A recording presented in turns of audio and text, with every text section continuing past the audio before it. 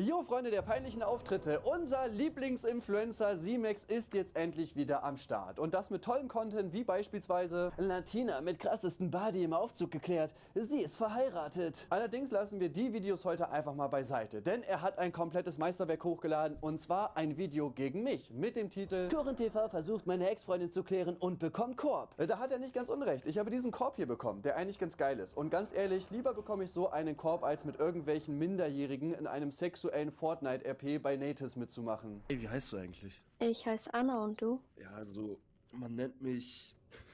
Also, ich darf diesen Namen leider nicht sagen, so, aber du kannst mich einfach Travis nennen. Okay, dann nenne ich dich Travis. Und wie lange sind du und Natis eigentlich schon so zusammen? Schon über 10 Jahre ungefähr. Okay, also ihr seid schon verheiratet und diese ganzen Filme. Ja, genau. Okay, aber kennst du das nicht so, wenn man so übertrieben lange in einer Beziehung und so ist, dass es irgendwann mal langweilig wird? Ja, das wird manchmal schon übel langweilig. And the Oscar goes to... Simex! Aber immerhin haben die beiden wahrscheinlich ungefähr die gleiche geistige Reife. Der YouTuber Navex hat übrigens ein ganzes Video zu Natis hochgeladen. Guckt da auf jeden Fall rein, was der Typ hochlädt. Bro, das ist wirklich absolut widerwärtig. Simex kündet in seinem Video allerdings erstmal eine richtig krasse Story an.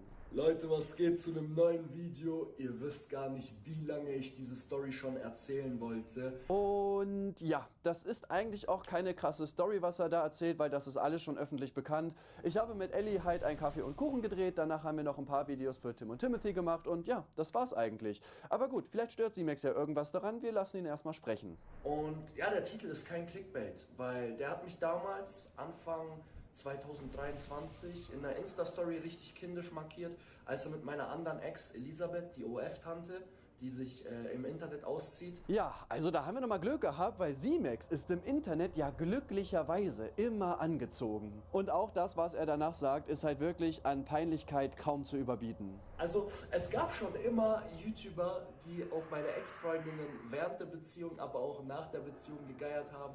Teilweise auch YouTuber, mit denen ich gut bin, denen ich das nie böse genommen habe. Zum Beispiel ABK, so, der ist eh korrekt und der steht auch offen dazu.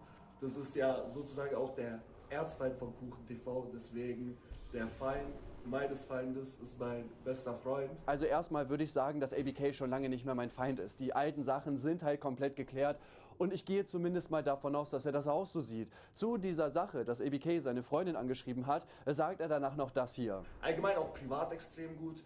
Aber so, ABK zum Beispiel, ich bin ihm nicht böse. So während ich mit Selina noch zusammen war, die hat ja auch OF gemacht, hat der ihr geschrieben, also ABK, und meinte so, boah, du siehst richtig gut aus, dies und das, aber ABK, so, er ist schon über 30, so, weißt du, wie ich meine, er ist einfach notgeiler Mann, was so.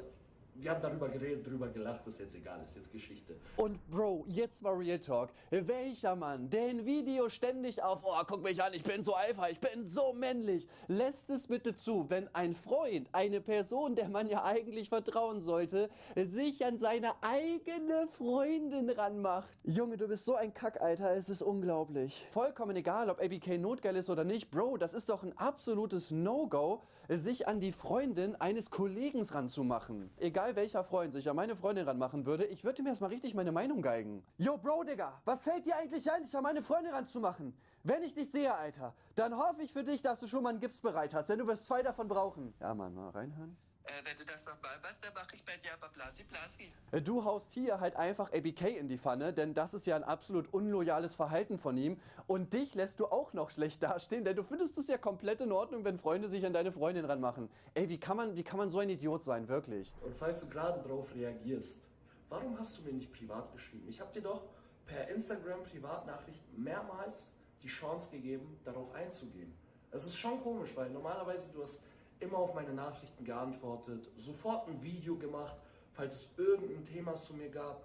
Aber dieses Thema willst du auf einmal totschweigen? Simex, es ist ganz einfach. Du warst halt so lange meine Bitch, wie ich von dir profitieren konnte und Klicks gemacht habe. Du warst mal gut für eine schnelle Nummer, wenn man halt mal kein Thema hatte. Aber nachdem das letzte Video zu dir echt krass unterperformt ist, habe ich dich halt einfach fallen lassen wie dich, deine Familie. Aber ja, wieso will ich das Thema eigentlich so totschweigen? Naja, wir können uns ja mal angucken, was Simex mir privat geschrieben hat. Ich glaube, danach kann mich jeder hier verstehen. Ich nutze Frauen für Klicks aus. Wann kommt wieder ein neues Video? Oder wartest du noch, bis es mehr Aufmerksamkeit bekommt? bekommt, dass es sich lohnt. Was ist eigentlich dein Typ Frau? Und hast du wirklich von meiner Ex Korb bekommen? Die hatte davor was mit Typen, die schlechter als du aussahen, aber kann dir gern Tipps geben, wenn du mit Chayas klären willst. Du hast sogar extra ein Interview mit der gemacht, wo sie Sachen erfunden hat und dann noch die alte abgefüllt am Abend und mich in der Story markiert. Und es hat trotzdem nicht geklappt? Wir sind Breeze, haben sogar denselben Vornamen. Wieso machst du eigentlich nicht mit bei Leroy? Wie ist das Leben als Frauenschläger? Wurdest du früher in der Schule von Leuten wie ABK gemobbt? Und mein absolutes Highlight ist das hier. Er hat mir halt ungelogen einfach dieses Video, was ihr hier gerade seht, geschickt und hat dann dazu geschrieben, sei ehrlich, Maschine geworden. Willst du Trainingsplan? Der Typ schickt mir halt unironisch ein Video von seinem Body. Digga, willst du mich klären oder was? Es ist ja so unangenehm. Ja, Bro, also auch mal ganz ehrlich, was soll ich darauf antworten? Diese Nachrichten sind ja nur unangenehm und peinlich. Und genauso weird geht es halt auch weiter. Sogar als ich mit Miguel einen Podcast gemacht habe, saßt du wieder da wie so ein grimmiger Typ. Nein, Simex böse. Nein, Simex das. Er lügt, schlechter Mensch. Ich habe so eine Obsession mit ihm. Ich muss auf alles immer reagieren. Warum denkt eigentlich heutzutage jeder Influencer, dass ich direkt obsessiv mit ihm bin, nur weil ich mal ein paar Videos oder Reactions zu einer Person mache? Aber ja, ich habe auf das Interview reagiert, weil da meiner Meinung nach halt spannende Themen drin gewesen sind, denn es ging auch um seine alten Skandale. Und ich dachte mir halt so, hey, gucken wir mal, wie der das rückblickend so sieht. Vielleicht sieht er ja irgendwelche Sachen ein. Spoiler, das meiste hat er nicht so richtig eingesehen. Ich verstehe jetzt nicht, was daran obsessiv sein soll, wenn ich nach einem Jahr eine Reaction auf dich mache. Das Highlight ist aber definitiv das hier. Das ist wirklich krank, wie sehr du auf meinen Eiern chillst. Also wirklich, ich habe noch nie einen Menschen gesehen, der so sehr auf meinen Eiern chillt wie du. Bruder, hier, diese Eier. Ich weiß, Bruder, du willst diese Eier. Sei mal ganz ehrlich. Willst du meine Eier? Tim, willst du sie? Tim hält. Komm, Tim, willst du meine Eier? Sag doch mal ganz ehrlich, du willst meine Eier. Ich weiß wirklich nicht, ich habe jetzt 10 Minuten beim Skriptschreiben überlegt, was ich dazu sagen soll, aber es macht mich wirklich einfach sprachlos, ne? Und ja, danach sagt er noch das hier. Bro, du musst mir einfach privat schreiben, dann gebe ich dir meine Eier, wenn du sie unbedingt willst. Und ich habe ihn privat tatsächlich gefragt, ob ich seine Eier haben kann und er hat gesagt, ey, wenn wir uns sehen, dann gerne. Ja und Bro, Digga, mega danke, die sind so klein und handlich. Sehr schön, aber keine Sorge, die großen tun weh. Na, aber der Typ hat sogar so eine Obsession mit mir. Der hat sogar einfach Interviews mit meiner Ex gemacht, wo die irgendwelche Lügen erzählt hat und der komplett geglaubt, damit er Loch bekommt. Aber im Endeffekt hat er dann einfach gemerkt, so, dass es nichts gebracht hat. Und auf einmal so kommt irgendwie kein Content mit ihr. Hast du gemerkt, wie falsch sie ist? Hast du gemerkt, dass die Menschen nur ausnutzt? Hast du gemerkt, dass sie nicht jeden ranlässt? Er wirkt halt wirklich wie so ein verletzter Jugendlicher, der seine erste Freundin verloren hat. Ja, warum kommt wohl kein Content mehr mit ihr? Vielleicht, weil es einfach nie geplant war, dass wir jetzt aktiv Content miteinander machen? Sie war halt einfach für das Interview da. Und weil Timo am Start gewesen ist und wir den Kanal Tim und Timothy zusammengeführt haben, haben wir halt gedacht, ey Bro, wenn wir die schon ausnutzen, dann aber richtig. Ich muss doch nicht mit jeder Person, mit der ich mal 2 Videos gemacht habe, noch 100 weitere Videos machen, sonst ist es ja komisch, dass da kein Content mehr kommt. Die Frage ist halt auch, warum sollte ich ihr bei dem Kaffee und Kuchen nicht erstmal glauben? Alles, was sie gesagt hat, hat sehr logisch geklungen. Außerdem hat sie wirklich sehr nette Füße gehabt. Dazu habe ich auch gesagt, dass du jederzeit eingeladen bist. Du sollst genauso die Möglichkeit haben, auch deine Sicht der Dinge auf meinem Kanal zu sagen. Und da hat er jetzt tatsächlich auch zugestimmt, also bald wahrscheinlich dann Kaffee und Kuchen mit Simex. Aber er hat eine Instagram-Story mit meiner Ex gemacht und meinte, also hat mich markiert, richtig kindisch, und hat irgendwas gelabert. Ich weiß auch nicht mehr, du kannst ja selber erzählen. Ja, die Story war halt das hier. Da haben halt 2 Weiber rumgemacht. Eine war deine Ex. Ich fand's halt cool. Ich dachte, vielleicht willst du das sehen, denn wenn ich mir dieses Video so angucke, dann scheinst du dir immer noch sehr krass an der zu hängen. Aber gut, tut mir leid, wenn ich dich verletzt habe. Ekelhaft ist auch folgende Aussage. Und haben dann auch irgendwelche Videos gemacht, wo die irgendwelche Fragen beantwortet haben. Und er hat eine Story gepostet, wo meine Ex mit dieser ranzigen anderen OF-Tante, die schon Familienmutter war, keine Ahnung, was die damit über 30 rumgemacht hat. Also man hat schon richtig gesehen, dass die beiden fully verbraucht waren. Schon traurig, dass einer davon meine Ex war, ja, ich weiß. Wie respektlos kann man eigentlich sein? Also versteh mich nicht falsch. Er frontet hier und ich bin auch einer, der gerne frontet und das kann ja auch lustig sein. Aber hier geht es halt nicht darum, einfach mal einen lustigen Joke zu machen oder lol, du hast mich angemacht, Digga, jetzt beleidige ich dich zurück. Sondern dieses ganze Video wirkt halt wirklich, als wenn so ein pubertierender kleiner Junge irgendwie Stress mit seiner Ex hat Und dann so dieses typische, ja, du warst sowieso hässlich. Das klingt halt einfach wie so ein trotziges Kind und ist halt wirklich so unangenehm. Genauso auch das hier. Gejufft, haben getrunken und so. So voll die Versager, weißt du? So gar keine Macher. Ja, Mann, du bist einfach ein richtiger Macher. Hey, ABK, ich habe gesehen, du schreist mit meiner Freundin. Darf ich euch zugucken, wenn ihr intim miteinander werdet, Uwu? Das, meine Freunde, ist das Macher-Mindset. So, ich weiß, KuchenTV, du schaust gerade das Video. So, du hast mir damals auch immer geschrieben, so dass bei den Frauen bei mir gut läuft und so, dass du Tipps willst und so. Deswegen, Bro, wie gesagt, meine DMs sind immer offen für dich. Wenn du irgendwelche Tipps brauchst für Frauen, schreib mir, Bro. Ich mach dir auch Trainingsplan so, weil du musst ein bisschen Masse aufbauen, so ein bisschen Muskeln, weißt du? So ein bisschen Bizeps und so bekommen. Oh Mann, so spät schon. Ich wollte mich doch noch umbringen. Und genauso dämlich geht es auch weiter. Auf jeden Fall, KuchenTV, er hat sie abgefüllt. Er hat Videos mit ihr gemacht. Und alles nur dafür, um dann am Ende, am Abend, zwar mit ihr in einem Bett zu landen, aber maximal nur zu kuscheln. Bro, du hast von der größten, ja, wie soll ich denn das nett ausdrücken? Von einer, die einen extrem hohen Bodycount aus Frankfurt und München, wo jeder die kennt, so she belongs to the streets. Bro, du hast sie abgefüllt, du hast mit ihr Videos gemacht, du hast alles gemacht, damit du diese Kutschen kriegst und hast es am Ende nicht geschafft. Wie ist das möglich?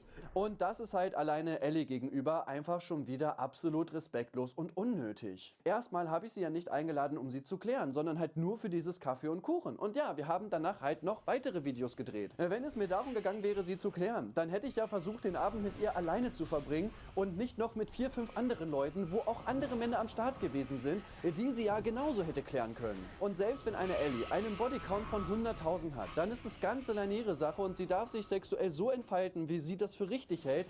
Und selbst das muss ja nicht heißen, dass sie jeden ranlässt. Wenn sie mich nicht attraktiv findet oder mich unsympathisch findet, dann kann sie auch mit einem hohen Bodycount sagen, ey, mit dir möchte ich halt nicht im Bett landen und das ist doch absolut in Ordnung. Ich verstehe diesen Frontal-Real Talk einfach nicht. Du hast einen Korb bekommen, werd mein Mann. Er interpretiert da halt auch irgendwas rein, weil er offensichtlich einfach verletzt ist. Tut mir leid, aber was ich dir mitgeben kann, nach 2 cm war sie wie neu. Richtig dumm ist auch folgender Widerspruch. Erst sagt er das hier. Ich weiß nicht, ob sie gelogen hat, so, aber okay, sie hat sehr viel gelogen. Kann auch sein, dass sie gehittet hat. Deswegen, Bro, sag einfach, mich juckt's ja eh nicht so, weißt du, ich dachte mir nur so. Sie hat schon sehr oft gelogen. Vielleicht hat sie hier auch gelogen, wer weiß. Und genau danach sagt er das hier. Aber ich glaube nicht, dass sie lügt, weil wieso sollte sie lügen? Wisst ihr, wie ich meine? Aber wieso sollte sie lügen? Ja, Bro, wenn sie halt laut dir die ganze Zeit lügt, warum sollte sie das hier denn nicht auch machen? Die Aussage macht halt so gar keinen Sinn. Und ja, offensichtlich interessiert es dich halt einfach nicht. Das sieht man ja in dem gesamten Video, dass es dir wirklich komplett egal ist. Aber nochmal dicke Props an Z-Max dafür. Okay, Bro, ich habe gestern mit einer Latina, da hinten ist by the way ein Whirlpool. Du bist wirklich einfach ein absoluter Macher, mein Freund. Die ganze Story in diesem Video, die komplett inhaltslos ist, hat er im Endeffekt anscheinend auch nur für diese eine Frage am Ende hochgeladen. Nur Ellie und KuchenTV wissen die Wahrheit, deswegen erzählt uns die Wahrheit. Wir wollen den Gossip wissen. So. Er frontet mich in diesem Video halt ungelogen die ganze Zeit dafür, dass ich es nicht geschafft habe, seine Ex-Freundin zu klären, sagt dann aber selber, ja, die Wahrheit kennen nur die beiden. Jetzt sagt uns das mal, mir ist das egal, ich will nur den Gossip hören. Und ich weiß, ihr wollt jetzt eine Antwort von mir hören. Habe ich etwas mit Ellie gehabt oder nicht? Die Antwort lautet, ich sag's euch nicht. Ob da was gelaufen ist oder nicht, das ist ganz alleine eine Sache zwischen mir und Ellie. Und ehrlicherweise geht euch das halt wirklich einfach überhaupt nichts an. Vor allem Z-Max als Ex-Freund geht es halt noch weniger an. Ich bin nicht cooler, wenn da was gelaufen ist und ich bin auch nicht uncooler, wenn da nichts gelaufen ist. Also warum sollte ich jetzt irgendwelche privaten Infos droppen? Ich sehe den Sinn nicht dahinter. Ich blicke auch den Sinn von diesem Video nicht. Er frontet uns die ganze Zeit komplett respektlos, frontet mich dafür, dass ich seine Ex-Freundin nicht geklärt habe, aber weiß es gar nicht und will von mir eine Antwort haben, ob da was gelaufen ist oder nicht. Hä? Und Z-Max hat mich auch nochmal mit einer richtig dämlichen Story gefrontet. Und zwar geht immer mal wieder so ein 4 Jahre altes Video rum, wo wir in Braunschweig am Bohlweg Lachgas genommen haben. Und das hat jemand heimlich gefilmt und einfach hochgeladen. Ich wollte da eigentlich rechtlich gegen vorgehen. Ich weiß auch, wer das ist und ich habe auch seine Adresse. Allerdings ist der Typ wirklich das größte Opfer, das könnt ihr euch nicht vorstellen. Und da habe ich gedacht, gut Bruder, wenn das Highlight in deinem Leben ist, dann will ich dir da jetzt nicht noch irgendwelche rechtlichen Konsequenzen reindrücken. Z-Max hat das Video allerdings in seiner Story gepostet und dazu geschrieben, egal wie alt, Junkie bleibt Junkie. Ja, mega. Dadurch verlieren Leute Beine. Richtig gutes Vorbild. Also, er wirft mir vor, dass ich kein gutes Vorbild bin, weil ich gegen meinen Willen gefilmt wurde und das auch gegen meinen Willen weiterverbreitet wurde auf TikTok und so. Während er selber jetzt dieses Video nimmt und das ebenfalls einfach weiterverbreitet und damit seinen Zuschauern zeigt, hey, guck mal, der nimmt Lachgas. Ey, das kannst du dir halt wirklich nicht ausdenken. Also wenn es dir so um die Vorbildsfunktion geht, dann verbreite das doch nicht noch an deine Zuschauer, die wahrscheinlich jünger sind. Was kann ich abschließend dazu sagen? Das Video ist von ihm halt wirklich einfach komplett unangenehm. Anscheinend ist er jetzt so ein 14-jähriger, pubertierender Junge, der irgendwie beleidigt ist, weil vielleicht hatte ich was mit seiner Ex oder auch nicht, man weiß es nicht. In diesem Video sind halt wirklich einfach nur irgendwelche respektlosen Fronts, vor allem auch gegen Ellie drin und das ist halt einfach unnötig, da so dämlich nachzutreten. Vor allem auch, dieses Kaffee und Kuchen haben wir vor 1,5 Jahren gedreht. Also warum jetzt? Ich verstehe es nicht. Naja, was sagt ihr dazu? Schreibt es gerne in die Kommentare. Wir sehen uns im nächsten Video. Bis dann. Okay, thanks, bye.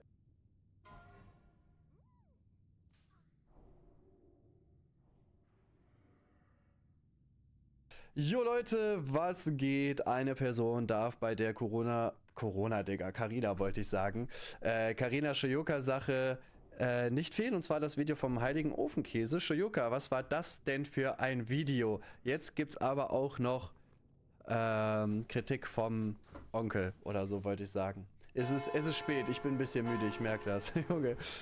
Obwohl ich eigentlich fit bin. Ne, eigentlich bin ich wirklich müde. Naja. Ja, moin moin und Metal, meine lieben Freunde. Jo, eigentlich wollte ich mich dieses Jahr nur noch zum Jahresrückblick bei euch melden, aber siehe da bringt die liebe Shoyoka doch jetzt hier am Freitag noch das Carina Push Video raus und streamt dazu natürlich dann auch noch gleich wieder und das kann ich mir natürlich nicht entgehen lassen und dann musste ich mir dieses Video auch anschauen. Ja, und Herr im Himmel ist dieses Video schlecht, also mal wirklich, also ganz unvoreingenommen. Und wenn man da wirklich mal neutral an diese Sache rangeht und sich dann diese Sachen da anschaut, die Pia vor Weihnachten gepostet hat. Zum Beispiel ein Insta-Reel, wo sie ja meinte, sie macht das quasi aus Nächstenliebe, jetzt nicht noch vor Weihnachten öffentlich, sondern erst nach Weihnachten, weil sie ja kein Unmensch ist und Carina das Fest nicht verderben möchte. Und alles so ein Schmarrn halt. Ja, siehst du, deswegen habe ich mein Weihnachtsspecial auch erst am 2. Weihnachtstag hochgeladen, denn der 2. Weihnachtstag ist eigentlich auch nicht mehr Weihnachten. Halt persönlich der Meinung, sie hat es entweder noch nicht fertig gehabt oder die Überprüfung für ihre Monetarisierung war bei YouTube noch nicht durch oder sie wollte eben ist die jetzt monetarisiert? Ich dachte, die hat da irgendwelche Probleme. Das, was sie gerade angedeutet hat, nicht zu wollen. Nämlich Carina schmoren lassen über Weihnachten und sie im Ungewissen lassen, wie schlimm denn dieses Video jetzt nun werden wird. 3 Monate Zumindest sind das so meine Vermutungen, die ich ja für mich auch aufstellen darf. Auf jeden Fall hat dann die liebe Pia das Video dann am Freitag jetzt veröffentlicht und dann auch gleichzeitig auch nochmal gestreamt und auf ihr eigenes Video reacted, was ich halt so unsinnig finde. Aber okay, Influencer-Lifestyle. Ja, weiß ich nicht. Also das ist so der einzige Punkt bei Shoyoka, den ich tatsächlich nachvollziehen kann. Ne, sie ist halt eher Twitch-Streamerin als YouTuberin und es macht schon Sinn, um Reichweite quasi dann auf ihren Kanal zu bringen, ne, dann darauf zu reagieren. Wobei der Stream jetzt auch nicht viele Zuschauer hatte, irgendwie 2000 und ich sag mal, wir gucken uns ja auch manchmal Reactions auf meine Videos an von irgendwem, von Monte oder sowas, ne, aber von Monte oder sowas gucken wir uns das natürlich gerne mal an, aber jetzt auf mein eigenes Video hier zu reagieren, würde ich auch nicht fühlen. Ich sehe schon den Sinn, warum sie das macht, aber es ist ja irgendwie nicht wirklich unterhaltsam, außer du hast vielleicht noch irgendwelche Infos, die es nicht ins Video geschafft haben, womit du die Reaction nochmal aufpäppeln kannst. Aber Shoyoka sitzt ja meistens einfach traurig unten in der Ecke und guckt sich das an, ne? Da muss man aus einem Video vor vielen Kanälen möglichst viel irgendwie draus machen, ohne einen wirklichen Mehrwert zu bieten, denn sie hat das Video ja selbst eingesprochen. Was will sie denn dazu noch ihre eigene Reaction machen? Außer mit dem Chat vielleicht interagieren, was sie halt auch auf YouTube mit der Premiere machen könnte. Ach, egal. Ich reg mich nicht auf. Ich reg mich schon wieder auf. Ich kriege ja hohen Blutdruck. Ich reg mich nicht auf. Nun gut. Auf jeden Fall kommen wir mal zu diesem Danke Video sehr. jetzt hier. Denn das ging jetzt knapp eine Stunde, was sie veröffentlicht hat. Und ich habe ja schon wirklich gedacht, dass diese Videos über KuchenTV ja schon alle maximal schlecht waren, so was die Qualität dieser Vorwürfe angeht. Ihr wisst ja, diese Vorwürfe, die zur Zeit des alten Ägyptens irgendwo rausgekramt worden sind. Aber dieses Video nun hier zu Carina Push, das war wirklich bodenlos. Aber wir gehen das jetzt mal langsam durch. Und das Video von ihr hatte ja eigentlich den Anspruch, dass sie belegen wollte, was für böse Lügen Carina über sie verbreitet. Und das, obwohl Shoyoka und Carina ja eigentlich so enge Freundinnen waren und Carina für Shoyoka jemand war, der ihr sehr viel bedeutet hat, wenn man die Aussagen aus ihren letzten Streams so alle mal wörtlich nehmen kann. Sie hatte dann ja sogar ein paar Tränchen verdrückt, als sie darüber gesprochen hat und sie meinte, ja mit Carina eine richtige Freundin gefunden zu haben und dann doch so hintergangen worden ist und so weiter. Und nun hören wir mal in die ersten Minuten des Videos mal rein. In diesen DMs behauptet Carina Push Dinge, die völlig widersprüchlich zu dem sind, wie unser Kontakt tatsächlich ausgesehen hat. Und da sich mittlerweile wirklich viele Menschen bei mir gemeldet haben und immer noch andere InfluencerInnen direkte oder auch indirekte Andeutungen darüber machen, sie hätten ja von meinen Freundinnen krasse und pikante Informationen zu mir bekommen, sehe ich mich dazu gezwungen, diese Dinge hier einmal klarzustellen und zu korrigieren. Denn Tja, was das wohl für kranke Infos gewesen sind, die wir bekommen haben? Vielleicht platzt bald die Bombe. Push malt ein Bild von mir, das mit der Realität überhaupt nichts zu tun hat. Ich habe das unfassbare Glück, dass Carina und ich uns nie persönlich getroffen haben. Sie kennt niemanden aus meinem Umfeld, sie kennt meinen Freundeskreis nicht, sie kennt meine Familie nicht. Sie mutmaßt zwar sehr viel in den DMs, aber wissen tut sie gar nichts davon. Und der gesamte Kontakt, den wir jemals miteinander hatten, beschränkt sich auf ein einziges Telefonat, das wir am Anfang hatten, und einen Instagram- und einen WhatsApp-Verlauf. Ja, also wir hören hier zum einen... Ja, Digga, krasse Freundschaft auf jeden Fall, ne? Also die Carina weiß nichts über Shoyokas Privatleben, Shoyoka über Carinas Privatleben nicht. Die haben sich nur über so YouTube-Sachen und so weiter anscheinend unterhalten, zumindest wenn man den Leaks Glauben schenken mag, die Shoyoka gepostet hat. Wir wissen natürlich nicht, was da noch alles in den Sprachnachrichten gewesen ist. Die haben nur ein einziges Mal telefoniert und das war's. Digga. Wie sehr sie das getroffen hat, und das wussten wir ja auch. Gleichzeitig gab es aber auch nur ein Telefonat zwischen den beiden und diesen WhatsApp-Verlauf. Ich dachte, ihr wart so dicke Freundinnen. Freunde für immer, Ring. Ganz ehrlich, schon da, jetzt alleine, das war jetzt in den ersten 4 Minuten des Videos, was ja insgesamt über eine Stunde ging, dachte ich mir halt schon Widersprüche über Widersprüche zu dem, wie sie es halt vorher dargestellt hat. Aber okay, kommen wir mal zu dieser ganzen Krux an diesem gesamten Video. Denn auf dieses Missverständnis basiert ja dieses ganze Video von Pia, und sie meint, sie könnte irgendwas damit beweisen, wenn sie Sprachnachrichten von Carina einblendet. Und wir hören uns dazu mal an, warum Shoyoka der Meinung ist, das machen zu müssen. Und wie ihr euch sicher vorstellen könnt, ist es nicht unbedingt einfach, Vorwürfe zu entkräften, in denen eine Person als Narzisstin, als manipulativ oder als sonst was geframed wird. Insbesondere dann, wenn Carina Leute auch dazu aufgefordert hat, mich nicht zu kontaktieren und nicht mit mir zu reden. Ich würde Leute manipulieren, wenn diese bei mir nachfragen würden. Klicker. Dankeschön für die verschickten Zahnflüsse raus. In diesem Video Sprachnachrichten und Chatverläufe zu veröffentlichen, weil ich nicht weiß, wie ich sonst beweisen soll, dass die Dinge, die sie sagt, gelogen sind. Ja, und über diesen Punkt müssen wir uns mal unterhalten. Ja, also ich verstehe halt wirklich den Sinn von ihrem Video immer weniger. Ich habe das ja auch nochmal so analysiert für meinen Kuchen Talks, was morgen kommt. Und man muss sich das wirklich mal so vor Augen halten. Also Shoyoka macht jetzt ein Video, wo sie sagt, ja, ich kann ja nichts belegen, was nicht passiert ist. Aber hier sind einfach mal 2 Dutzend Sprachnachrichten von Carina, die zeigen, dass ich sie überhaupt nicht gelovebombt habe. Also, in keiner einzigen Welt, egal wie sehr ich darüber nachdenke, macht das Ganze auch nur ansatzweise Sinn. Wirklich, ja, und man hat auch keinen Kontext in den Sachen, man weiß nicht, was Shoyoka vorher gesagt hat, ne, also ich werde morgen auch 1, 2 Sachen bei Carina kritisieren, was sie gesagt hat, ne, was uns Shoyoka gezeigt hat. Gerade auch das mit fucking Kind zum Beispiel, ne, aber insgesamt so, wir wissen ja, also was soll man denn davon halten? Also, sie sagt ja selber, sie kann es nicht widerlegen, weil es nicht da gewesen ist, ja, Bro, aber dann... Ja, aber also was sollen wir jetzt als Zuschauer davon halten? Stimmt, du hast sie nicht gelovebombt, weil du hast ja auch 20 Sprachnachrichten von Carina gezeigt, stimmt. Ich würde mal sagen, vielleicht 10, 15 Minuten des Videos, jetzt von mir nur geschätzt. Ihr könnt gerne in die Kommentare schreiben, wie viel das dann wirklich waren. Aber so ungefähr 10, 15 Minuten würde ich jetzt sagen von diesem Video, was ja 60 Minuten ging, sind halt Sprachnachrichten von Carina oder von der KI vorgelesene Texte von Nachrichten von Carina. Und bevor wir darüber sprechen, Shoyoka ist es scheinbar bewusst, dass sie sich damit strafbar macht, wenn sie ohne Einverständnis von Carina diese WhatsApp-Nachrichten an die Öffentlichkeit bringt und im Internet verbreitet. Aber sie ist wohl bereit, dieses Risiko einzugehen, weil sie ja der Meinung ist, sonst kann sie nicht beweisen. Und jetzt kommen wir mal Carina hat gestern, soweit ich weiß, im Stream nichts dazu gesagt. Ich denke, die wird einfach den rechtlichen Weg gehen, ne? Pferdefuß an dieser ganzen Geschichte, liebe Pia. Dein Video beweist trotz dieser ganzen Sprachnachrichten, die du illegal damit reingebaut hast, überhaupt nichts. Null, nada, niente. Und weißt du auch warum? weil du immer nur Karinas Nachrichten einblendest. Ich habe mich auch auf die tiefe Stimme von Ascaron gefreut, aber leider gab's nur eine KI. Aber null von einer Unterhaltung veröffentlichst. Ich werde nun hier natürlich nicht diese privaten Nachrichten wiederholen, aber im Grunde ist es so, dass Carina ihr einfach sehr viel Zuspruch gegeben hat. Sie hat sie gelobt für ihr Vorgehen, ihr Unterstützung zugesagt, bei ihren Verhandlungen und so weiter und alles sowas. Und Carina soll ja mal in einer DM davon gesprochen haben, dass sie leider zu spät erst das Lovebombing von Shoyoka durchschaut hat. Und genau darum soll es in diesem Video von Shoyoka jetzt hier auch eigentlich gehen, um das Lovebombing. Also, dass eine Person einer anderen Person übertriebene Zuwendungen zukommen lässt, obwohl eigentlich andere Interessen hinterstehen und damit die Leute eigentlich nur manipuliert werden sollen. Und Shoyoka meinte hier ja erklären zu wollen in diesem 60-Minuten-Video, dass Carina ja selbst sehr emotional und immer positiv auf sie eingewirkt hat und so weiter.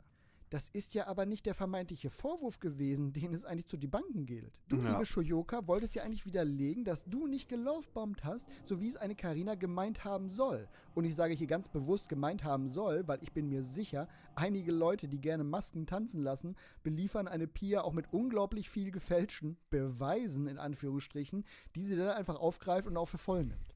Aber sie macht sehr gut, ich bin so gespannt, wie Shoyoka durchdrehen wird, weil Carina nichts sagen wird, das wird traumhaft. Ja, ich weiß nicht. Ich glaube, also, ja, okay, an sich, ich glaube schon, dass Shoyoka auf jeden Fall sehr gerne ein Statement von Carina hätte. Ne, gerade wenn man irgendwie geghostet wird und damit hinter dem Rücken schlecht über dich geredet. Und eine Shoyoka ist ja sowieso nicht so, dass sie Fehler einsieht. Und sie hat ja auch generell nichts falsch gemacht. Sie ist auch eine Frau. Das will ich hier nochmal sagen. Das kam ein bisschen zu kurz bisher in dem Video. Finde ich ein bisschen schade von Ofenkäse. Ich denke auch, dass sie eher halt den rechtlichen Weg geht, ne? Und ich sag mal, ja, also Shoyoka kann sich damit wirklich jetzt extrem schaden, weil das war ja nur Teil 1. Es sollen ja noch mehr Teile kommen. Ich gehe mal davon aus, 3 oder 4 kann ich mir auf jeden Fall vorstellen. Und wenn sie dann 3 oder 4 Mal private Sprachnachrichten und so weiter von Carina raushaut und private Informationen und so weiter unter Doc irgendwelche Nachrichten an andere und so weiter raushaut, also das ist strafrechtlich halt schon relevant, ne? Und das eine ist es, das vielleicht in einem Video zu machen, das ist halt schon kacke, aber wenn du dann 3, 4, 5 Videos darüber machst, wo du immer wieder die Privatsphäre einer anderen Person und das Briefgeheimnis einer anderen Person brichst, dann kann das tatsächlich im Nachhinein auch sehr teuer werden. Ne? Ich weiß nicht, ne? Es werden ja 4 oder 5 Anzeigen, die werden dann bestimmt als eine, denke ich mal, vor Gericht gebracht, gehe ich mal von aus. Ne? Aber auch da ist es ja dann in 1000 Fällen oder sowas. Und das kann tatsächlich dann am Ende ganz schön teuer sein. Ne? Und da muss man fairerweise schon sagen, also ja, da macht es Carina natürlich klug. Ne? Weil wenn sie jetzt auch Sachen leaken würde, könnte man vor Gericht sagen, so ja, guck mal, die hat ja mitgemacht, ist eigentlich nicht so, weil du hast ein Recht auf Gegenschlag, ne, aber ja, ist halt trotzdem, also ich kann ihren Weg schon verstehen. Ich glaube aber nicht, dass eine Shoyoka deswegen aufhören wird, sondern die macht halt weiter. Und Carina, glaube ich, wird nicht ihre Ruhe haben, auch wenn die das jetzt ein Jahr lang ignoriert, kann ich mir vorstellen, dass Shoyoka immer wieder darauf anspielen wird, so wie die das bei mir zum Beispiel gemacht hat mit, ja, der will mich brechen. So, das hatte ich vor ein paar Wochen wieder gesagt, Bro, diese Aussage ist ein Jahr her. Ich habe gesagt, okay, war eine dumme, übertriebene Aussage, Joke ist nicht rübergekommen, tut mir leid, wenn ich dich damit angegriffen habe. Und trotzdem wird es weiter benutzt, ne? Du, liebe Shoyoka, Mili, wolltest Dankeschön ja für den beweisen, dass T1 der Vorwurf an dich nicht stimmt, der da verbreitet worden sein soll. Du spielst aber nur Carinas Sprachnachrichten ab, die davon ja null belegen, wie du dich ihr gegenüber verhalten hast. Sie hat auch in ihren gezeigten WhatsApp-Verläufen, wo sie die Sprachnachrichten von Carina vorgespielt hat, auch ganz viel von ihren eigenen Sprachnachrichten gezeigt, die dort sichtbar waren. Also die gab es auch, aber meint ihr auch nur eine einzige Sprachnachricht von Shoyoka ist in diesem Video angehört worden, um den Leuten wirklich zu verstehen zu geben, wie dieses Gespräch ausgesehen hat? Ja. Natürlich. Es wurde eine einzige Sprachnachricht von Shoyoka im ganzen Video gezeigt, ne? Nicht. Und das war wirklich so dieser Punkt, wo Aber ihr Anwalt meinte doch, dass es in ihrer Situation ist, okay, die Nachrichten zu zeigen. Ja, aber ihr Anwalt dachte auch schon, dass man gegen ganz andere Sachen vorgehen kann, wo Shoyoka dann nur aufs Maul bekommen hat, rechtlich gesehen. Also, Junge, das kann man. Also, ich würde genau das Gegenteil von dem machen, was mir Shoyokas Anwalt sagt. ich mir dachte, sag mal, wo sind wir denn hier? Shoyoka macht eine Ankündigung, dass sie ein Video über Carina rausbringt, wo sie alle Lügen überführt und das auch noch vor Weihnachten rausbringt und dann doch noch einmal verschiebt, weil es so viel Arbeit gekostet hat und. Und dann kommt sowas dabei raus? Ja. Ich habe die ganze Zeit noch darauf gewartet, wo kommt denn mal irgendwie eine Sprachnachricht von dir, liebe Pia, wo du dann zeigen kannst, dass dieser Vorwurf Ja, des dieses Lovebombing- ganze Video ist halt ein kompletter Reinfall, weil Shoyoka hat es ja schon richtig gesagt, du kannst keinen Vorwurf entkräften, wenn es nicht stimmt. Und ich sag mal, also es gibt ja, guck mal, so, okay, wir wissen jetzt von Carina, sie ist eine nette Person, hat viel Zuspruch gegeben, hat auch ein paar Lost Takes gebracht. Es sind halt private Nachrichten ohne Kontext. So, ob Shoyuka jetzt aber Lovebombing betrieben hat, kann ja sein, dass auch eine Carina von Shoyuka sehr manipuliert worden ist, ne? Vielleicht ist Carina auch einfach so, ey, der geht's gerade so schlecht, ich will dir Zuspruch geben und ich will einfach für die da sein. Kann auch sein, ne? Es kann auch ein Grund sein, warum die da so mit den Nachrichten am Start gewesen ist, ne? Aber wie Shoyuka ja selber sagt, du kannst es nicht belegen, wenn es nicht da ist. Egal, wie du dieses Video aufgebaut hättest, du hättest es nicht vernünftig machen können, außer du machst so ein 10-Stunden-Video, wo du wirklich den kompletten Chatverlauf durchgehst, so damit man wirklich alle Aussagen hat und dann hätte sich jeder ein eigenes Bild davon machen können, was sich aber keiner angucken würde. Ich hätte es mir sowas von angeguckt, ne? Aber ihr wisst, was ich meine. Und, ja, deswegen ist dieses ganze Video einfach, ja, hinfällig. Es widerlegt nichts und hat eigentlich nur gezeigt, hab niemals privat Kontakt mit Shoyuka, ansonsten kann es sein, dass ein 60-Minuten-Video mit deinen privaten Nachrichten veröffentlicht wird. Den du ja bekommen haben sollst, so nicht zutrifft. Beziehungsweise auch Nachrichten von dir hätten ja im Grunde gar nichts gebracht, weil ihr irgendwie ein Jahr lang Kontakt hattet und du jetzt hier mit 10, 15 Minuten Sprachnachrichten zeigen möchtest, wie der Kontakt über ein ganzes Jahr ausgesehen haben soll, wo ihr ja scheinbar sehr viel Kontakt miteinander hattet. Und du kannst doch nicht ernsthaft der Meinung sein, 1% der Nachrichten rauszunehmen und das dann irgendwie in einem Video über 60 Minuten zu verarbeiten und dann irgendwas belegen zu wollen, wo sich eigentlich alle Zuschauer nur fragen, ja, was ist denn... Ist Lovebombing überhaupt so ein krasser Vorwurf, der es überhaupt wert ist, sich so groß darüber aufzuregen? Ich glaube nicht, dass es Shoyuka nur darum geht, dass Carina ihr Lovebombing vorgeworfen hat. Ich glaube eher, dass es so diese ganzen Vorwürfe sind und du willst sie jetzt einzeln abarbeiten. Ist natürlich dann schon dumm, mit dem Vorwurf anzufangen, denn du hast natürlich recht, also keine Ahnung, wenn Jakob jetzt im Stream sitzt und sagen würde, ja Digga, KuchenTV, der ist manipulativ, der lovebombt mich, dann sage ich, ja Digga, herzlichen Glückwunsch, Bro, schön für dich. Ich würde da auch sagen, dass es halt keinen Sinn macht, dazu ein Video zu machen, ne, und ich frage mich dann auch, wie die anderen Videos sein sollen, ne? Denn anscheinend geht es auch um Vorwürfe, wie dass sie irgendwie narzisstisch ist, dass sie irgendwie ich-bezogen ist und so weiter, keine Ahnung. So, wie will sie das belegen? Will sie dann jetzt noch mehr Nachrichten in den anderen Videos zeigen oder was? Also, das ist halt, es macht wirklich überhaupt keinen Sinn. Mit den anderen 99%, die hier nicht gezeigt werden. Ich hoffe, ihr versteht, was ich meine. Selbst wenn sie jetzt nur irgendwie ein Gesprächsverlauf von einem Tag komplett durchgegangen wäre, mit ihren Sprachnachrichten und Carinas Sprachnachrichten und alles nacheinander abgespielt hätte und daraus dann irgendwie dieses 60-Minuten-Video gemacht hätte, wäre das ja auch kein Beweis gewesen, weil es von diesen Gesprächen vermutlich Hunderte gab an zig Tagen. So ein Gespräch beweist natürlich dann auch null, dass dieses Lovebombing vielleicht existiert hat. Nochmal, wenn es denn überhaupt ein realer Vorwurf von Carina war. Und soll ich dir dazu nochmal was sagen, liebe Shoyuka? Mit diesem Video hast du jetzt im Grunde zweimal sogar ins Klo gegriffen. Einmal, weil du hier nichts davon widerlegen konntest, was du eigentlich widerlegen wolltest mit diesem Video. Und zweitens, weil du dich strafbar gemacht hast und Sprachnachrichten, an die Carina ein Recht hat, in die Öffentlichkeit getragen hast, obwohl sie nicht für die Öffentlichkeit bestimmt waren. Also ich würde mal sagen, ja, du... Wisst ihr, worauf wir warten? Entschuldigung an Shoyuka 1 bis 10. Du hast hier mit diesem Video die goldene Klobürste heute verdient, liebe Pia, mit diesem doppelten Griff in die Schüssel. Ich will aber noch mal kurz über diese ganzen Sprachnachrichten sprechen, die Shoyuka da eingeblendet hat, denn aus diesen geht halt nur hervor, dass Carina mal auf Shoyukas Seite war. Und das wussten wir ja alle. Sie waren mal Freundin. Ja, okay. Toll, dass du das mit diesem Video nochmal bewiesen hast, liebe Pia. Carina hat halt nur Sprachnachrichten geschickt, wo sie motiviert hat, ihr Zuspruch gegeben hat, ihr viel Glück und Stärke bei Verhandlungen gewünscht hat. Halt positives Feedback, was man von einer Freundin erwartet. Und dann geht Pia nach diesen ganzen WhatsApp-Verläufen... Weiß ich nicht, Digga. Sehe ich tatsächlich anders, muss ich sagen. Also auf der einen Seite, klar, ne, man sollte seine Freunde und so weiter natürlich unterstützen, so, da gehe ich per se schon mit. Aber ich meine, das, was wir gesehen haben, war ja wirklich einfach, ohne irgendwie Kritik an Shoyuka zu äußern, ja, safe, Digga, KuchenTV, der ist böse, oh, Gronk, ja, der ist böse, ja, man macht gescriptete Videos und oh mein Gott, das ist cool. Ja, es war halt so viel Zuspruch, weil ganz ehrlich, das habe ich gestern schon gesagt, von einem Freund oder einer Freundin erwarte ich, gerade von einer Freundin und Freund erwarte ich, dass auch Kritik kommt. Und wenn du dir mal so anschaust, diese ganzen Sachen, die Carina abgenickt hat, wo sie gesagt hat, ja, mach das auf jeden Fall, sind alles Sachen gewesen, wo sich Shoyuka im Endeffekt geschadet hat. Und das ist auch kein, oh, naja, das konnte man ja vorher nicht wissen. Doch, genau das konnte man auf jeden Fall wissen vorher. Ne? Beispielsweise mit den ganzen Gerichtsverhandlungen, dass die nichts bringen. Bro, natürlich bringt es nichts, wenn du 30 Zivilklagen einreißt, wegen Hatefluencer zum Beispiel, ja, dass das Tobias Hoch gesagt hat. So, was soll das für einen Sinn haben?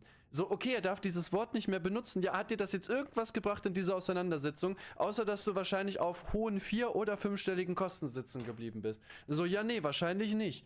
So, und, ja, das ist eine Sache, die ich tatsächlich schon schade finde von Carina, ne, weil ich finde schon, dass es eine intelligente Person ist, ne, die macht ja auch gute gescriptete Videos und so, da gucken wir ja auch gerne mal rein, ne, aber ja, da weiß ich nicht, da muss man sagen, hat sie eigentlich Shoyoka mehr oder weniger vor den Bus geworfen, was für uns natürlich super ist, aber ja, ne, ich glaube, wenn man da Shoyoka ein bisschen am Anfang des Jahres noch zugesprochen hätte, so ey, das bringt alles nichts, ne, dann hätte man sie vielleicht noch erreichen können, jetzt ist sie ja komplett in ihrer eigenen Realität, ne. Sprachnachrichten auf dieses positive Feedback von Carina ein.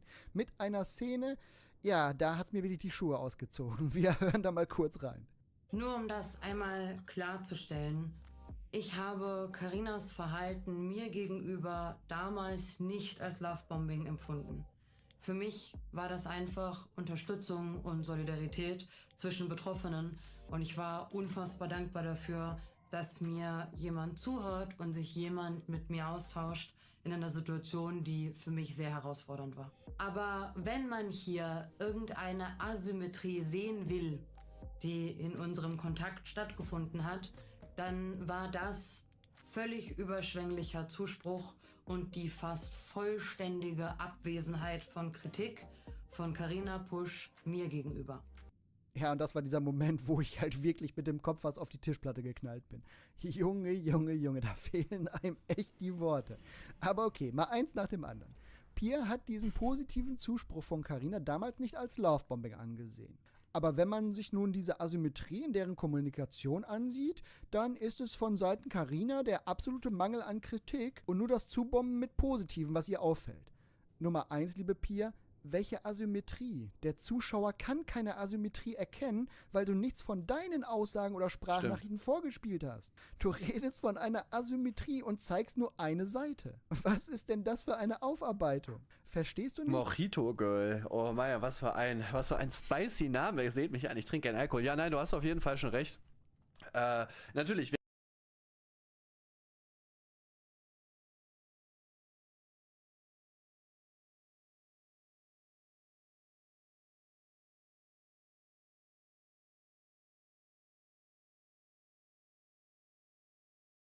Did you see the video of a Florida judge using a VR headset during an assault trial?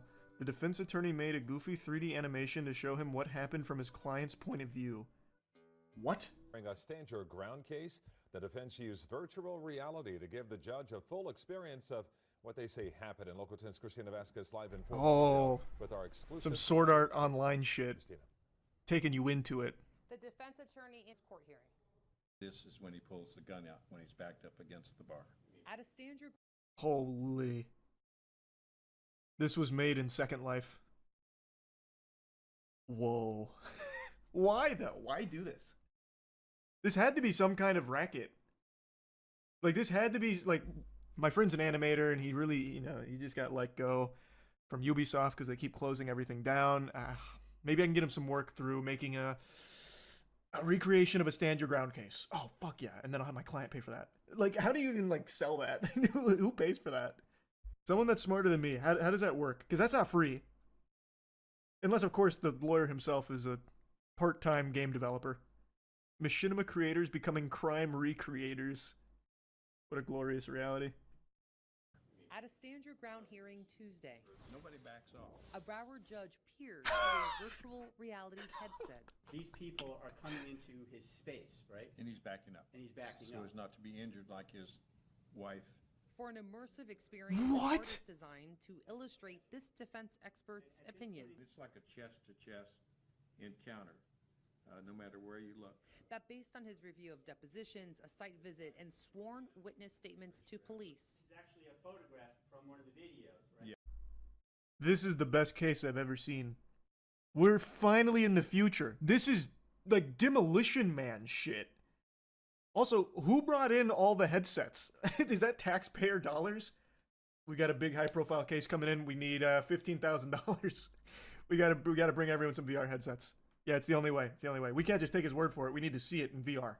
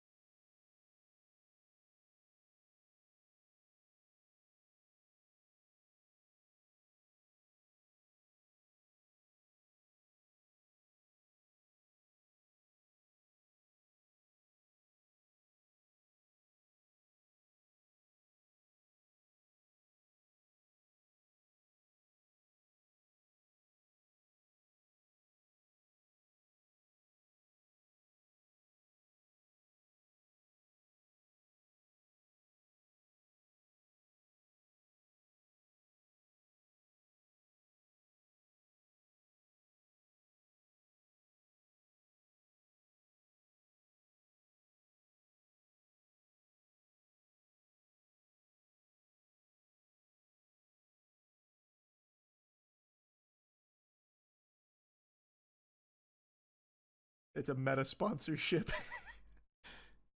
Honestly, I'm surprised the judge isn't freaking out. The judges in all of these court cases are usually such fucking fossils that I feel like if you put on the headset and took them into the fucking mainframe, they'd just be like flailing around and screaming. Ah! Ah! He's handling it well. I would definitely do this if I was a lawyer genius. I mean, it's not the worst idea ever, to be honest. To chest encounter, no matter where you look. That based on his review of depositions, a site visit, and sworn witness statements to police. This is actually a photograph from one of the videos, right? Yes. Miguel Abisu, the Southwest Branch's wedding venue owner, facing 9 counts of aggravated assault with a deadly weapon for waving a gun at guests last year. When he pulls the gun out, when he's backed up against the bar. Did so in self-defense, he testified. Standing right in his personal space, he still has not brought out his gun. That is correct. Placing the judge in the defendant's shoes. No, I can see it. I'm there right now. I'm actually, I've mind jacked into the defendant. I see that. This is overwhelming. It's chest to chest contact. Is this Unreal 5? My God. Looks better than real life. Get out. His defense attorney works to convince the judge to give his client immunity under Florida's Stand Your Ground law. I believe is the first time in the state of Florida, in a criminal or civil case, that virtual reality was admitted in evidence. Probably is. It may be Yeah, probably is the first time. in the United States that virtual reality was admitted into a criminal hearing. Whoa, hold on, wait, just a second. I don't have this game on my Steam wish list. What's going on over here? This is a totally separate case. Is this guy attacking her with the end of a vacuum cleaner? And what does he have? What is going on? I need to be more familiar with the case here to really grasp all the lore. That's a cane. Is it? Oh, no, it's definitely a cane. You're right. That guy is way too young for a cane. What happened? Did he just grab the first weapon he could find to improvise with it? And explore the precedent Wii that was graphics. set today. Yeah. The use of this technology in a courtroom setting. That's a digital exclusive deep dive for you that exists on our website. That's local10.com. Reporting live. I'm actually going to check that out. I want to see your deep dive on this. I'll be honest with you. Local10.com. Let's see. They were able to get out, glass shattered everywhere, get out of this wedding facility, and wake up my client Mike, who was sleeping, and he told us what happened at the wedding facility. Having all that information, he immediately directed his wife to call 911, then needed to immediately, he believes, save his staff from injury or potentially death, save his building, his home, from people who were intoxicated at his wedding. So he went in there with the goal of de-escalating and having the party stop and everyone leave. So, I mean, far be it for me to question the experts. what makes this more reliable than just a normal testimony? Like, let's say you don't want to take him at his word. Well, this recreation is still from his perspective. So you're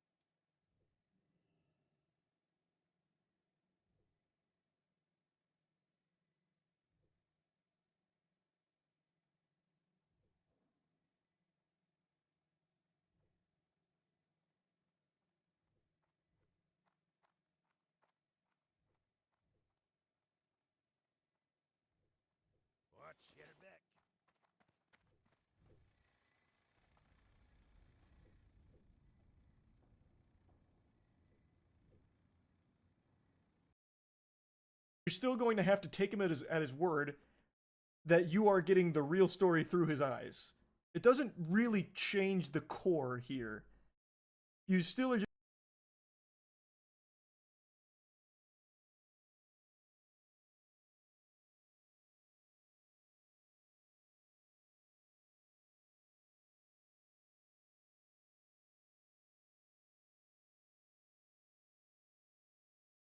just going to have to take him at his word that what you're seeing in VR is the real deal. Probably just trying to make it feel more personal. That's true. Maybe that's what it is.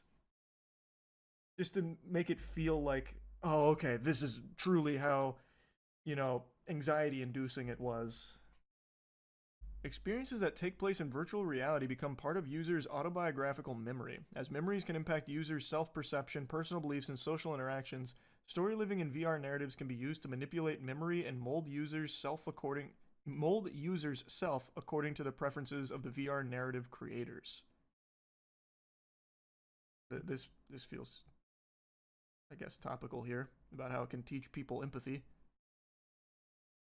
Experiences are what defines us as humans, so it's not surprising that an intense experience in VR is more impactful than imagining something.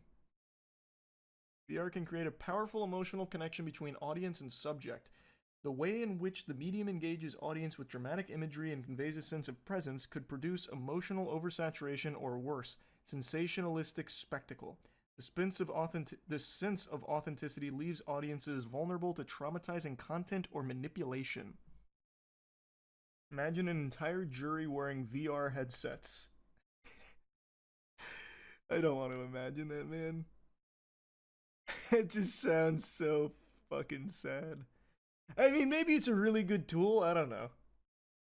I guess this is still a little too new for me to really understand why it'd be that much more useful than just hearing out, you know, the victim's testimony. I feel like most people, when hearing a testimonial, like, they should be able to understand, like, emotions behind some of it without getting, you know, the Unreal 2.5 demonstration in VR of it.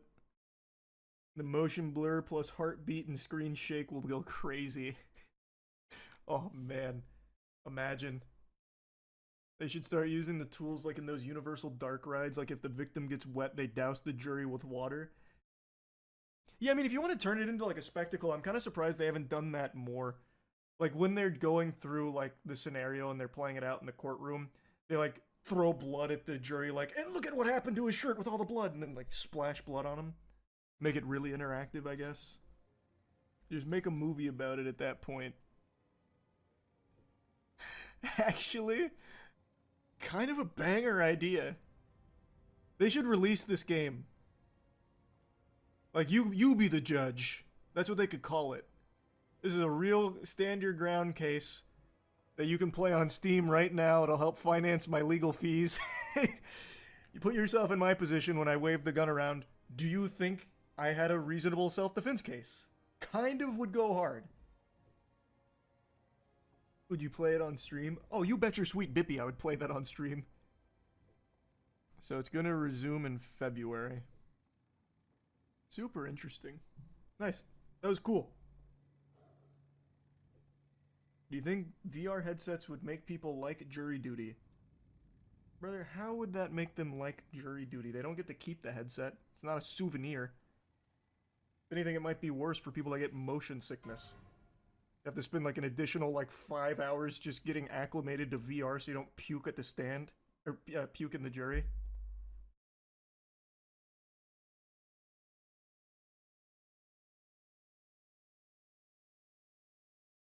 Priest, Mage, Druid.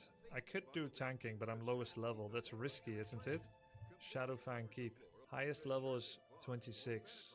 Oh, feels a little risky. It's riskiest for them. Oh, because I can't hold threat. I guess I'm going with 4 randoms. Level-wise, they seem good. If the vibes are off, we hearth. Or you can DPS. Might be better. Don't tank a full pug. Yeah, but we also have Hunter. I am lowest level tanking. This is risky. I may have to invite a real main tank. Sorry. I'm bad at making teams. All good, kick if you need. Sorry about that. I'm kind of excited. The Orgrimmar music is very exciting too. Getting nervous, guys. If I jump out the water here, could I make it to shore as a seal? I think so. Oh, by the way, question. If you jump out a Zeppelin, does the momentum keep you under the Zeppelin because of the speed you had? Or do you fall behind? You fall behind, right? You fall when you look down? Hello. Hey, Dabston, what's up? Good. I'm the Raging Bull. Okay, cool. How's it been in OnlyFans? It's good. Been fun. Alright. It's been a while since I did this. Are you an experienced WoW player? Not an experienced WoW player, but I remember all the dungeons, and I've run all the dungeons multiple times now. How do you remember them? I have a weird memory. That's like not quite photographic, but close to. Oh, that's convenient. Yeah, so like the other day when I ran a dungeon with like Annie and the healer that she runs with, he like called out a bunch of like easy line of sight spots, and then like the next time I ran it with my buddies, I was just like, all right, let's go to all these certain spots for line of sights. Yeah, cool. I mean, line of sight is not that like crazy because you can just see it. But the evasion spots, those are like the real treasure. Yeah, those are a lot later on in the dungeons, I feel like. Yeah. What's up, Soapbox? Can't remember the healer. The healer's name's Yoon. I remember the healer. Oh, fuck! No! What do I do? What happened? You're fine. Oh, did just you stand in the block doorway. elevator? It's fine. You're at the bottom. Yeah. I think it's falling that kills you. It can't crush you. Yeah, if you're in the bottom, you're fine. If you're at the top, it's weird. Okie dokie. You're fine. Just step out when door opens. It's not gonna crush me? No, it doesn't. It doesn't have a hitbox at the bottom. I've never been on voice while in the elevator and then getting distracted. This is the first time I fucked up the elevator timing. I don't think you can get squished in WoW. I don't think it has that. I've had that happen before, and I did not die. Yeah. So I log in. I don't need to call for an unstuck. I am 95% sure you can just log in and you won't get squished. It's only the fall that kills you. Chat says 100%. I would never be that confident, but I'm going to say 95% sure you're fine. Yeah, with an old game like this, I wouldn't be 100%, but I'm 99. And the unstuck is the same thing where it can bug out and do some weird stuff, so. I'm dead.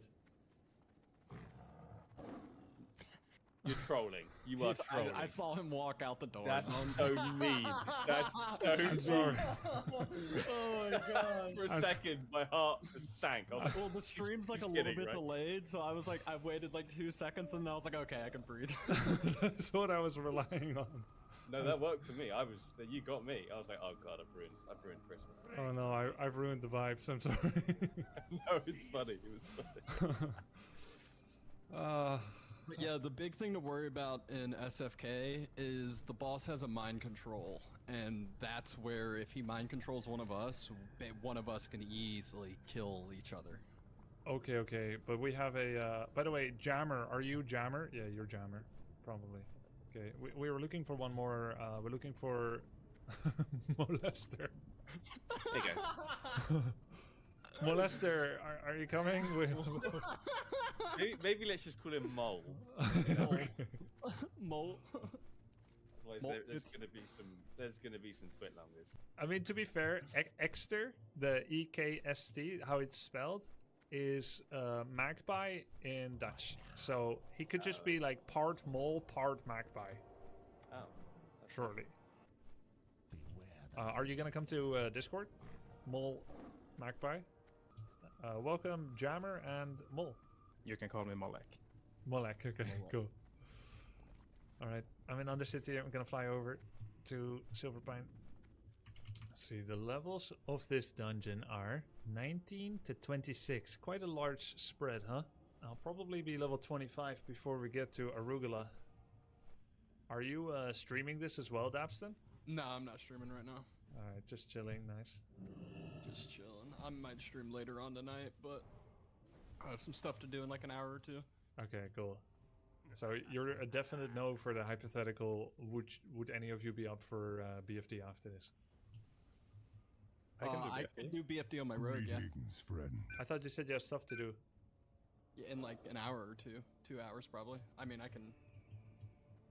I don't think we're gonna make it in 1 or 2 hours. We'll see. Well, let's see. No rushing. All right. How do we do this? It's to the right here. This Oh. room on the right. All right. You're tanking. I'm DPS for this dungeon. I can switch to off tank sometimes, but generally this is how we're gonna do it, right? Yeah. Do you want pet taunt or no? What'd you say? Do we want pet taunt or no? That's up to you. I think so. I mean, why not? Some people get really angry. If there are any improvable mistakes in process, please bring them up. By that I mean if any one of you feels like something is going wrong, let's bring it up and improve. Sure. Sounds good. It's so formal. Improvable mistakes in progress. Yeah, of course, but I don't know half of you. And I just want to try and see if we can focus also on improve. I'd say one of the biggest things to talk about is just mana. Yeah, we wait for mana. Yeah, it's all good. Now that you've played a mage, you know the pains of going every fall. I will scream if it's a problem. So, But yeah, are we taking this casually, Dabston, because you know they're low-level mobs? Yeah, exactly. These are early. Right. Later on, we'll talk a lot more. But right now, it's just they're. We run in, We we could kill. pull this whole room and basically be fine. Yeah, I agree with that. As long as we get the switch before it's too late. Let me get mana before this next pull, just because it's technically a boss. Yeah. Sounds There, good. yeah, there are mobs that AoE silence. You need to be aware of those. What happens They're to not my great. druid when I get silenced? Can you dispel it first of all? I can dispel it, yes, but you can still use abilities, just not spells. What? I Still wonder use what. your cat form stuff. Oh. Yeah, I I don't wonder. think you can go back into druid or a cat form. Oh, really? But I can go out? Yes, I think so. So when I'm in cat form, it seems like... Oh.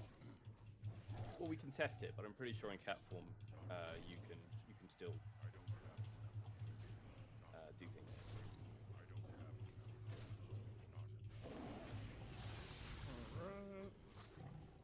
But if you were to switch back to your caster form, you'd be silenced still.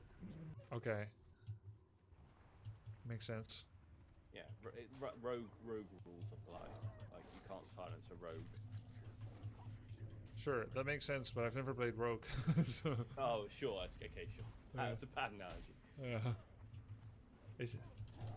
Did we kill the hero already? Where Yeah, the boss. we Yeah, killed yeah. Oh, The yeah. boss is like grey to us. Like, Oh, really. yeah. And he doesn't drop anything. Thanks, All right, Newton. so this is one that we're gonna want to pull patrols first, and then we're gonna pull right and go around. You gonna pull them up the stairs? Yeah. Stay Yeah. on the stairs. Stay on the stairs. Down the stairs, Okay. and we'll just take it nice and easy. Okay. I remember I was real scared here first time. Patrol There we go. It's pool. very easy to social aggro in here. Yes. Yeah. We're just gonna be careful. Now, Controlled, professional. now in theory, if we did a pool that we deemed deadly, we would just run through where we came from. Yeah, That's right, Just backtrack. Yep. Just backtrack. Just backtrack. We would go together though. We would Yeah. controlled exit. A controlled exit with kiting for each other.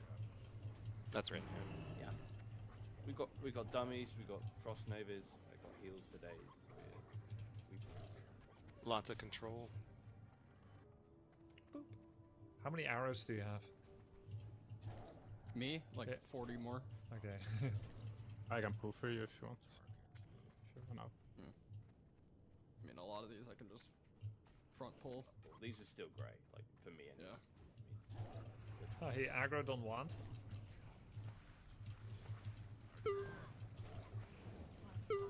I guess so. These are all really low level.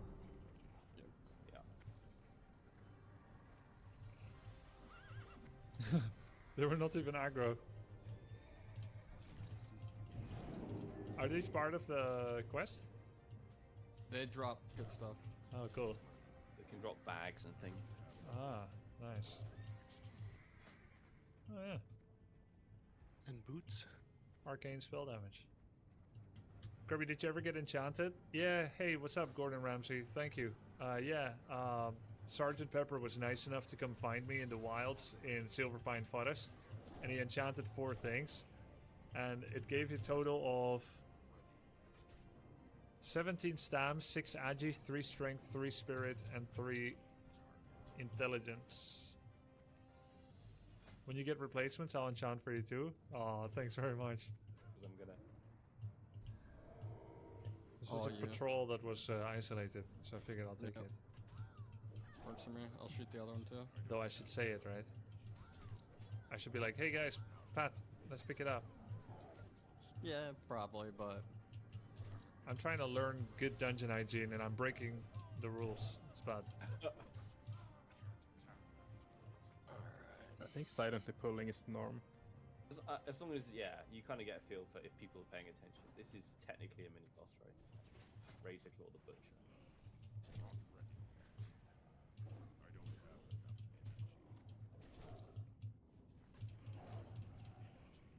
Oh, a bloody apron. Nice. This is one that we want to pull into here. Mm-hmm. Is it intended you don't see the class color on the health bars? I have them over here on the left, but I'm always confused who is what. True. It's more for like when you're healing, because you kind of need to know if a light blue person is taking damage, you're gonna need to use a shorter heal. Why not? Take a lot of damage. Well, who's light blue? Mage. You don't have to heal mages? No, you do. Sorry. If a mage starts taking damage, if a warrior starts taking damage, you can use a more mana efficient heal because they're gonna take not a lot of damage. If a mage starts taking damage, you got to start thinking: do I need to shield this person? Do I need to flash heal this person? Oh, I see. They're gonna take a lot of damage real quick. Ah. Proportionally, yeah. Yeah. Do you have all kinds of downranked heals on your bar? Oh yeah. Cool. To be fair, I only have downranked heal and downranked renew at this level, but right. But as a rule, like when you were on your level 50, you would have slightly more, yeah. I saw that discussion in the Reddit thread discussing Soda's death. That if you are aware of what's happening, that he body pulled, he's gonna have 5 people on him, and he's gonna blow up so fast because of his stance switch, etc., that you would need to like quickly do a super mana inefficient flash heal. Though of course I've never played priest, so I don't know. Oh, this is cool. Yeah, that's a shield situation. You would power word shield him, right? Which is instant. Damage absorb, and then you would start charging flash heals and stuff. But to be fair, I mean it happens so quick. I don't know if Alright, you ready? Yeah, ready. I'm ready, boss. And can you get magic resistance? Yes. You get fire resist for molten core sometimes, and you get nature resist for AQ. Okay, so it's not across the board. It's you sometimes get it on gear, but you only specifically go out and get it for like special raids and stuff. So someone in chat's gonna correct me, in Sunwell Plateau in TBC, Burning Crusade, you kind of had to have a particular type of resistance gear, or you would just die in 2 seconds. Oh yeah. So have you learned remove curse, Grubby? Yes. Excellent. And I have decursive, so I'll know when to do it. Perfect. It's not urgent, but they haunt you, and it means ghosts will spawn on you. Oh shit. Okay. So we don't want that. I'll let you take care of the APM decursing. It's really easy with the add-on. Before I had to click portrait, and then cast the buff, the debuff, and then again. But now you can just left-click the icon. Oh, and it will. Right. It's crazy. So I'm silenced. Yeah. Can you still use your abilities? They didn't look grayed out, but I'm not sure. Your silence now. Okay. Oh yeah, I can't. But it's weird when you're silenced. It says you're silenced, but it doesn't show all your abilities grayed out with like a X mark and a hush icon. We can move in now. So you don't even get a visual confirmation of what is usable or not until you use it, and it's like, nope. Guess that's just like a quirk of old school MMOs. Yeah, exactly.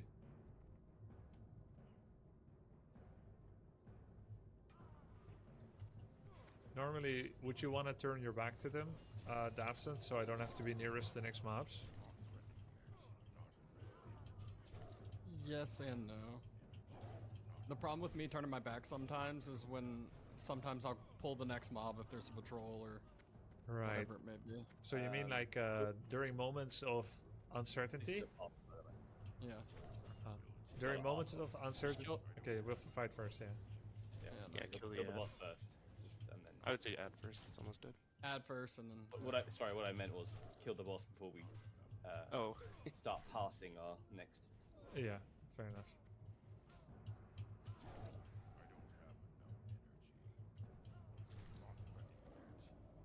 Is that a bubble? Yeah. So you can't, it doesn't hit very hard, but you just can't hit him. Can I stack combo points on him? No. Not while he's in bubble, I guess. Yeah. Cool piece. Oh, those are probably good for you. Yeah. Drops really nice shield for our warrior. Yeah, no, it was good to, that you cut us off parsing, but now I don't remember what were you gonna say. Sorry. Oh, sorry. No, 'cause, if anything, if we're doing best practice, it's probably better we don't pull a boss while we're in the middle of talking. No, that's probably not a good idea. No, because it's that's yeah. That's part of every death clip. Oh yeah, positioning. So if there is a risk of pooling, dabs them, then you don't want to turn your back. That means that I will not overcompensate and then try to get a parryless attack. I will just stay on your side as well. It's like correct. The same thing happens with Rogue because I mainly play Rogue. Is like I pulled so many mobs as a Rogue trying to get to someone's backside. Yeah. Because the warrior didn't pull the mob back far enough, and it's like okay, like if anything, it's just like I need to just step back more as the tank and then. Oh, patrol turn behind around. us. Okay. I'll switch to bear too. Don't forget about Shred.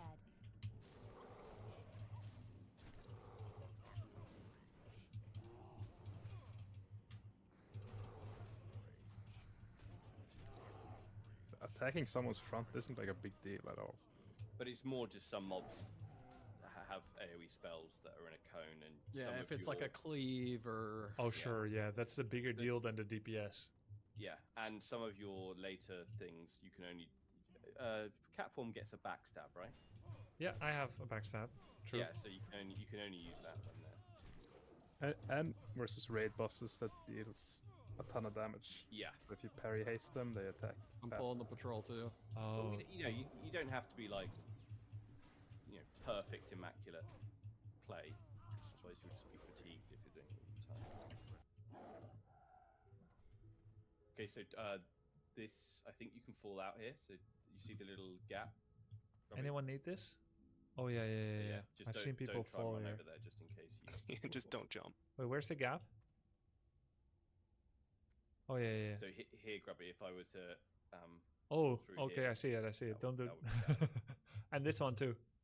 Yeah, when I'm behind someone, I should shred instead of claw, and 100%. Everything in this room's chained, right? I believe so. I think we got is. three mobs or so. I think it's the two bats and him. Yeah. Oh wait, do the bats have a silence? Just burn him down. Wait, hold on. Yeah, that sounds. Wait. Okay. Sorry, I was muted. The bats have a silence, no? I don't think these ones. Expose weakness. No. Oh, they have a curse. Yes. Do I go second tank? Try to keep the bats off the healer and DPS? I think DPS boss, and I'll just control the bats with novas and slows. Okay. If they go Should to be the okay. healer.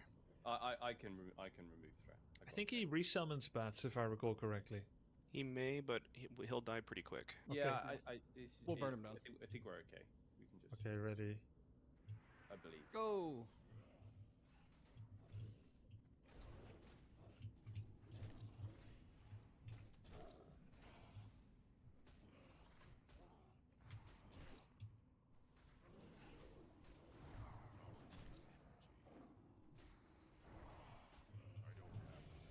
Okay, now the bats.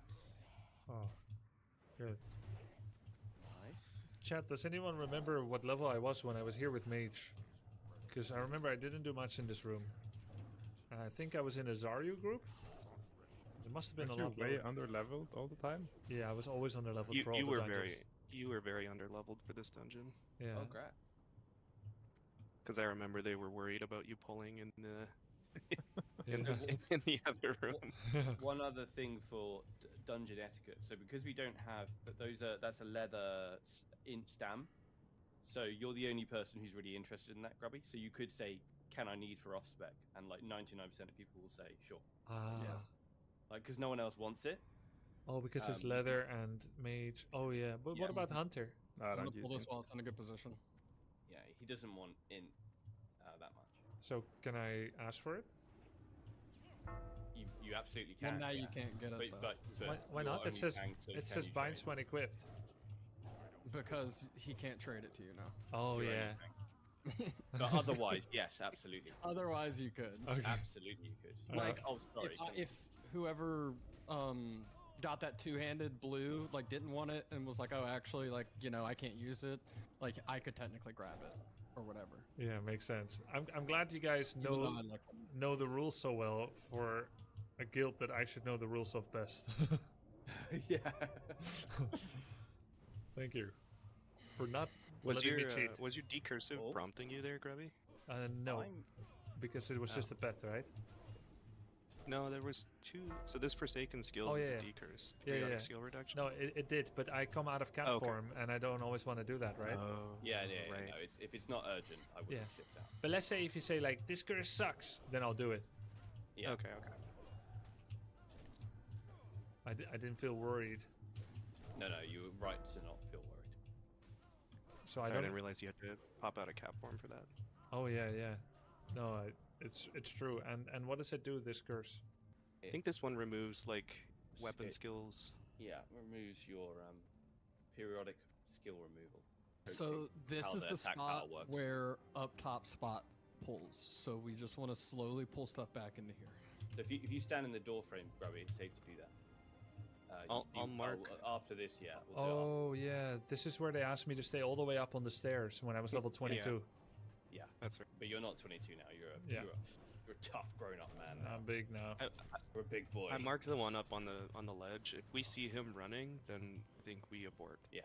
So if we stand too close, you'll face pull the star, and the star will run around the spiral staircase and bring all of his friends with him. Okay. So if the star we runs, see him we move, run. yeah. That's basically the rule. Okay. Oh yeah. Scary place. Out here. Just in case. You want to see the exit? Yeah, path, let me Grubby? just. It's real quick. Grubby, if you follow. Yeah. So Up? Foxy the priest, come upstairs. Yeah. Yeah. So it's real easy. We're running. We come here. Yeah. Oh wait, I know. I've seen this in a Oh, video. No. There's a yeah. So it's the second one. This drop goes straight to the dungeon entrance, and you could see the little swirly portal.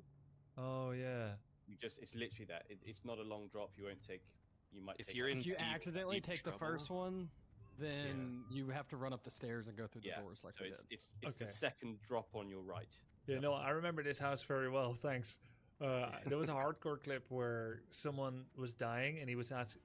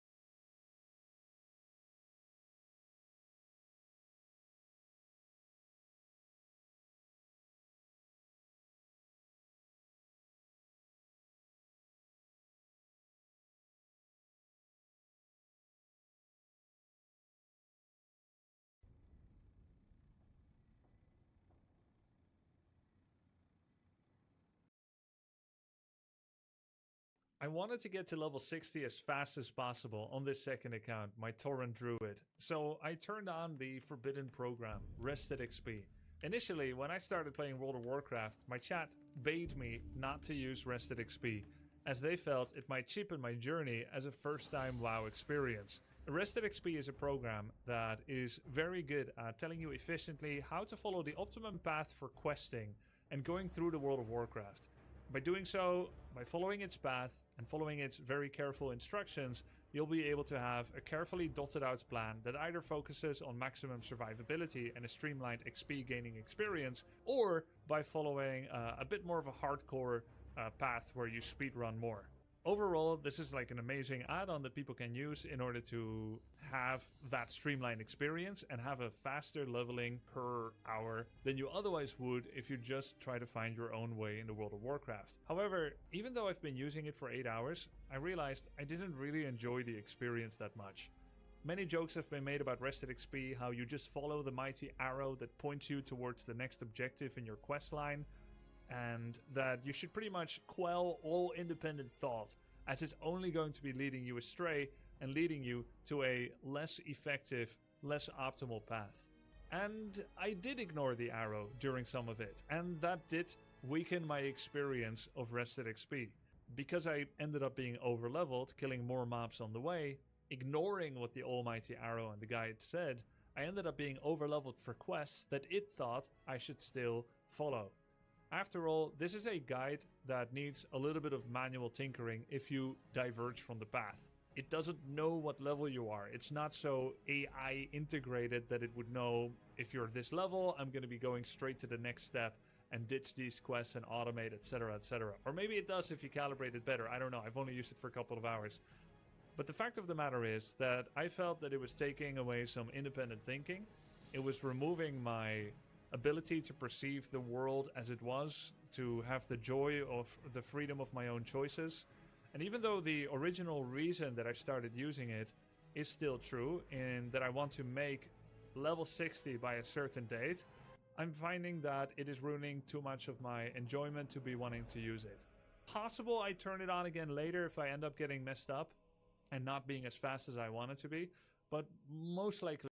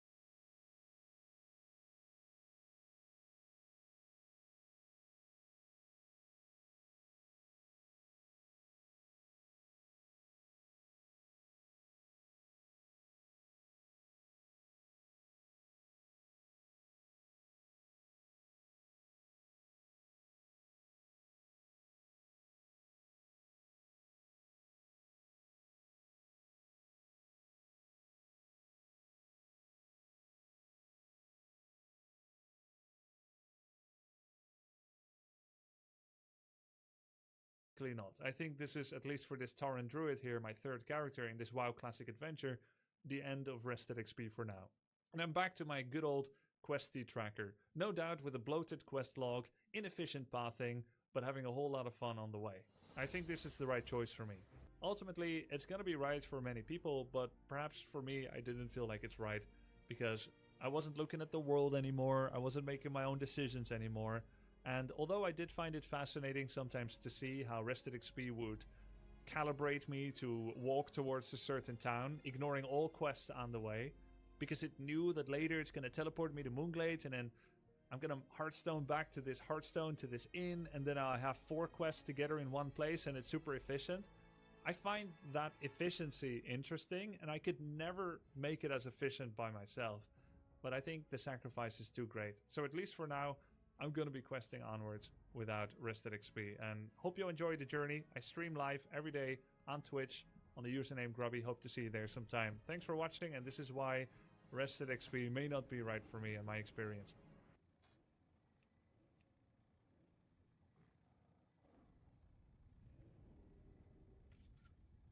So guys, the plan for today. Yesterday I was playing Warcraft 3 and Soda Popping said he needs someone clueless. And I was like, that's me. That's me. He's like, I need someone clueless because I'm trying to guide a guild of how many people, and I need someone really clueless and new to coach them because I can't even imagine what it's like to be that new / clueless / bad, whatever. I was like, wow, I think you need me. That's perfect. And I was like, when? He said, tomorrow. Okay, so here we are. What's up, gamer? Where you at? What's up? I just figured out how to get a subscription. It took a while. Oh god, yeah. I actually don't even know how you do that. You made sure to sub to NA, right? Yes. All right. So, do me a favor.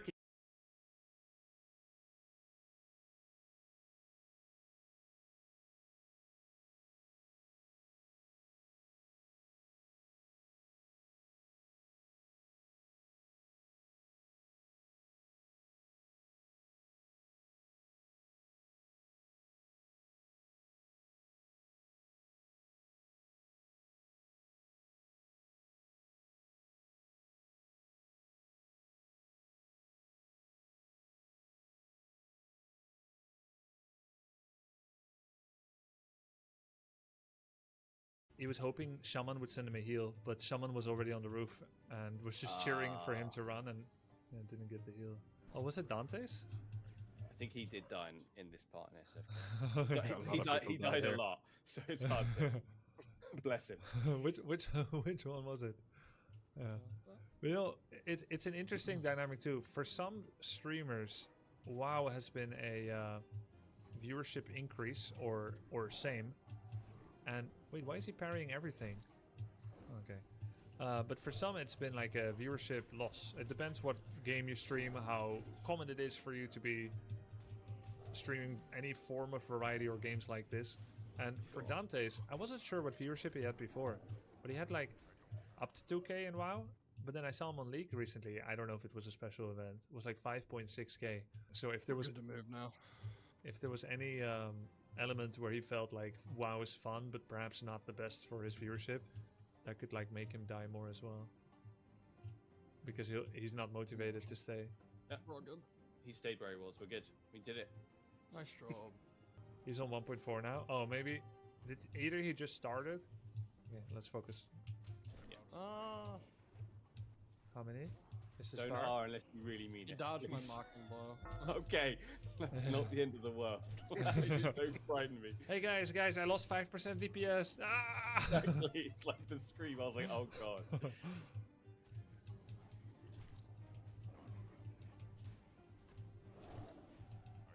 Maybe when I caught Dante's viewership, he was doing a special event, or maybe he just started stream now. It's funny the kind of glimpses you get in like a streamer's success when you don't really know and then you assume. I get people sometimes, they'll come like 5 minutes into a stream and they'll be like, you're playing Warcraft 3 now, chump? Guess Dota 2 was good views for you, huh? Warcraft sucks, but it's like the first 5 minutes of Warcraft. You only get 500 views on Warcraft and Dota was 5,000 for you. I bet you regret it now, asshole. It's just because it's the first 5 minutes and they don't look at the time. But I mean, if you don't enjoy, like, WoW would be a hard game to play for views. You have a chest here, I think, Dabston. It's locked. Oh no, we rolled for nothing. Yeah, it's locked. We don't have a rogue. And you ruined your luck. Yeah, my good roll. You spent your good roll. Can you whisper Dandy maybe? Dandy, can you come out? You know what? I think if I ask him, he actually would. He's been so nice. Yeah, he felt so bad still. Yeah. Survivor's Hard guilt. losing your friends Survivor's guilt. when you're at the same place. Yeah, I get Survivor's Guilt in a MOBA. Like when I often analyze my deaths in HOTS. Why did I die stupidly after we lost a team fight? Why did I die 30 seconds later? Survivor's Guilt is real. Yeah, and 100%. and it's not even that big of a deal there. The character comes back. So this is a pretty straightforward boss. Just be aware that afterwards there's a little RP and some minions spawn. They're not dangerous, but just don't be frightened by it. Other than that, he's pretty just tanky and... Yeah, it's tank and spank. Tank and spank. And the minions are non-elites. Just don't be alarmed by it. Are we gonna fight the minions? Yes. Yeah, they're easy. We just... The boss man will stand on the balcony and tell us off, and then he'll spawn some, they're like void walkers or elementals or something. Grats. There you go. Here are the minions. And just group them up.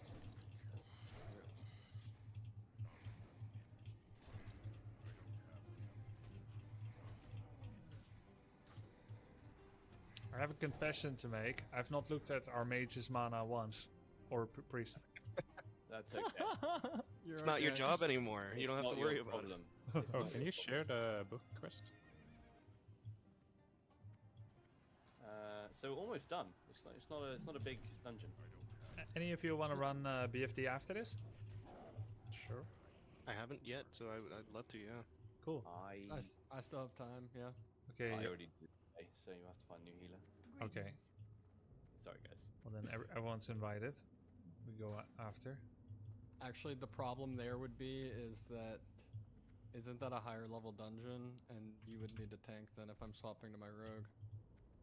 Why are you swapping to your rogue? Because it's level 28, 29, has all the quests in that area, and is waiting on that. But you're 26. Isn't that okay? You could do it at 26. You Like, could the last definitely boss do was it 28, more right? than I could at 25. Yeah. True. Like, What level is the last boss? It's just the last boss that's gonna be hard. 28.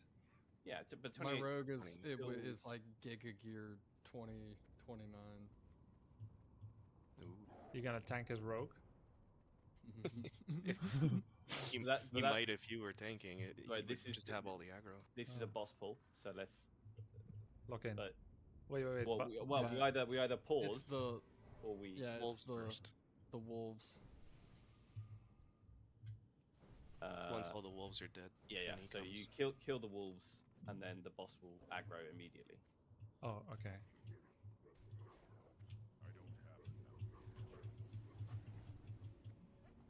Whoa. Good Frost Nova. They're non-elites. Yeah, just controlling. But why did... They are elites. They are elites. Ignore me. Some of them. I Sorry. had 0 rage to start that fight. Bad intel. So I got you. Bad intel. My bad. It would be funny if Dandy actually killed us. If he's like, guys, they're all not elites. They have 2.5k HP, no problem. And then we fight. Later we analyze. Turns out they're all elites. They actually have 7,000 HP. Everyone cancel Hearthstone. It's the summer ones that weren't elites. Yeah. Everything feels non-elite when you're a rogue.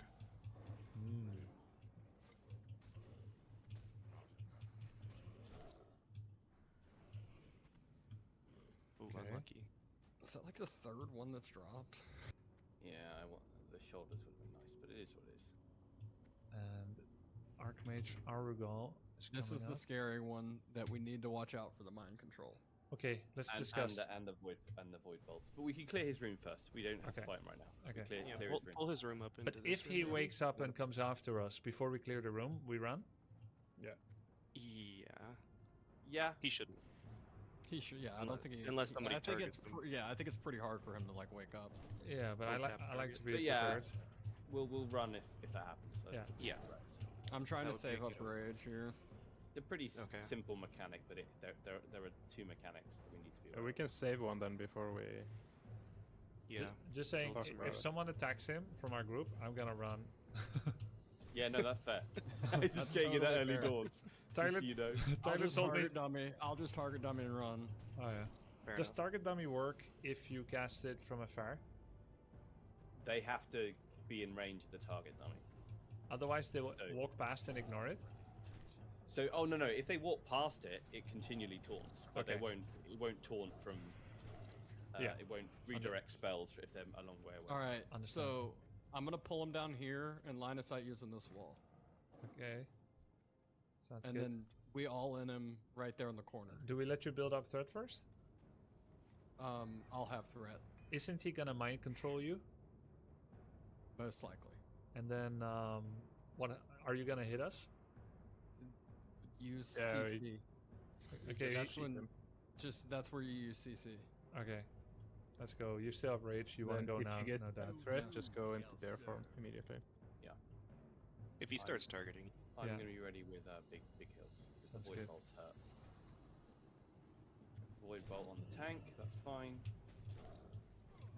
5 stacks on him. Void Bolt on the tank. Okay, Is so it- the tank is now a walking. Yep. Don't kill the tank, just kite him. And How kill long? the How boss. long? It's not long. 2 seconds. Good now. Okay. You're good. Need to spell the tank. It's pretty pog. Is he gonna do it again? He will end up would- doing. Yep, about to do it again. Just burn him down. Kill him. Nice. No, he's on the balcony. He's Oh not shit. dead. Shit, Okay, shit, he's shit. fine. He's dead now. He's dead now. Okay, okay. Nice job, guys. Really good Oh. drop there.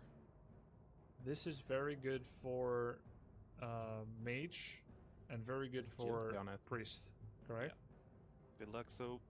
Good luck, brother. Good luck. Good luck. They also look really cool. Oh, so. Congrats, buddy. Nice. Thank you. Congrats, priest. Thank you. That's a fantastic rope for you. Holy crap. That's a very, very good Grubby, rope. make It sure to also loot. looks cool as. Oh yeah, thanks. I'm an edge lord now. Nice and clean run, guys. Nice and clean That was round, easy. GG's. Okay, that's what we Jammer, Molek, you were in for the BFD. Sure. Yeah. But before we go, are we high enough level? I'm a little low for it. I'll tank it. I've been convinced. Okay. You don't have to go soon. So you just need a healer then, right? Yeah, just need a healer. Yes. Yeah. Okay. I'm locked. There should be no otherwise problem. I have a Hearthstone there, so I'm gonna go got straight the away wrong to one. Ashenvale. Is that okay, guys? Yeah, please. Okay, I'll see you there, and I'll try to find a new healer. See you there Actually, soon. okay. My Hearthstone's in Cool. Thunder Bluff. That actually works out perfect. Thanks for the dungeon, guys, and stay safe. Oh wait, I need to hand in Happy New quests. Year. Yeah, Happy New Year. Thanks, Soapbox. Cheers, man. Actually, Happy good New call. Year. I Always am a gonna pleasure. hand it. Always a pleasure, boys. Stay safe. See ya. Cheers.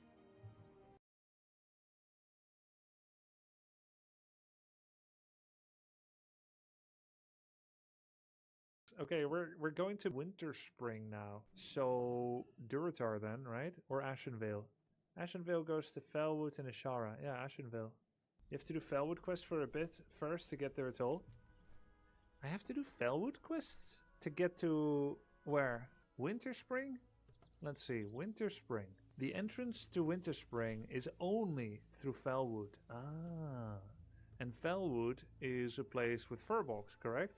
I actually think there's a Warcraft 3 map called Felwood. Northern Felwood. The natural inhabitants of these lands have held their own against the Burning Legion. Still, the lands and its creatures have become a poisonous shadow of their former selves. Nice intro. If you are going through to Moonglade, want to go together, I just got through it without killing any furbolgs. Let's do it. The Peniser invited you to a group. It's very tempting, but I'll milk something else hard. Let's see. Where's Milk Hard? Hey, Dendy is here too. Oh, here's the town. Is Warcraft 3 a high IQ game? I think so. Conveniently. Very conveniently. One of the highest. One of the highest, guys. Nice, we got the flight path. Gather Felwood slime samples from any of the slimes in Felwood. Yeah, I want that too. Make FFA, I don't want to overload slime samples. Oh yeah. Greetings, friend. Yo, thanks for the sub, J-Drill. Appreciate it, dude.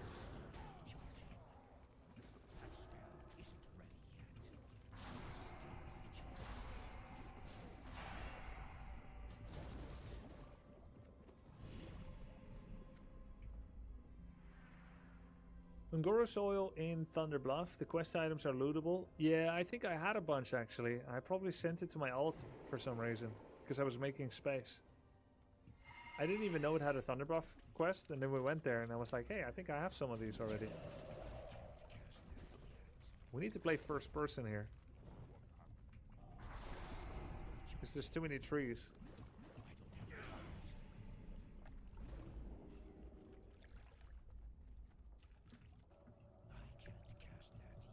Slime sample chain gives a pretty decent ring of 4 stam, 4 spirit, 10 int.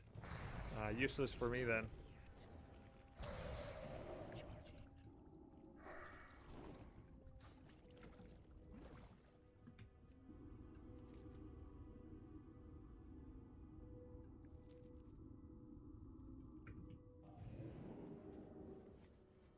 Have you gone for a warrior or a rogue alt? I went with a rogue.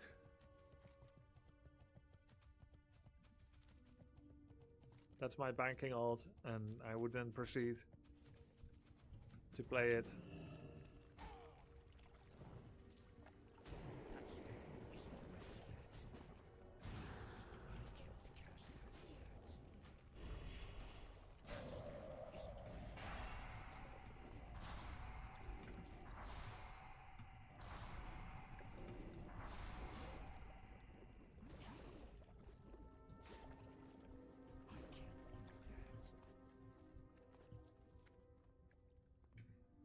The mage is the tank.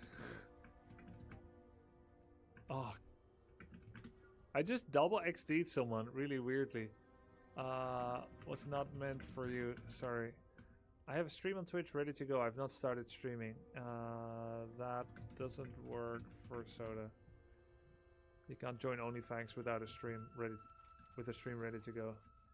So rude. After he gave an answer, a legitimate answer, I'm like, XD, XD, XD. Like, I start spamming, but I meant to say it in party chat. Ugh. Does any other game keep you up till 5 AM other than WoW? No. Maybe Reforged on release once?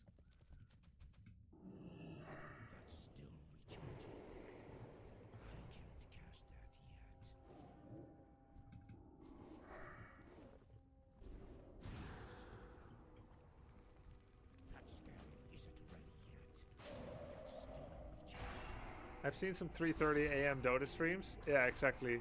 I think Dota was the last time it had that effect.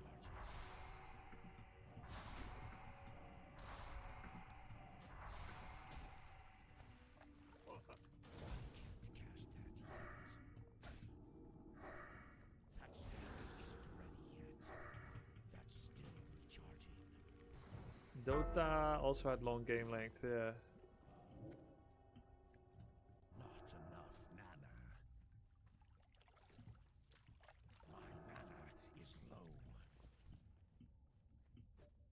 How many slimes do I need anyway?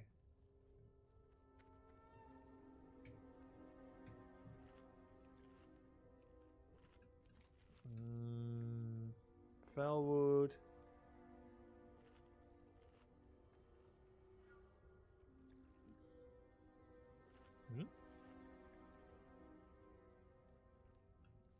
Do I not have the slime quest? I thought it just gave it to me. Oh my god, I don't have samples yet? Oh my god.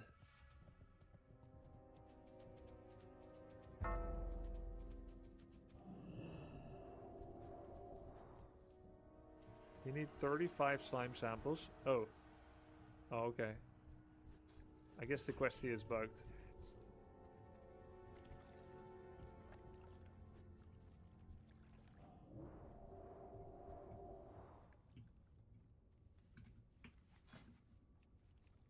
Which add-on enhances quest log?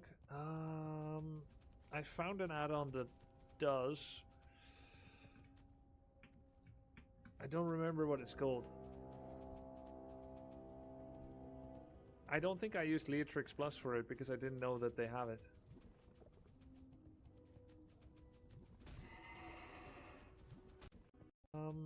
I found an add-on that.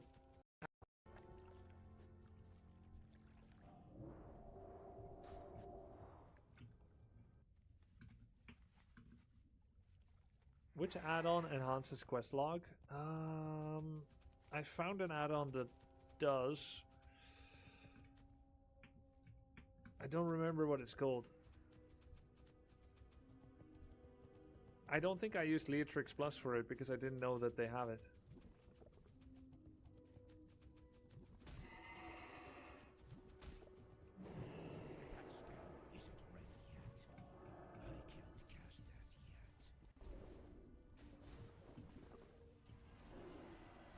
So I used a separate add-on. Oh no, I did use quest log enhancement from Leatrix. It was Professions that was a different one.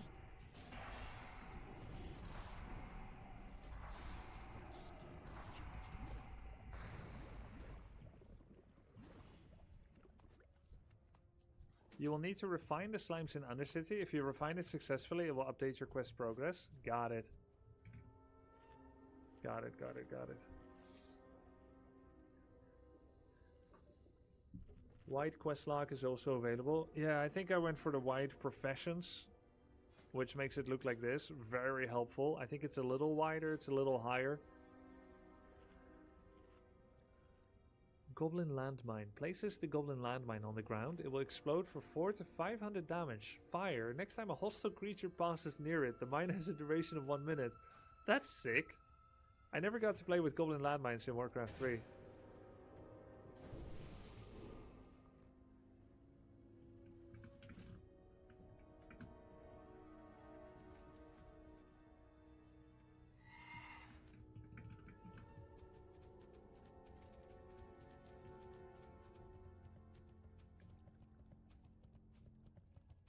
Once you kill them, you have to use the vial. No, someone said they're gonna get refined in somewhere, some other place.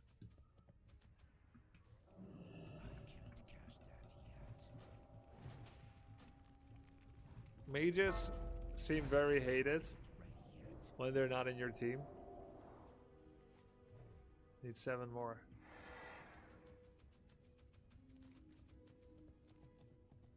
Let's go to the well first, Milkheart.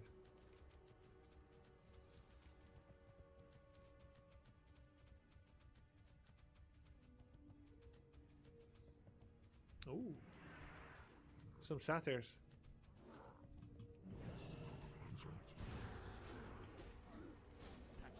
Die! Huge damage. Oh wait, it's free for all loot. I shouldn't spam it. Small thorium vein. No, I expect you to die, Tiger.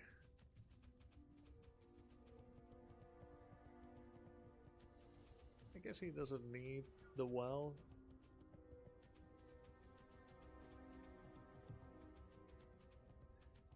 Do you guys know what the maximum amount of stamina is that you can get from food?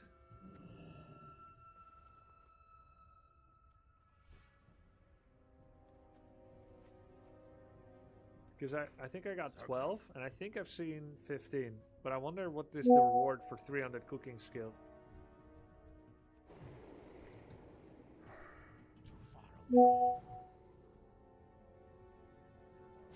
This is a hero with a name. 25, 30? That's crazy.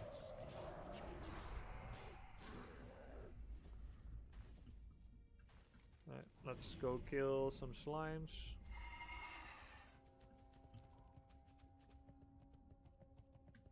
That food isn't out for a while. How do you mean? Like it comes from a dungeon? That would be crazy. 25, but you have to kill certain elites for it. It comes from a raid. Oh shit, okay. By the way, after you've gotten all the best raid gear and you've done the final dungeon, what do you do with your hardcore character? When you've done it all, you've got the best gear, you've done every PvE content. You go again, delete.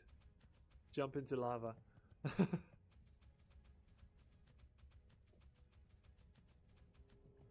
You wait for TBC. That's kind of weird.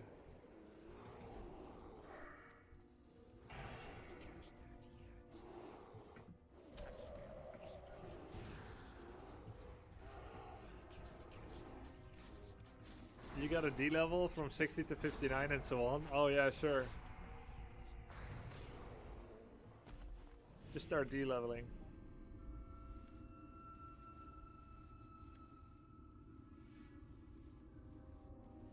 Raid log? What is raid log? Like trying to be as fast as you can be? Doing it again and again?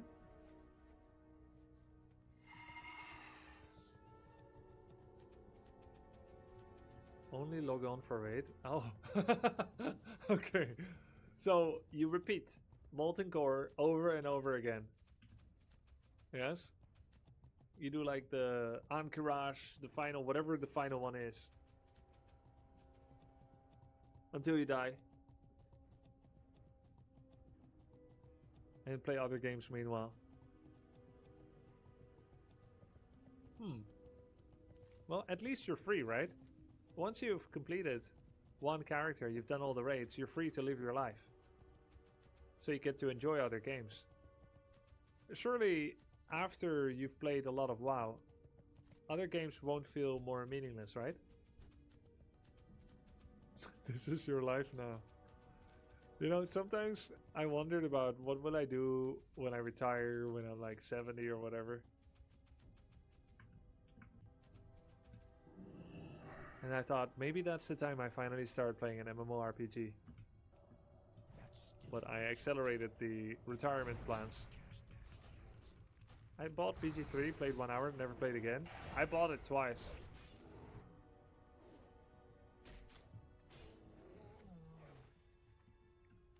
Somebody killed them all.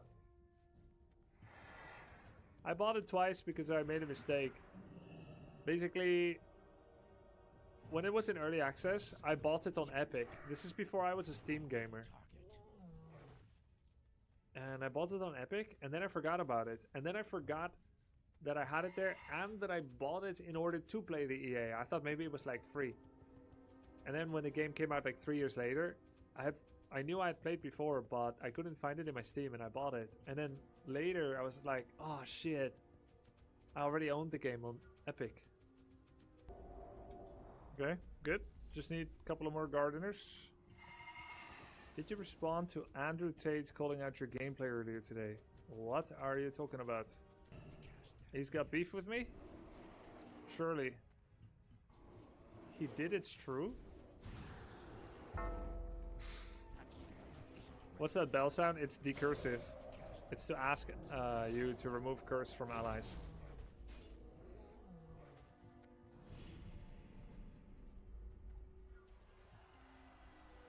I'll do one chop.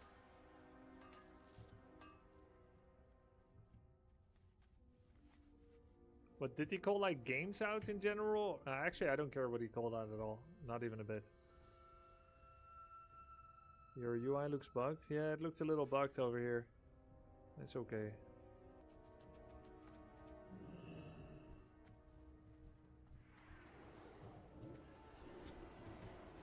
Oh, there's some rage creeps here.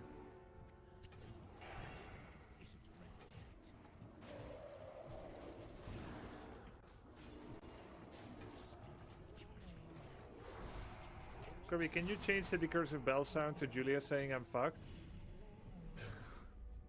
Probably it's possible.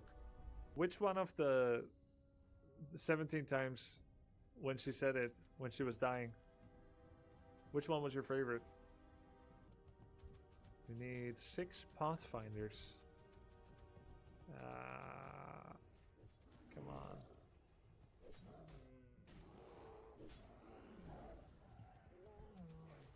that means war. Oh, he killed it first, but I guess maybe he was as clueless as I am sometimes. He didn't know.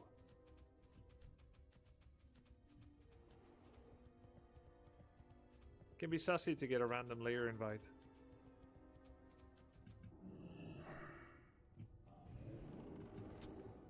Oh, the Pathfinders are the ones with range.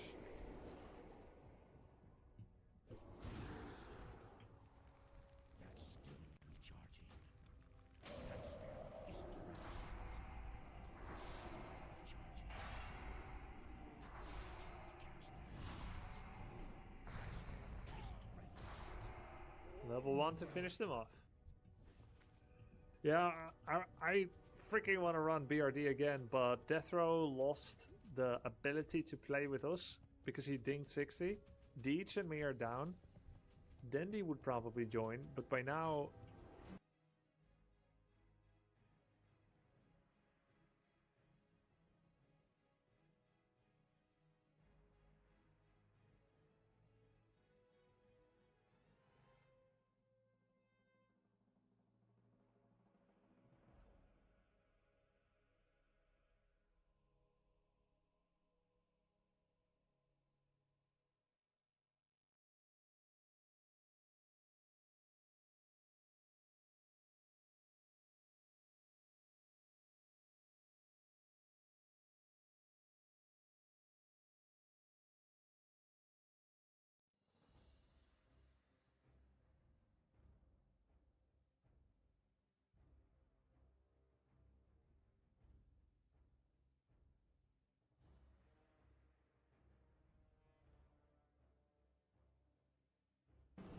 I don't even have enough.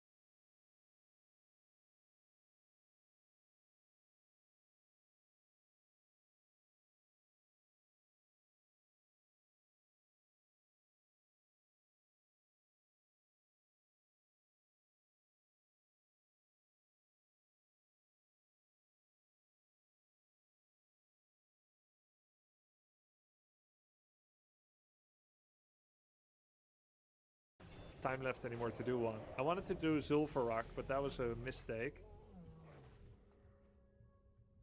Because that quest was actually finally not worth it. So speaking of the Chandra chain, the one from the bottle, that quest chain leads to Zul'Farrak and ends with summoning a huge elite in the hinterlands in the finale. In Zul'Gurub, you can also find connections to Chandra in future. Quest itself is connected with undead and trolls if you're interested in the stories, and it shouldn't have been marked as PvP. The one from a bottle. I don't know anymore which one that is, mate.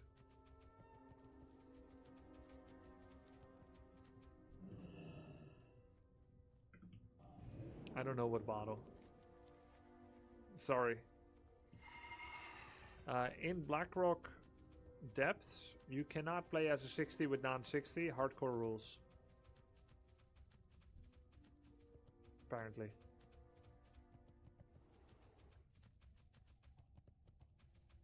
Yeah, insane punishment, Casada.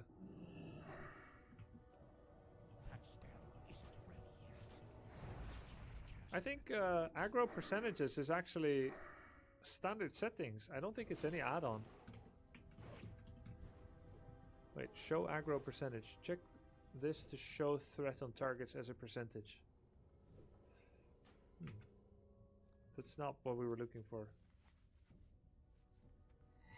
Would you even be able to do BRD considering 24-hour cooldown? Yeah, because it has a daily reset time. It doesn't reset based on when you finish, but it resets at 4 PM.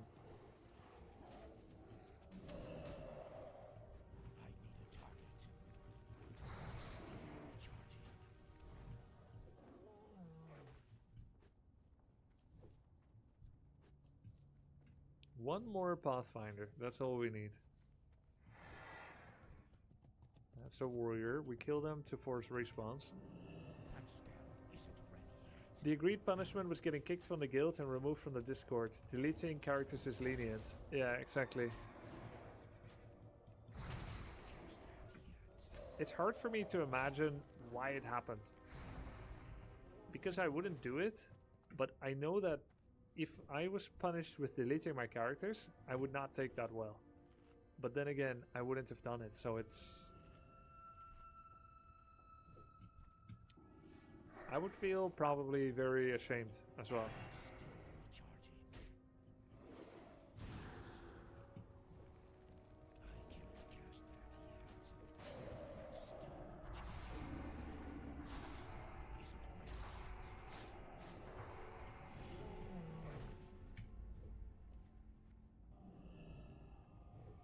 It's like executing someone for stealing a candy bar.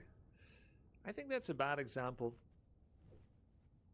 I'm not sure I really want to get into the morality of it again. I spent like an hour on it at the beginning of the stream.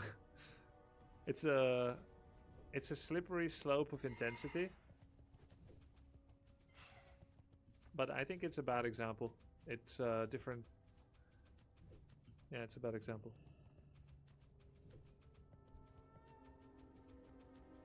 Keep in mind, he doesn't have to delete his account. He can just quit the guild. I liken it as the following example. I allow you into my house if you take off your shoes. If you don't take off your shoes, you're not allowed in my house. That's my house rules. You come into my house, you take off your shoes, and then after some time, I see you with your shoes on again. I throw you out of the house into the rain. Wow, that's a bit extreme. Throw someone out of your house just because of them wearing shoes for a bit. Oh, nice. And then I say, well, that's not the point, it's the principle. We had an agreement, you disrespected it, these are my rules, my house, you can go anywhere you want with your shoes. But I'll let you stay in my house if you burn your shoes. This is of course a little bit ridiculous. Nobody would do that. You would just take your shoes and go elsewhere. But if you want to stay, that's the rule. So keep in mind, I'm not forcing you to do anything.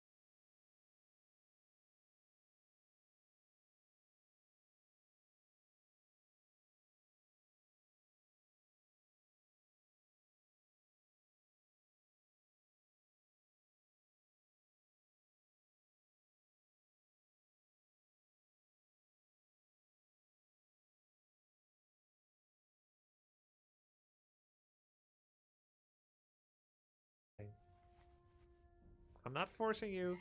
You can just leave. And in fact, I won't grab you by the scruff of your neck and throw you out. These are my conditions. Do you accept? Gingy said, I'll accept. I'll destroy my shoes. I'll burn them right now. Okay, now you get to stay in my house. Now, it's not...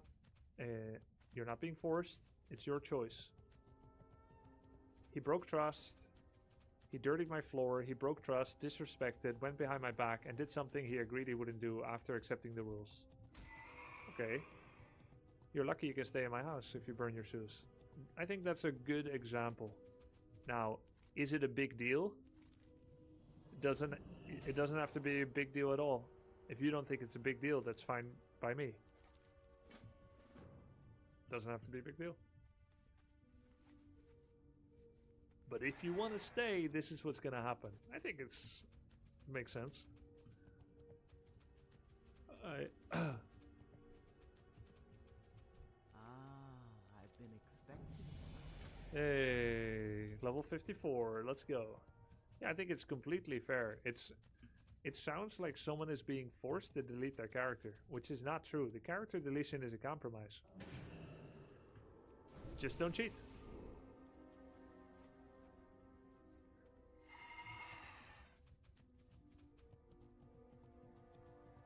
Side note, okay, here's the part that I disagree with, okay? This is a very good note.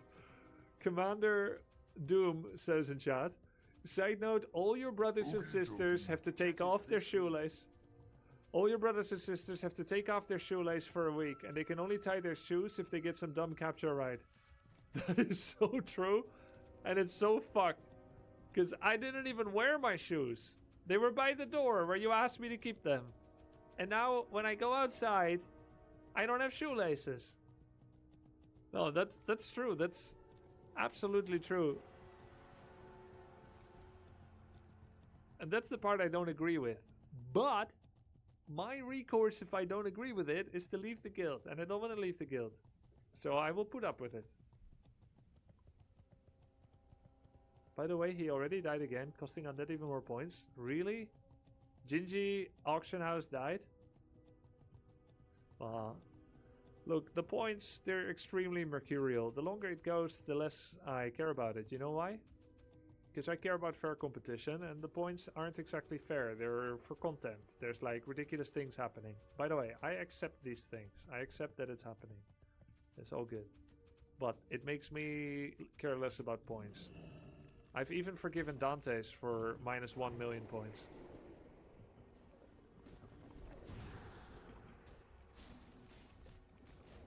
Because you don't go to the meeting anyway? No, I've tried my best to do points for the guild. I would not be 225 fishing if not.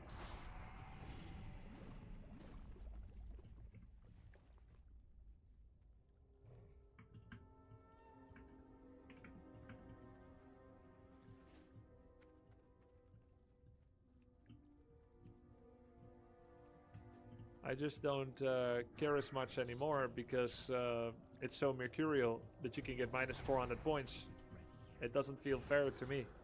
I have minus 400 points for my guild because somebody else did that. I have no control over it, right? I have no control over it. I should have talked to Gingy 2 days ago when I was speaking to him. When we had such a good chat, I should have talked to him. By the way, bruv. Any plans of cheating soon? If so, don't do it. My bad.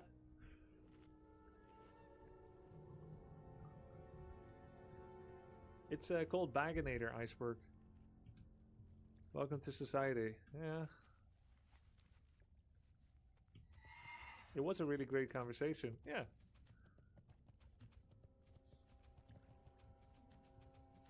Yeah, but Gildy could also have gotten plus 400.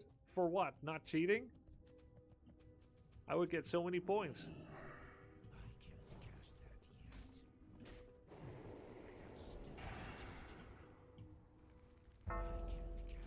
Ding.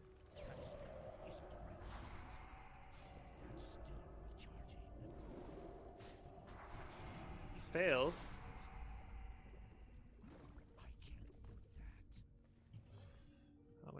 How many? 33. Kirby, I asked at the gas station clerk for the winning Mega Millions ticket. How much to make you play WoW full time?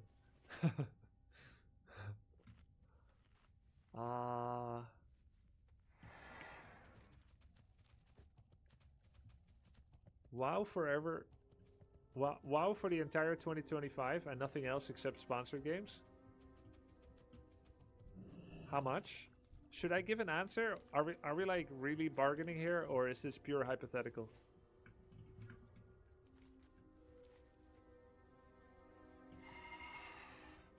Don't forget to tell Zaryu not to cheat tomorrow then. Better safe than sorry. Yeah, we need to start checking everyone.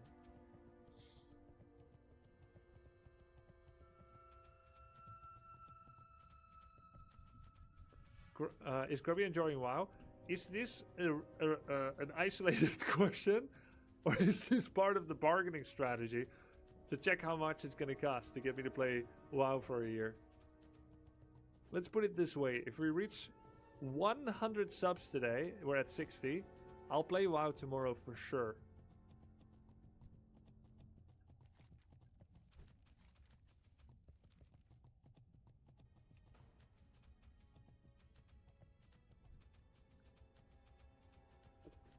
What a deal. Do you enjoy WoW? Get your primes out.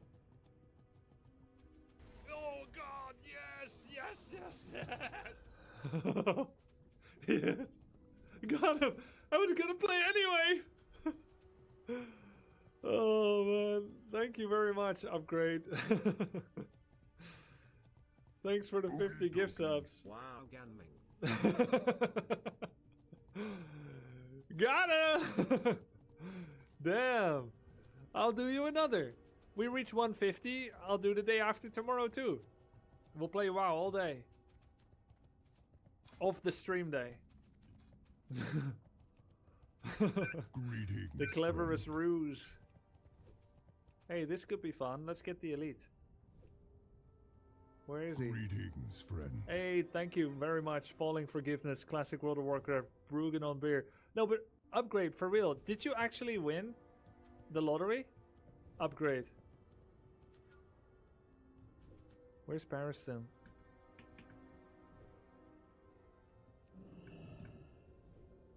No, not yet. Okay, I hope you do, man. It's on Tuesday. Not yet.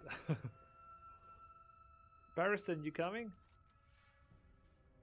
Can you come if in case we die? And what does he have? Average victim level 50. Ah, we're fine. We're fine. Thank you very much, Upgrade. Super appreciate that. Oh, we need these two, the Entropic Beast. Okay. Is this the first Infernal we're ever gonna kill? I don't know about that. I think we face some in Desolus. But is this the first Infernal Elite that we'll ever kill? Hell fucking yeah! Let's go! Get him! Yo, he's fast, even though he got frostbolted. Die! Die, beast! Oh, he's hitting for 200. Holy. 200 damage a pop. Pop, pop, pop, pop, pop. Fill him full of ice. Right up your mother trucking canyon. We good, Pariston. He's immune to fire. I could not expect that. Die! Oh, nice. Huge loot. What did we get? Nothing. I got outpinged.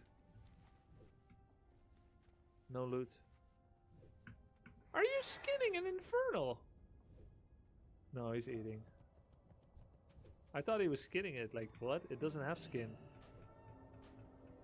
Do you shoot fireworks on New Year's? Yeah. Not anymore. I used to as a kid, and I was so stupid. I was so stupid. It was so risky, guys. So we used to get these fireworks, the standard firecrackers that fit in your hand, and you light them and they explode like 5 seconds later, and they can do some real damage, right? My friends and I used to throw these at each other during a time where jeans fashion was to get 2 sizes too big wear a fat belt, and loop your pants hose at the bottom upwards to form a little catch-all. So we would be throwing these bombs to each other, and they would end up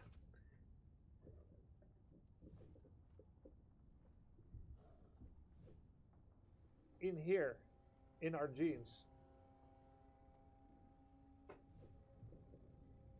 And then we'd take them and we'd throw them out, and they would explode in the air. And it never went wrong. But not because we're smart or fast, just because we're freaking lucky. I feel so stupid when I think of that. I could have lost an ankle, a finger, a hand. Dumb ways to die. Zug, zug. Dumb ways to die. Okay, let's go north.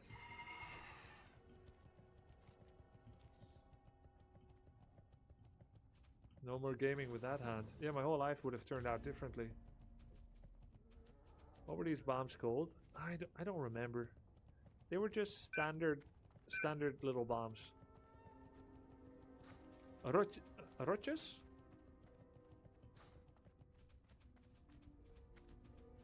I think roches. That is a word I've not used in decades. Holy crap. Roches. Yeah, they don't do nearly enough damage. Yeah, maybe just like a finger or something. Making a special purchase? It was not like illegal fireworks.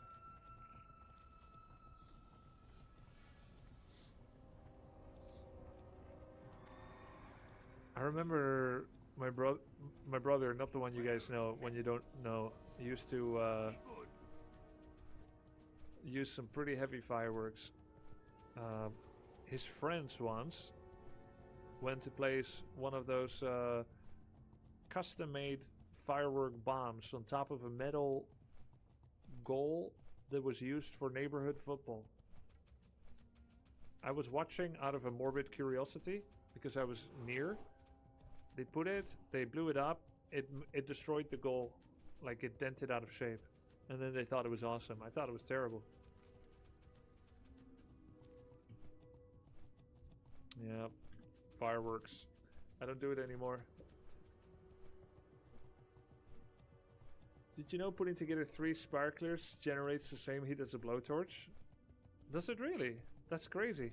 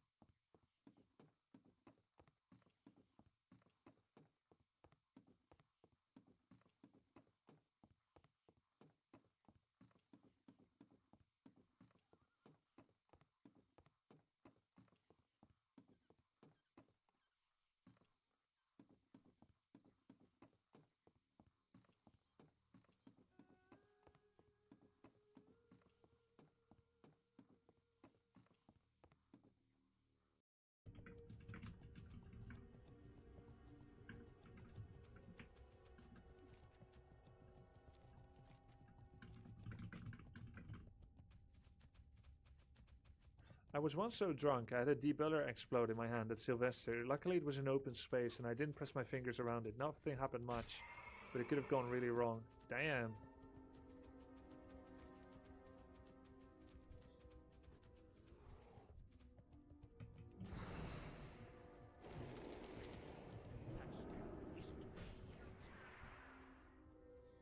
Quite a bunch of these bozos here.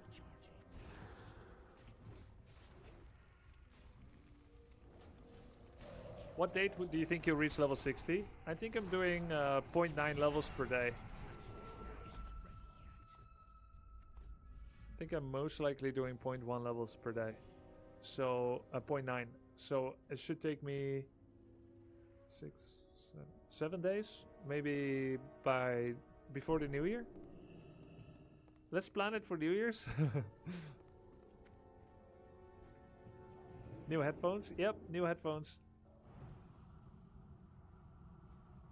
These are actually more comfortable. They only dent my head a little bit. The Sennheisers are now retired. This is a Philips, I think it's called 9500 or something. I didn't write down the model yet. Slight indentation, yeah. 55 to 60 takes quite long since you're spending a lot of time going pre-bis. Getting pre-bis. And I feel like I'm leveling quite fast actually.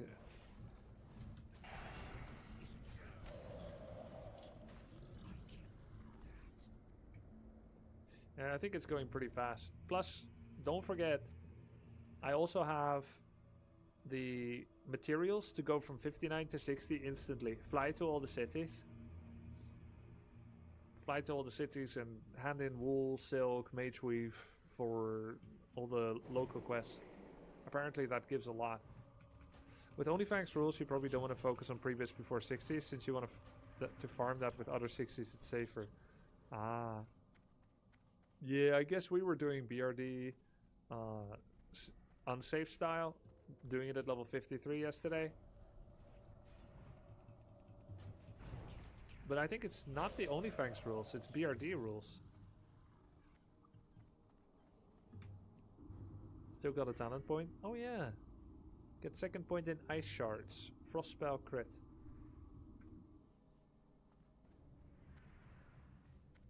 Yeah, and it's not OnlyFangs rules. It's a BRD hardcore rule apparently. The 60 exclusionary rule for BRD. It's general WoW rule. Kirby, what's the yellow vertical bar? It's called Nan Shield Classic. It's a weak aura that allows you to know how much frost armor you have.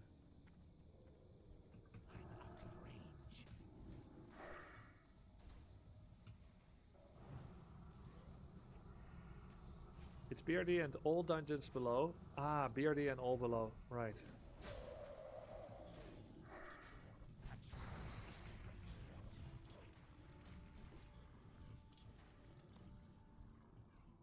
Ooh.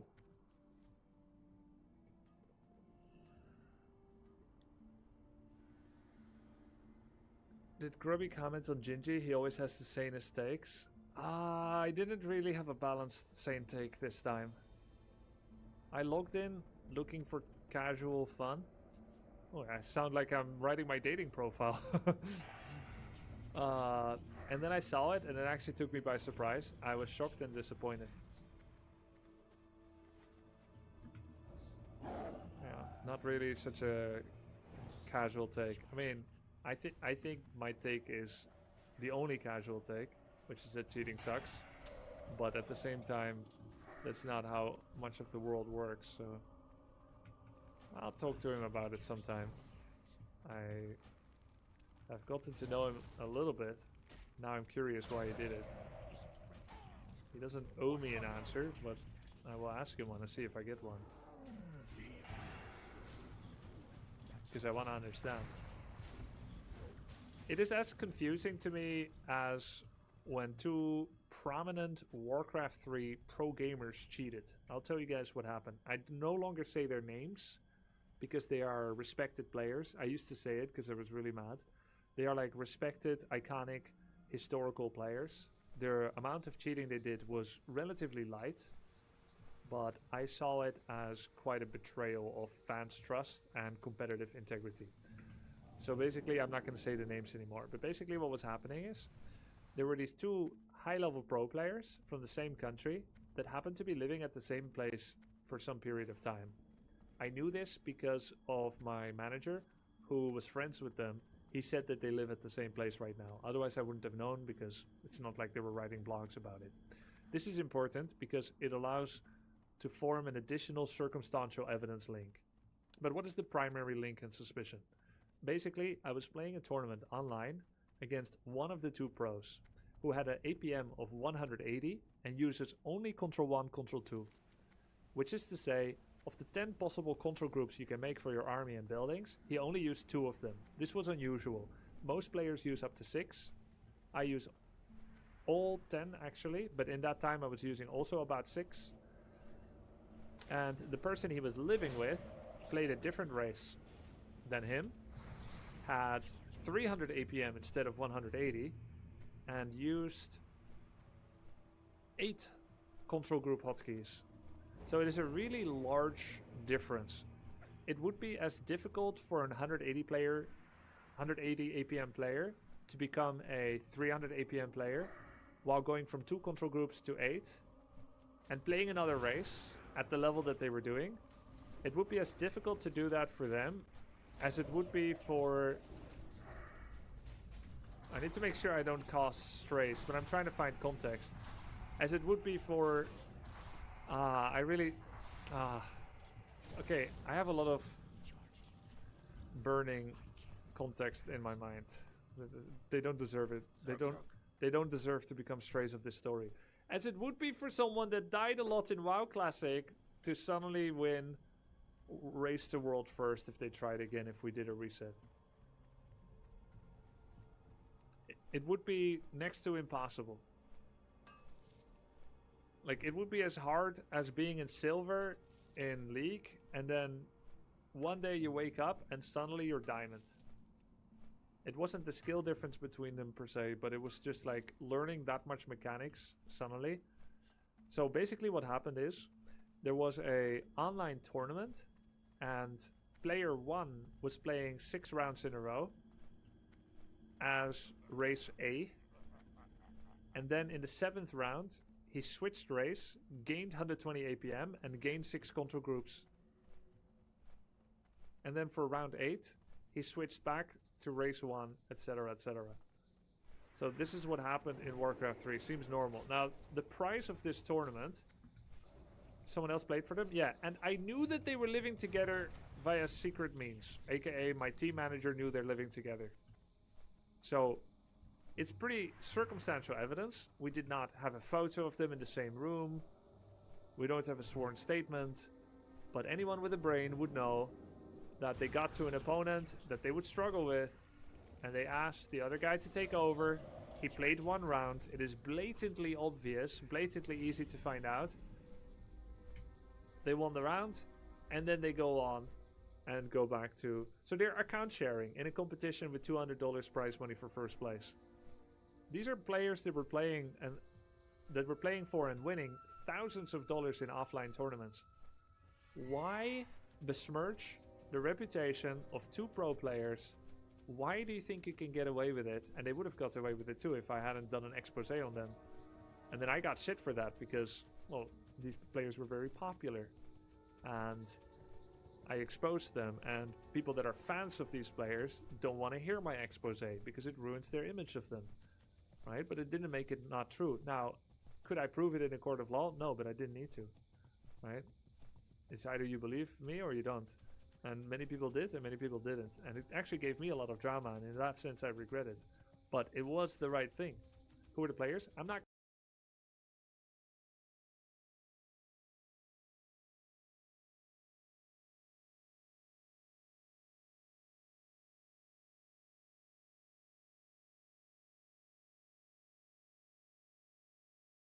going to say anymore because I've said it before and I don't want to continue to besmirch their names. I talked it out with one of them, at least not talked it out. I've never understood it, let's put it that way. I've never understood why they would risk it all. And this was actually a common argument from the community. People that were hating on me for lying about these two players cheating. They were like, why would they do this? It doesn't make any sense. Ask anyone. They would never do this. They are famous, they're popular, they don't need to cheat for $200. And I'm like, I know, I agree. Why would they do this? I don't get it. But they did it. You don't just gain 120 APM, 6 control groups, and change race and play at the same high level. It doesn't happen. It's a small tourney, nobody cares. Then don't play it. I mean, yeah, maybe that's what they're thinking. Okay, what's the plan? Save Nova for the room in the center. There's a room in the center with 10 furbolgs. Let me do the work until then. We go left first. I need you to Nova there. We ready? When we get to the intersection, I need you to Nova to get them off me. But I will do the tanking for the whole time. Can't we easily get through this with reputation? Timbermall hold hostile. We're very close to not being hostile anymore. There's no reason to go here. We'll just kill a couple of more deadwoods here.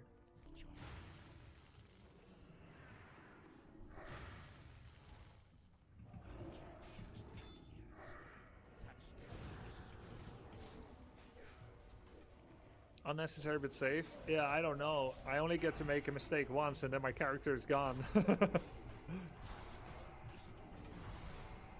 Plus, this is not even a waste of time. It's even a quest. I can't believe I risked my ass for nothing earlier. You didn't understand the quest reputation thing.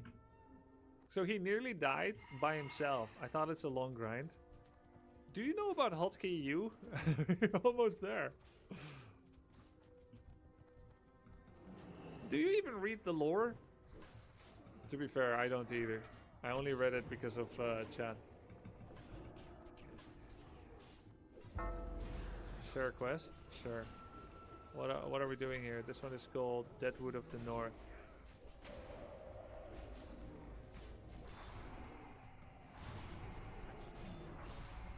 No, I think he just didn't know. Like, he misjudged or something. He didn't know. As you guys know, I'm a very thorough reader of quests, logs, and lore, so I have a very streamlined approach. I'm glad to be able to induct Milkheart into the efficiency that is Grubby's questing rhythm.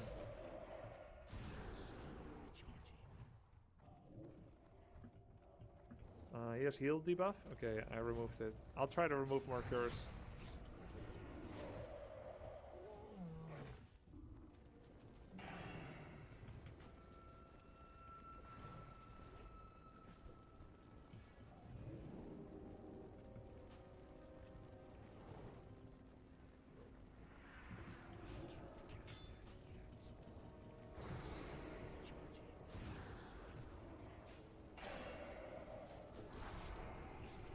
Quest ends in Winter Spring. You have space once you turn in Seed of Life.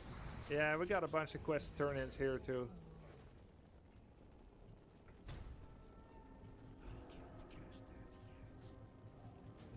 Does anyone know how... This is like the average death clip. I'm dying. No, no. No, why am I so slow? I never do this. No! Oh man. How is it SSF if Rogue is grouping? Ah? What do you mean? They're solo self-found, but they can still keep the loot that they have. It's not SSF, it's SF? Ah, solo self-found cannot group? Ah! Nani? I didn't know that.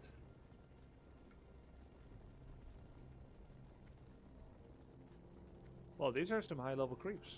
Pretty hard to get through if you didn't farm reputation. And luckily, we did. Oh my god. Oh, there's so many mobs here. Imagine not farming rep. Oh, this is a scary place. Hot diggity damn. I was lucky to not get dazed. This room was Monka. Dude, how did you make it through her alone? Why would you even take this risk? Milkart did this alone first, without farming reputation and without friends. We were gonna run in together as 3 because Rested XP told him to go through here, and he didn't have any independent thinking because of Rested XP. He didn't know there was reputation farming. I'm a good strafer. There you go. Good strafing will survive you. Dude, you must have had so many mobs on you. XPP.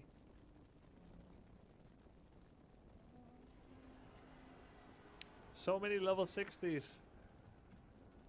You know, when my friends would go to the club and I didn't go, I didn't feel FOMO. When people started WoW in 2005 or 4 and I didn't feel FOMO. But every time I see someone reach this level 60, I feel a little bit of FOMO. I shouldn't though. It's better to go slow, because once we get to 60, we'll be invincible and we'll have done all the events. What's FOMO?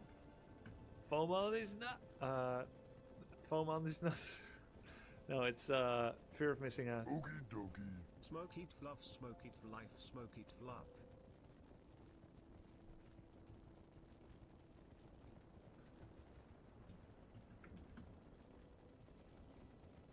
Surely no one dies at 60. Yo, thanks Athias. Thanks for the sub. Should we follow my RXP? Follow me rather.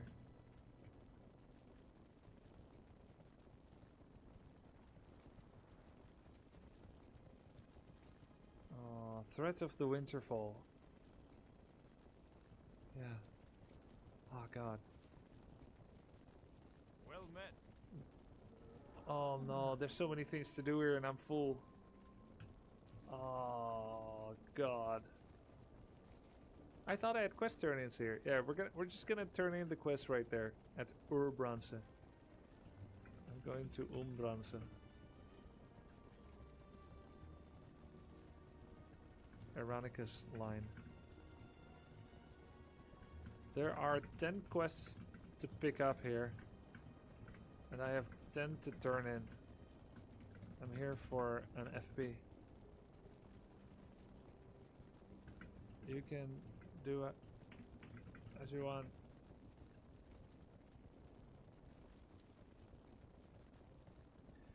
Going to a new zone with a full quest log. I'm here actually to turn in quests. I don't understand what's happening. I think I need to go to Burning Steps after this. I don't know how this got so full. But you know what we will do? If there's a flight path here, there is. We're gonna fly back to Fellwood, and we got a bunch of turn-ins there. 2 turn-ins right there. That's what we'll do. This is a nice area. This is kind of like the area above Hillsbrad Foothills. Let's see. Hey, Amelia. Hillsbrad Foothills.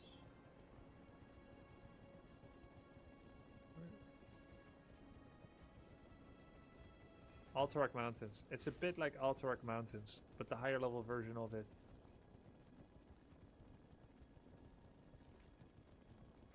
Ragged Albies. Level 56. Cool, man. This is a nice high level area.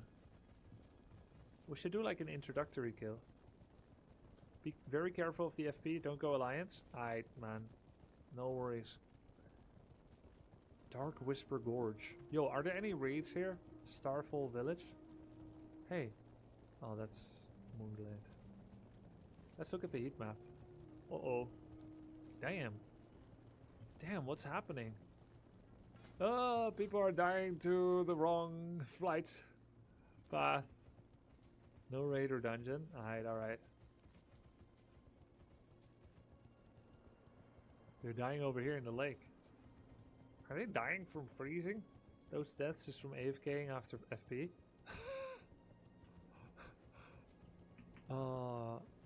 Because it's neutral. Do they get griefed? Do they get firefed? Oops.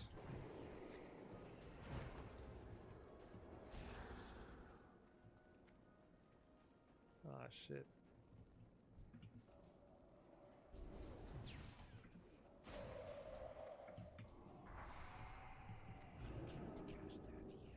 Level 1 Blizzard. Is this guy okay? He's 60%. Well, 190.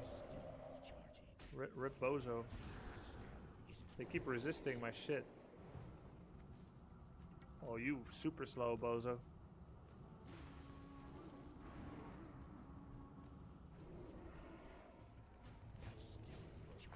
Almost died, guys. These guys are high level.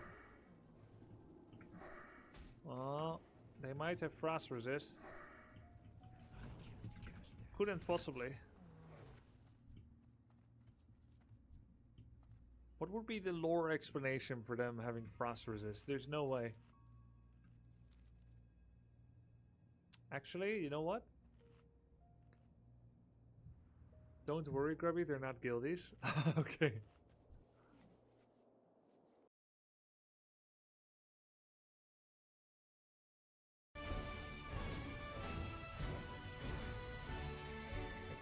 Jo, Freunde der peinlichen Auftritte, unser Lieblingsinfluencer Simex ist jetzt endlich wieder am Start. Und das mit tollem Content wie beispielsweise Latina mit krassesten Body im Aufzug geklärt, sie ist verheiratet. Allerdings lassen wir die Videos heute einfach mal beiseite, denn er hat ein komplettes Meisterwerk hochgeladen und zwar ein Video gegen mich mit dem Titel Current TV versucht meine Ex-Freundin zu klären und bekommt Korb. Da hat er nicht ganz unrecht, ich habe diesen Korb hier bekommen, der eigentlich ganz geil ist. Und ganz ehrlich, lieber bekomme ich so einen Korb, als mit irgendwelchen Minderjährigen in einem sexuellen Fortnite-RP bei Natis mitzumachen. Hey, wie heißt du eigentlich? Ich heiße Anna und du? Ja, also, man nennt mich. Also, ich darf diesen Namen leider nicht sagen, so, aber du kannst mich einfach Travis nennen. Okay, dann nenne ich dich Travis. Und wie lange sind du und Nates eigentlich schon so zusammen? Schon über 10 Jahre ungefähr. Okay, also ihr seid schon verheiratet und diese ganzen Filme. Ja, genau. Okay, aber kennst du das nicht so, wenn man so übertrieben lange in einer Beziehung und so ist, dass es irgendwann mal langweilig wird? Ja, das wird manchmal schon übel langweilig. And the Oscar goes to Simex! Aber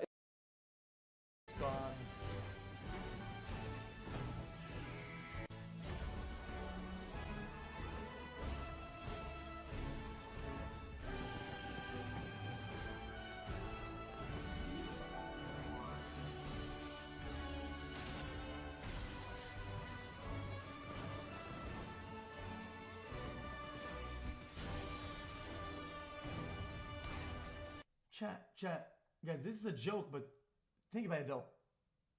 Chat, imagine most people now have a Neuralink because now it's a small chip that you have, right? Small chip, right?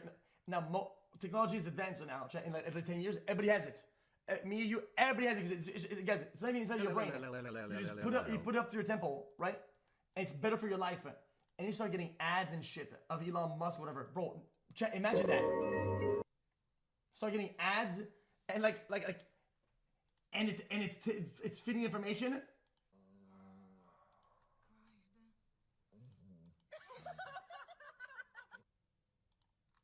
That must feel good though.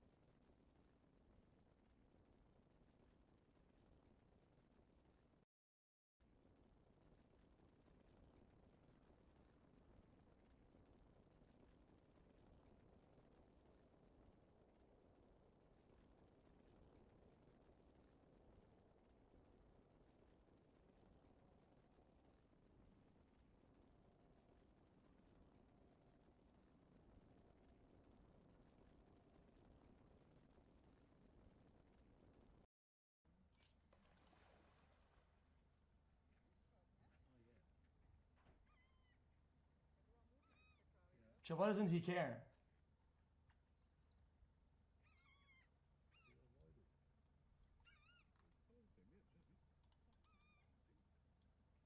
This is my backyard, leaked.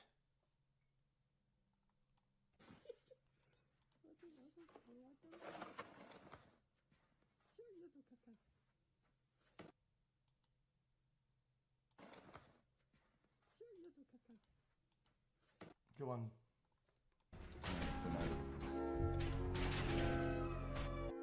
Why is it so loud?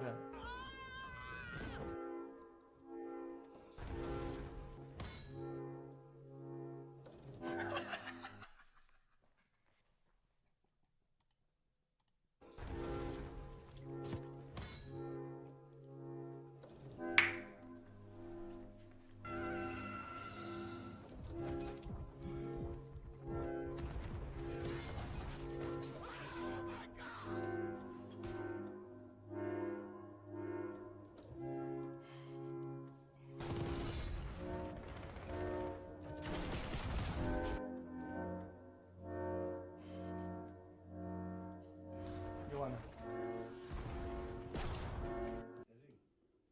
Oh shit. Oh shit. Oh no.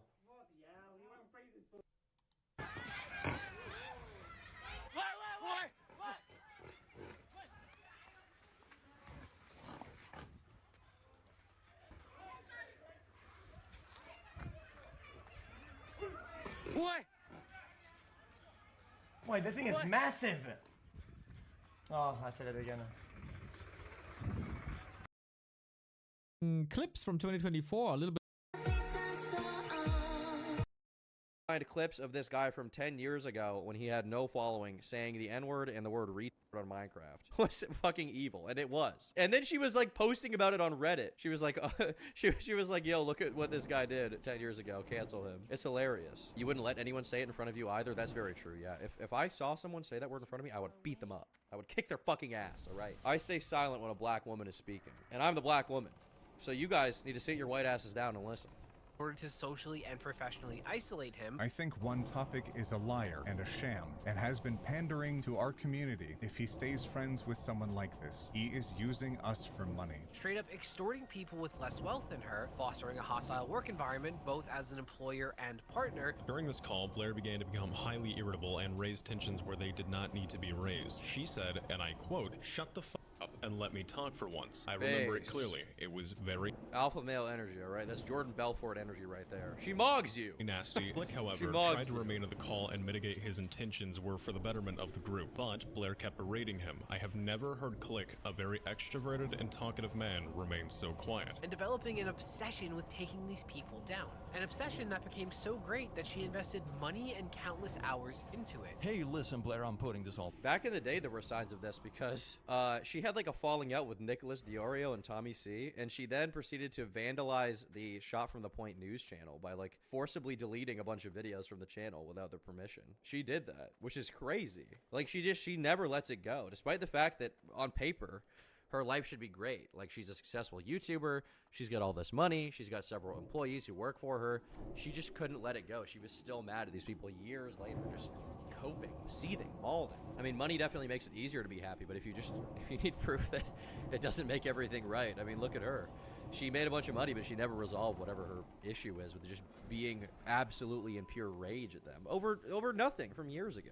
You know, I think she copyright struck Nick Diorio back in the day because he criticized her. Altogether, what kind of cover-up is this? Click was saying these bad things, created differences. Click is a liar. This is all Blair replying to her own announcement under an alt account. Here's the form. Yeah, she's making alt accounts on Reddit and Twitter to signal boost her own allegation about her friend.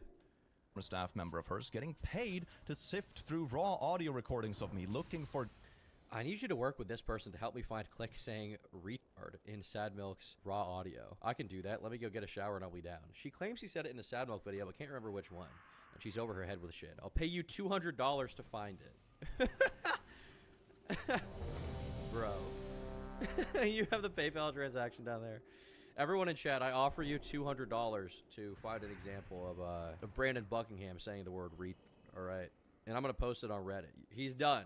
He's done. He's done. Or dirt. More specifically, the R word. All seemingly in response to these people placing small boundaries, pretty much always relying on them removing themselves from the situation after falling victim to our toxic behavior. Now, at first, Blair attempted to respond to this by defending herself and insisting that she was the victim of these 4 creators. But this completely backfired because much of what she said was easily disproven by the others. And I also got stuck footing the bill too. What quickly transpired was that members either couldn't or wouldn't reimburse me for the editors. I'd like to state that this quote is both chronologically and directly false. So while yes, Blair did pay for edits, she was always reimbursed for this. As you can see stated on the screen, you will find bank statements I made directly to Sad Milk during its infancy. And worst of all, she weaponized very intimate parts of Wonder's mental health to try to portray him as being too unstable to be trusted. What she did to Wonder is the most gross expose I have ever seen.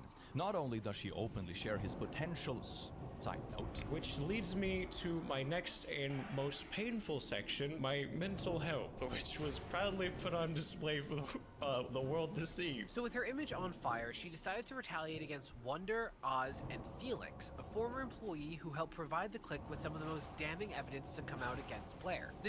And once again, like, so the timeline for this, to be clear, is Blair makes her tweet about Legal Eagle.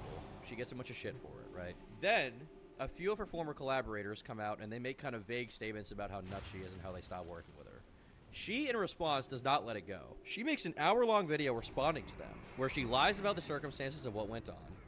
She publishes Wonder's side note, right, against his will. She makes them all seem like crazy people. And then they have to make videos responding where they out her. Like, the thing is, none of them wanted to be in drama. She did, clearly. She thought she could win. But none of them actually wanted to be in this drama. She did. And it destroyed her career. I mean, you look at her channel now. It's not going well. She removed the banner, but Shane Dawson keeps flickering on my screen for some reason. The last video she posted got 140k views, but that's only because all of the comments are shitting all over her. Comments are turned off, actually. Are they turned off on all the videos? Yeah, they are. She turned off comments on like all of them, but she hasn't posted in 10 months. The thing that she's been wrapped up with for 10 months is suing Oz Media and trying to sue Wonderstruck. But I think when I was reading the court documents, I believe she has yet to sue Wonderstruck because she can't figure out how to serve him papers because she or her lawyers are idiots.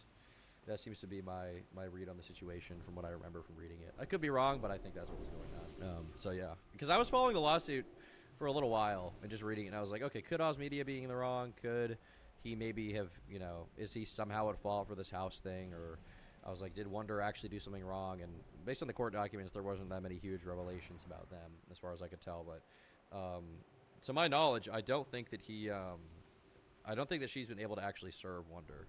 It started with Illuminati quietly sending out cease and desists while publicly promising transparency, and eventually escalated to lawsuits for slander. Now, it's worth noting that Oz, Wonder, and Felix seem to be getting this treatment because they were by far the easiest targets. For starters, they live in the US, unlike Click and OT, making litigation far more accessible than an international suit. They also likely possess the fewest resources, as they're either smaller creators, or in the case of Felix, they're just someone who happened to have worked for a YouTuber. They were also the ones who were the most legally vulnerable, as all 3 at some point worked for her and thus signed confidentiality agreements that could be exploited should Blair decide to. And boy did she. What started with legal action meant to silence them has escalated to lawsuits meant to sink them, especially Oz. It is of my opinion that Blair timed these events so I could only fight one, the foreclosure or the lawsuit, not both. I do believe that if I did not speak out against her in April, she would not have put my home through foreclosure. I mean, that's 1000% true. The thing is, you know, maybe this guy did fuck up by getting himself in this situation. I mean, he is an adult. He made his own decision ultimately. But at the same time, like, when I say his own decision, I mean with the house and the payments he's making, right? He should have, you know, reviewed the fine print a little more. Feel bad for him because he's young, but he could have, you know, taken more responsibility there. But she is still absolutely trying to fuck him over, and there is no doubt in my mind that she filed the foreclosure documents and started the lawsuit at the same time to make it harder. There's no doubt. It's literally impossible. This is not like a random thing. You don't just happen to file these things at the same time. Tom, you should try an 100 milligram European nicotine pouch. Yeah, I'll do that. What is this controversy again? Okay, so Illuminati was a very big video essay YouTuber. She was extremely popular. She was doing very well. She kind of had a content farm going where she could post like 3 or 4 videos a week. And she also had a bunch of former collaborators that she was working with at some point in time who had basically stopped working with her. They had a collab channel called Sad Milk. It was The Click, Wonderstruck, Oz Media. There's a few others, but those are a few of the big ones. The guy with the blue hair, I don't remember his name. But these guys were all collaborators at some point, and then they split up, and nobody really knew why. The channel just kind of disbanded, but it wasn't a huge deal. Nobody was really speculating around drama too much. But eventually, she decides to one day go out and accuse Legal Eagle, another big channel, kind of in the leftist commentary space, because they're kind of both left-leaning, bread-tubey types, right? Not quite, but full on, but kind of in that realm. She accuses Legal Eagle of plagiarism for editing. Legal Eagle responds, clearly showing that it was not plagiarism. And from there, all of her former collaborators come out to shit on her and kind of vaguely allude to something bad happening behind the scenes. Then, what happens is she makes a response video where she lies about a lot of events. She accuses The Click of harboring files in his Discord server. She publishes Wonderstruck's side note publicly. And then all of them come out with everything they had on her and absolutely wreck her channel. And so, in the subsequent months, she has ran from the internet and is suing Oz Media, and I think trying to sue Wonderstruck for the way that these things went. So yeah, that's basically what happened. Yeah, it's the highlighter thing. Yes, exactly, the highlighter thing.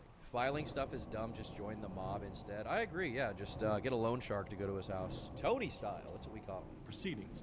With these actions, timed alongside the lawsuit, it does make me firmly believe, in my opinion, it's retaliatory in nature. But thanks to a massively successful crowdfunding push, they've been able to defend themselves in court instead of having to be silent about the abuses they allegedly faced. Though Oz had shared on December 19th, 2023 that he managed to exit foreclosure proceedings with Blair. So while this didn't mark the end of Oz's fight, it did at least afford him some much needed breathing room heading into 2024. Which, by the way, come out with everything they had on her and absolutely wreck her channel. And so, in the subsequent months, she has ran from the internet and is suing Oz Media, and I think trying to sue Wonderstruck for the way that these things went. So yeah, that's basically what happened. Yeah, it's the highlighter thing. Yes, exactly, the highlighter thing. Filing stuff is dumb. Just join the mob instead. I agree. Yeah, just get a loan shark to go to his house. Tony style. That's what we call him. Proceedings. With these actions, timed alongside the lawsuit, it does make me firmly believe, in my opinion, it's retaliatory in nature. But thanks to a massively successful crowdfunding push, they've been able to defend themselves in court instead of having to be silent about the abuses they allegedly faced. Though Oz had shared on December 19th, 2023 that he managed to exit foreclosure proceedings with Blair. So while this didn't mark the end of Oz's fight, it did at least afford him some much needed breathing room heading into 2024. Which, by the way, any ongoing fundraising that is relevant will be in the description for if you would like to support in any way. But believe it or not, everything I've talked about so far happened in 2023. And while those were kind of the spark nodes, I have an hour-long video from last year that covered all of this in much more detail as it unfolded. Because I want to focus on the past year of Illuminati, a time where she started off swinging hard to keep her career going, but has ended with her disappearing without a trace. Now right away, it's really important to make note of why Blair was in such a vulnerable position. And it comes down to three simple components. One, she placed herself on a very high pedestal. So much of her work was about fighting injustice that she cemented herself as almost a beacon of morality. And the YouTube audience will often be happy to help you onto a pedestal, but they are equally happy to turn against you if that's found to be a facade. That is a great fucking point, and that's why it's so dangerous as a YouTuber and as a viewer. You know, from the YouTuber's perspective, it's dangerous to become this kind of like, oh, I'm the guy who's fighting, you know, for the right reasons, and I'm doing, you know, the right thing, and you know, getting they're getting personally invested in all these dramas, and then the audience, on the other hand, when they see that, they're like, oh my god, I'm on the same side as you. You know, we're in this moral crusade together. But the thing you have to acknowledge is that most of the time, the stuff you're making videos about is not going to be some huge moral crusade, right? Illuminati made good videos, sometimes. But her video about PETA, right, is not like some game-changing fucking thing, right? It's not like the most groundbreaking video about PETA ever who destroyed them. It's just a fucking YouTube video. It's a video essay. And sometimes video essays can expose serious situations and bring to light serious details that need to be talked about. Like, for example, with CoffeeZilla, who does a lot of videos about influencer scams. He has done a lot of change and good for the YouTube community. Then you also have people like, is it Megalag, who just made the video about Honey, the influencer scam? That is important stuff. But you have to be aware of the fact that not every single piece of content you make is going to be exposing some other person, right? It's at the end of the day, it's YouTube. A lot of it's going to be entertaining, right? Entertainment content. It's not going to be, you know, some kind of moral crusade every time. But that's also the problem that Nick is Not Green caught up in, right? Where every single video he was making for a while was like some moral crusade where he's owning someone who needs to be owned. He's owning the chuds. He's owning the creepy guy. He's owning the, you know, super mega, or there was another drama he got involved in. Fuck, what was it? Oh yeah, Gus Johnson, right? Everything was some moral crusade. But because he was so emotionally invested in these topics, he ended up fucking himself over because he didn't have the full story. If you're making videos about, you know, public figures or current events, or you're trying to expose someone, your ultimate goal generally should not be to do as much damage to the target. Your goal generally should be to tell the truth of the situation. And if by the end of that story you get to it and it's like, oh, there is actually some really fucked up thing that I'm exposing here, then you should make that public and make a video, and that's fine. But sometimes you're going to explore a story and it's not going to be that crazy, right? It's just not. And you can either choose to publish the story as is and have it be like, you know, the truth of the matter, or you can choose to publish it and sensationalize it and draw conclusions and parallels that aren't there and make points that are not substantiated in evidence. And you might get away with it for a little while, but like in the case of Nick is Not Green, it does bite you in the ass eventually. You should have a Belle Delphine moment and sell anti-goon juice, which is just your armpit sweat with food coloring. I'm not going to do that. Not to mention it was uncovered that she's also a plagiarist. Yeah, that's definitely true. Seemed to be the case to me anyway. Second, there was the severity of the accusations. YouTuber drama is usually pretty tame. I mean, we normally hear about a bit of ego, some greed, edgy humor that backfires, or at worst, a romantic relationship where the person is accused of abuse. We've never really seen a creator dedicate their life to hurting people like they were the Joker. And the third is the like she is kind of like the Joker. She's more like the Penguin though, you know, in personality alone.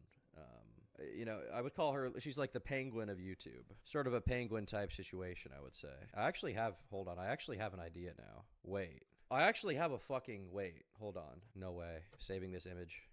I'm opening Photoshop. I'm opening up Photoshop, chat, okay? I'm opening a new Photoshop file. We have some cooking to do. We have some serious cooking to do right now, chat, okay? We do. Let it be known. All right, here we go. Let me pull up the picture of her.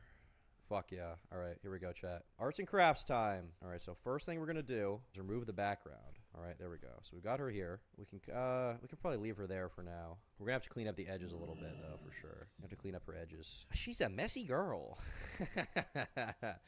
We're going to clean it up. We're going to clean it up, chat. We are. All right, 'cause she's getting, you know, she's got all these kind of rough edges here. We're going to smoothen her up a bit. Make her look nice. All right. Sort of a penguin type thing. Sort of a penguin type energy, I would say, for her. Here we go. Okay, yeah, fuck yeah. Just, you know, cleaning up the brown spots here. She made a bit of a mess, potentially in her diaper. I think it's important that we get this right. Imagine she somehow comes back to YouTube. She's like, I've been relentlessly harassed.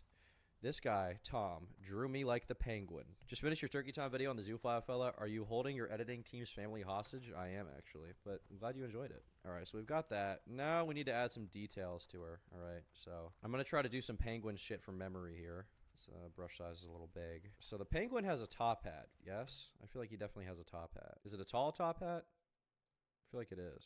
He has a top hat, right? It's not like a bowler cap. It's like a really tall hat. There we go. All right, so we got the hat. We should probably carry this around a little more. Yeah, there we go. And this will connect back there. Beautiful. Yes, exactly. Now she's gonna need a really big hat for sure. But it's not like the Mad Hatter's hat, because the Mad Hatter's hat kind of goes out at the top, but that's not the situation we're in. This is just like a normal top hat type thing. We're gonna do that first. There we go. There we go. All right.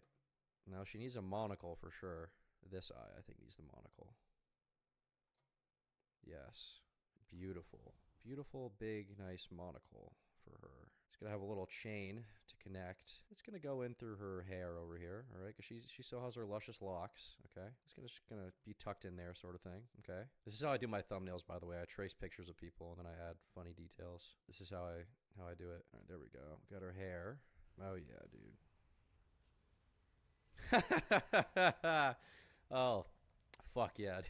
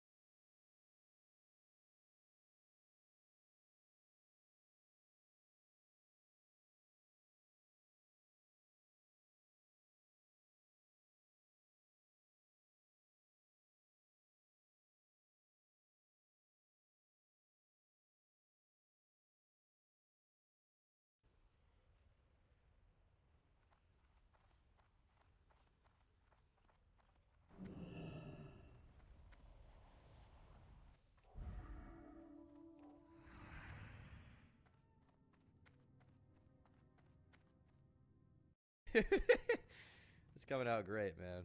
This is exactly what I wanted, frankly. All right, we're gonna need to keep going though. Definitely needs a chin. But the thing about her is she's so she actually has multiple chins. Is the thing you may not realize. It's kind of a Sigma male type thing. Sell these as stickers? Can I do that? Can I sell someone else's likeness? Well, I guess it's a parody, right? So hypothetically, I should be able to do it. I feel like it would make sense. She's got her hair, but she definitely needs a bit of a suit. Penguin has a suit, right? I feel like he wears a suit. I feel like he would have a bow tie for sure, and the collar comes up like that. We've got a bit of a unique collar here. Little button here, button there. Oh yeah, oh yeah. We're gonna need a little bit of a sort of a belly coming out here. All right, so there we got that. And we're gonna need to. Penguin is like a very hunched figure, right? I feel like he's very hunched over. Maybe that's a little too extreme. What does the penguin say? He's like, meh, meh. A little bit of a boogie, a little bit of a booger moment there. Nothing wrong with that. We gotta make sure we get the line. The line of her nose is an extremely important detail.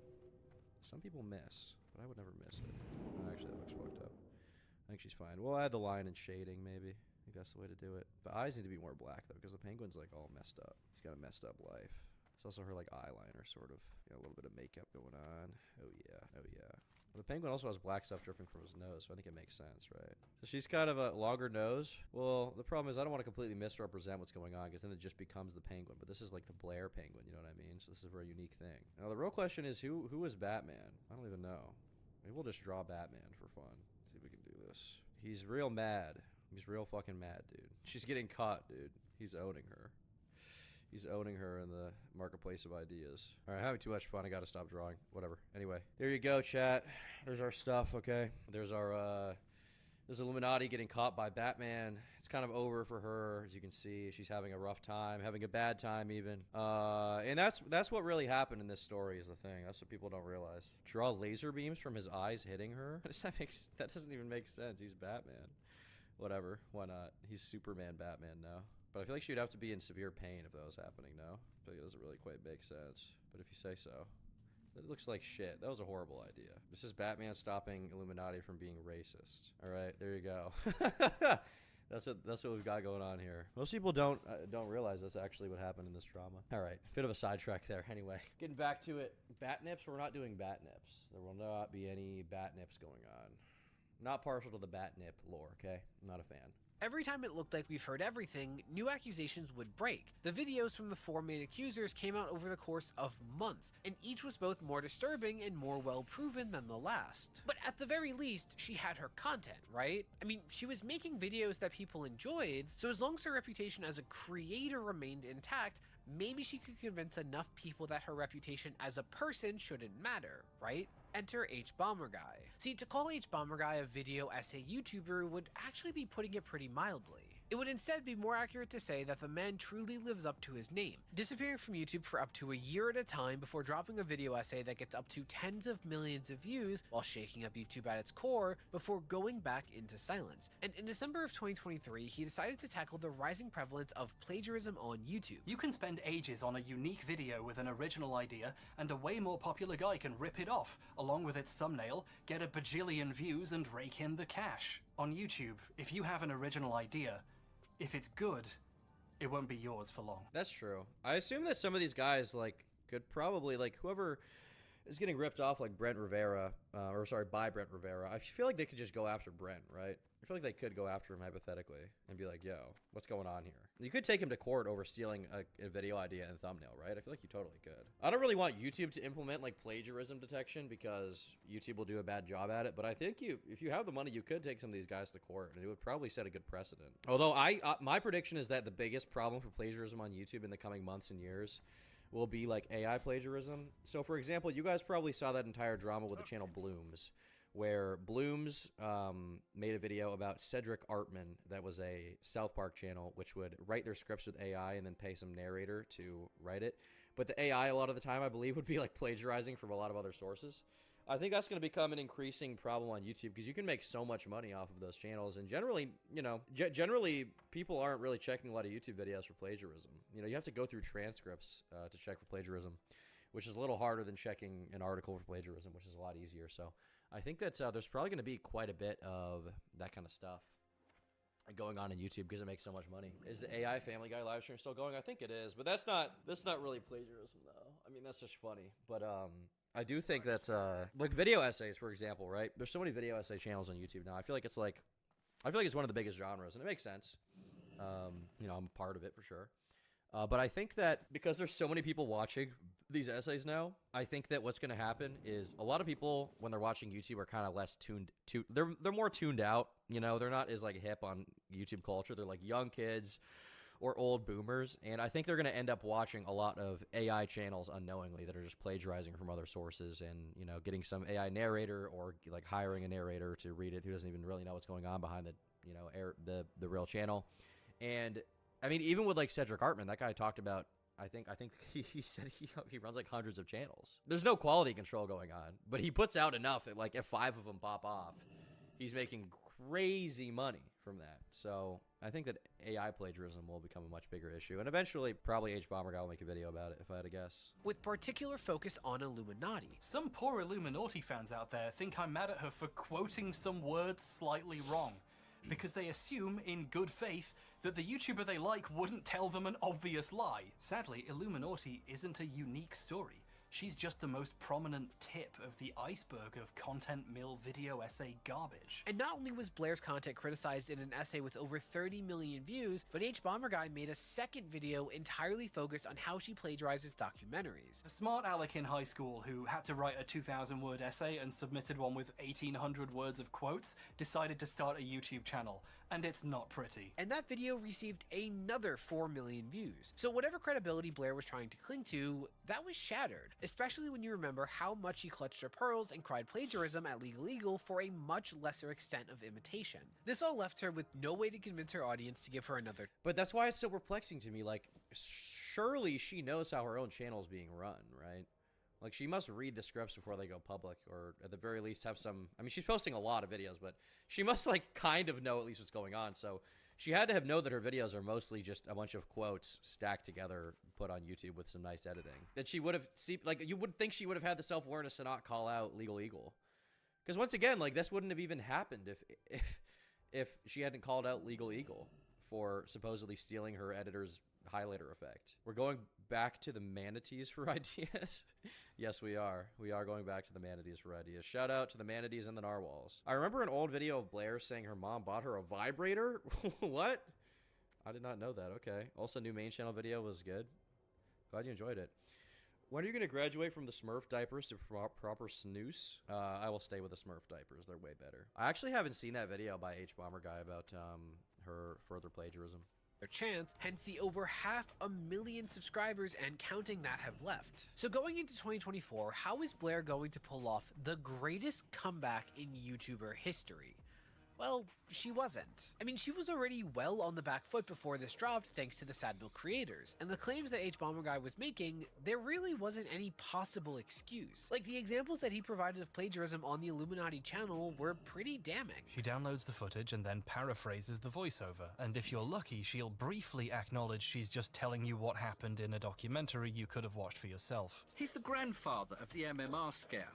The professor is semi-retired, but still charges up to The professor is semi-retard. $750 an hour to treat autistic children. So this grandfather of the anti-vax movement, as he described, charges $150 an hour to treat autistic children, which, you know, is fucking ridiculous. You're quoting another documentary. How are you getting these numbers wrong? So she decided to carry on as if nothing happened in the hopes that everyone would just move on and let her rebuild. But they didn't. Her views plummeted to roughly 1/10 of what they were, and whatever engagement she would receive was universally negative. But what's so funny about this is, like, people liked the content. People were watching this shit for months, for years, the same way she was doing it, that he was calling out there. They loved it. So I think that what really hit her was not the plagiarism allegations. Obviously, that's not good. But I think what really hit her is the fact that she got it from every angle, right? She got it from the angle of, like, okay, her content's ripped off, it's plagiarist, whatever. Then she got it from the angle of, like, behind the scenes, she's a horrible person. And, like, when you have both of them, like, you don't make good content, and you're also a bad person behind the scenes. Like, she was just kind of... Her YouTube career, in retrospect, was like a house of cards, waiting to fall. Like, for context, I would normally consider a long-form channel to be struggling if they're not able to consistently reach 10% of their subscriber number in views. But Blair was now struggling to reach 2%, and the quality of the uploads themselves started to take a hit. See, shortly after this plagiarism scandal dropped, one of Blair's videos had a serious editing oversight where her voice was cut out for several minutes. Now, I once made a similar mistake, so, you know, it happens. Even though I had like 1,000 subscribers and I've always run the channel by myself, but I'm sure there's a really good reason for why a channel with a whole team running it could make this mistake that doesn't rely on them just being a content farm running on autopilot. But either way— Well, that's the thing. I don't think she was even watching the edits before they went up. I think she just was like, okay, thanks for the edit, upload it, see you guys. Like, I don't think she ever really cared at a certain point. She was just like farming money and that's it. She wasn't made aware of this mistake for quite a while since the comments to all of her videos were turned off. Yeah, when the There is a phenomenon on YouTube that I think that Blair didn't really appreciate, which is that, you know, all good things come to an end. You know, at the end of the day, you know, Blair's doing this content that's kind of plagiarist, it's kind of shitty, you know. But, you know, like H. Bomber Guy pointed out, it's a very pervasive issue on YouTube. And at the same time, you know, she was making a lot of money from it, so— you know, was she being a shithead with the actual content? I'm not talking about behind the scenes stuff. I'm just talking about the content. Was she being a shithead with the content? Yes. But was every single video she made complete plagiarism? No. Some of them were good. People did like it. And they were relatively low effort, low investment videos that she could put out and make a bunch of money from. And, you know, it's hard to blame her on one hand for the amount of money she was making and pumping out that content so consistently, even if she was kind of facetious about how she was, like, fighting the good fight, when really she was just making entertainment on YouTube. But the thing you have to realize, I think, when you're a YouTuber is nothing good lasts forever. If you're pumping out content like that regularly for years and years, eventually the audience will get fatigued and you will need to switch things up. You will need to change the kind of content you're doing. Everyone has to evolve on YouTube at some point. You can't just do the same thing forever. If you do, you will maintain some audience, but it won't be like it could be if you were to experiment and try to grow beyond that kind of little bubble that you're in, right? You have to be thinking about the next thing. You have to be thinking about, like, at that point in her career when Blair had that much money, if I was her, what I would be thinking about is like, all right, how do I turn this content empire I have into making like better, longer, less frequent videos that are really, really well produced and like really catch people's attention and like give me the respect that I want as a YouTuber, right? Give me like the respect of like, oh, she makes great videos. Not just like I'm a content farm, but like I'm like one of the people look up to, like Lemino or someone like, or like Nexpo, one of these guys, right? Like she could have done that and she wouldn't even had to try herself. She could have just paid people to do it. So I feel like that's where she should have turned to, but she didn't, you know, she didn't care. It was just so good for so long. She assumed it would never bite her in the ass, basically. She got sloppy. Focus on you is now shifting to how you're careless and lazy with your content and can't take feedback. That's not the best set of circumstances. So after trying, and clearly failing, to power through the hate, Blair suddenly just vanished on February 15th, 2024, where she uploaded to YouTube in what has since been her last appearance online as Illuminati. And for context, this was her first upload in almost a year to cross 100,000 views, but with an estimated 5% like ratio. Like, it only gained that many views because of lots of people randomly coming to the channel to leave a dislike on her last upload. I'm Lemino's biggest glazer. His videos are great. I mean, he only uploads once in a while, but when he does, I generally will sit down and watch it and be like, damn, this is, you know, the visuals are great, but I think the thing that really makes it is the writing and the topics he chooses. But I was watching Lemino way back in the day. I used to watch the top 10, his channel used to be called like Top 10 Facts, and I would watch those videos. And then also he used to have, before he fully transitioned into like being the Lemino you know today, he had this other channel called like Lemino 2, where he would experiment with different types of content. One of the ones he did was this like animated story time video, and he like learned how to animate just for that video, and I thought that was pretty cool. So while that's the last we've seen of Blair publicly, that's not to say that Blair has definitely left the internet, because yeah, she could always start a new anonymous channel and apply her knowledge of YouTube to build it until it makes an income. And with the recent innovations in voice AI, many have speculated that that's her plan to come back without anyone knowing it's her. So while it's going to be a hassle, she could in theory be fine in the long run. Not to mention that all evidence points to her being pretty damn rich as is. Blair would oftentimes tell me that she herself had enough money to retire at any given moment. Now, she was a very successful businesswoman, and from the surface, that did seem true. Blair even had a few BMWs of her own. Plaintiff's revenue from videos, $74,646 in the period of November 23rd, 2022, December 23rd, 2022. 90% from 74 to 3 grand. Oh, so she's trying to, because she's suing him for defamation, she's trying to prove damages here, right? So she's saying that she made 74 grand off her channel, almost 75, just about, in November 23rd to December 23rd. Yeah, so 1 month period. And then that dropped 1 year later to less than $3,000, basically.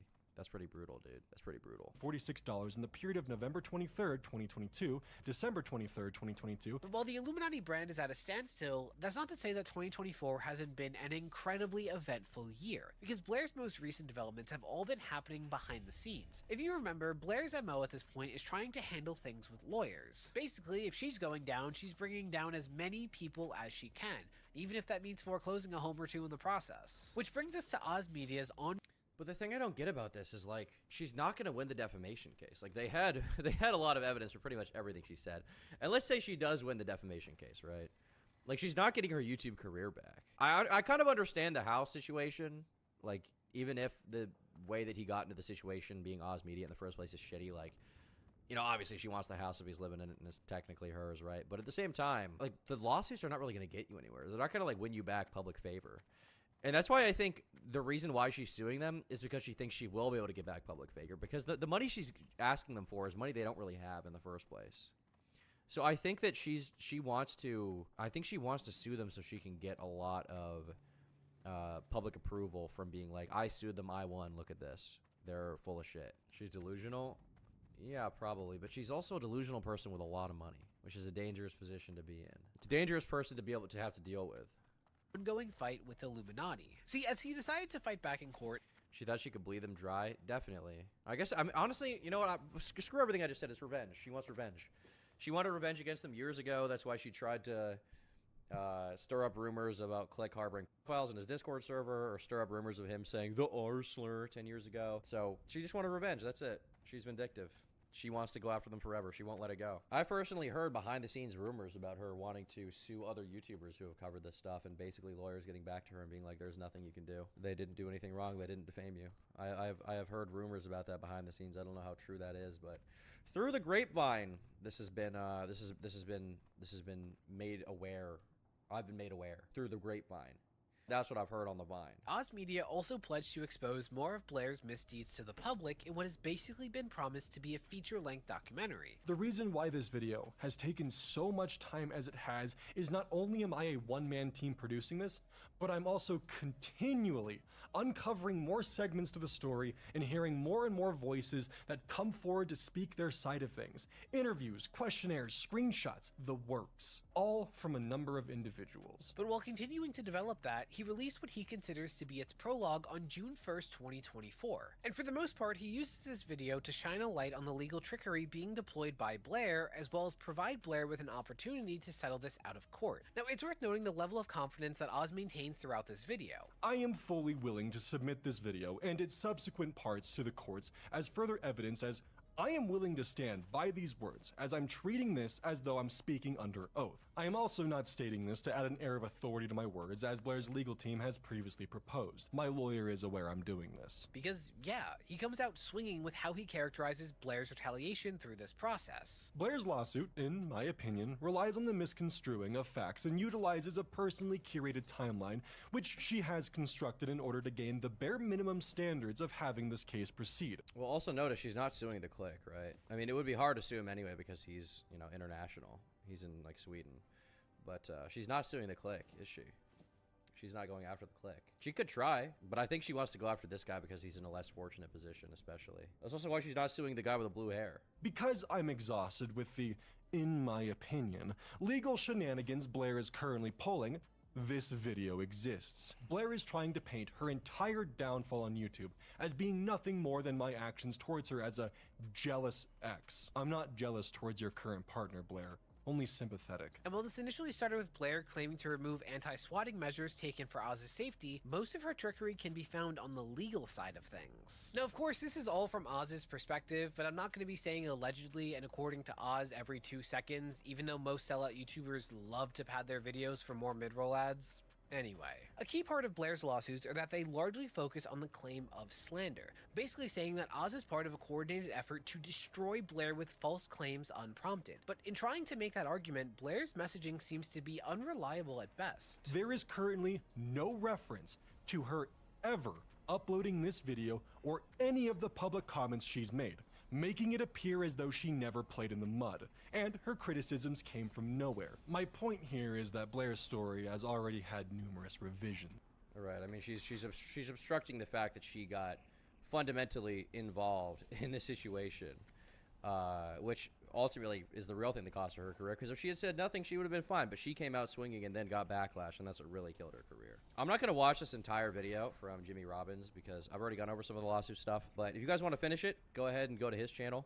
I feel like, you know, looking back at the Illuminati drama a year later, a lot of the time I'll think about a drama situation, right, that I've covered a while back, like, you know, anything from a year ago that I've covered extensively, which I did cover Illuminati on my main channel and on the Tom Dark channel a lot. If I was fucking streaming back then, I would be absolutely... Actually, I think I was streaming back then. But if I had the stream channel, I would be posting a clip every single day when that drama was going on because it was crazy. It was a lot of fun to watch, right? When I look back at a lot of dramas, I'm like, you know what? That wasn't as crazy as people thought it was. You know, maybe it was overblown. But with Illuminati, it really is not. Illuminati is actually probably one of the more evil people who is not some kind of sex pest that I've covered. You know, bar, you know, people like Douglas Spink or the Giggly Goon Clown, you know, people in that league. She is so bad without being some kind of like creep or something like that. Like, she's just manipulative. She is vindictive. She wants revenge for nothing. Her content was bad. Like, from every angle, it's bad. Creepshow's a contender. I was thinking about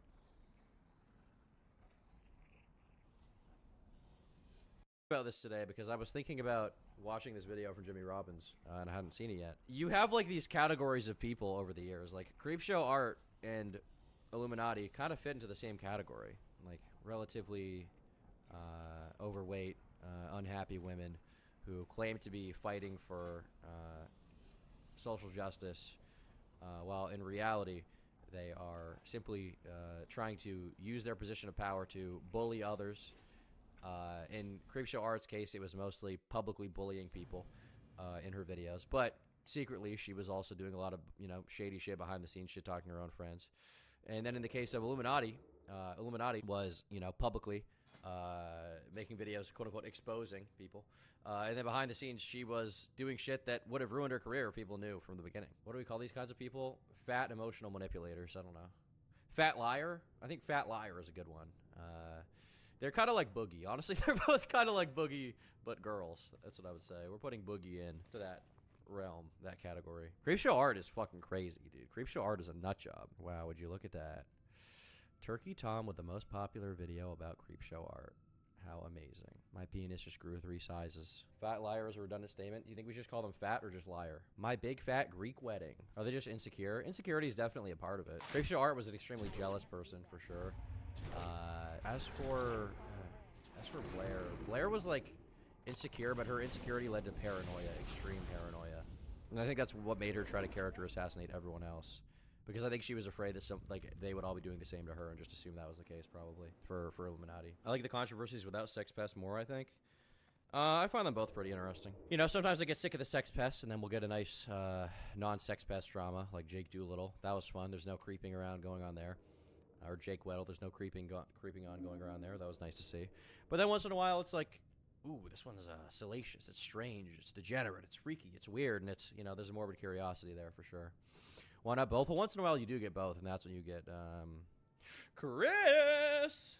The polycule has officially expanded. That's what you guys don't realize. The polycule has officially expanded, and we are expanding it together.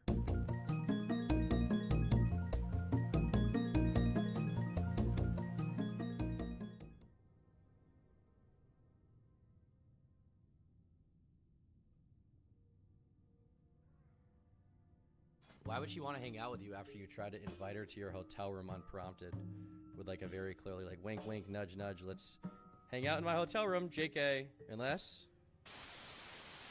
Alright, chat.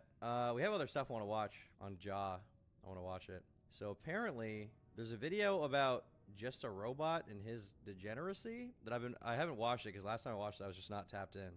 But I have been wanting to watch this. It's from Cope and Seethe. Freak retrospective, the Just a Robot files. I'm very curious to see what the Just a Robot files are and what's going on here.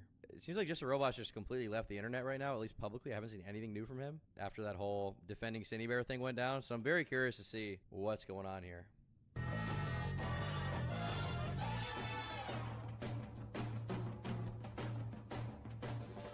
Jar is the personification of every terrible thing that has ever been said about the ACC. He is the snakiest, leechiest. When they say ACC, I believe they mean Art Commentary Community. That's what they're talking about here. Which is like, I guess the biggest member of this is Creepshow Art, who had a big downfall. Other notable members from back in the day would be, I guess, like Prison Mate Luke and Hopeless Peaches. It's like a community of people who, generally speaking, instead of doing typical YouTube drama, they cover like woman drama online. A lot of the stuff they cover is like cultural appropriation in artwork or like tracing, which are obviously two very big pressing issues. And then on top of that, instead of gameplay footage, they use like speed art footage, either from them or not. Wasn't Nux part of it? No, Nux was not. I have ever seen. Recently, in the wake of his video defending Cinebear from serious grooming allegations, Just a Robot found himself involved in one of the most insane livestream interviews of all time, being ripped limb from limb by Chud Logic. Right, so you were trying to use my platform in order to spread your message under the auspices of, oh, I just want your feedback. That's extremely manipulative, and I'm amazed that you think I would fall for that. I'm astounded that you think you could pull a fast one on me like this. Well, I did want your feedback. Who are you kidding? Now, you might be misled into thinking that Jar is some sort of new kid on the block, but his history on the internet goes way, way back, and it's wrapped up in multiple dramas and controversies. In fact, drama and controversy may be the one consistent thing about the guy, because his earliest content was wrapped up in the anti-SJW skeptic community. And while I've held off on talking about Jar for a while now, there was one moment in the Chud Logic interview that really caught my interest. If I am in the wrong, I will happily take down my video. I've been lied about plenty of times, and I've always fought back against people slandering and lying about me. I'm not fighting back this time because I know, after chatting with you and watching through your video, that It's so funny that his name is Chud Logic, so people just call him Chud. So I just have to say openly on YouTube, oh, Chud said this, Chud said that. What did Chud say about Dark Viper? I loved his older vids. I never really liked his videos because, okay, superficial argument here. While he may have had good points in some of them, it's very possible. The voice is just, I've been unable to get past it. Even his real voice, I've been very unable to actually just get past it and watch it.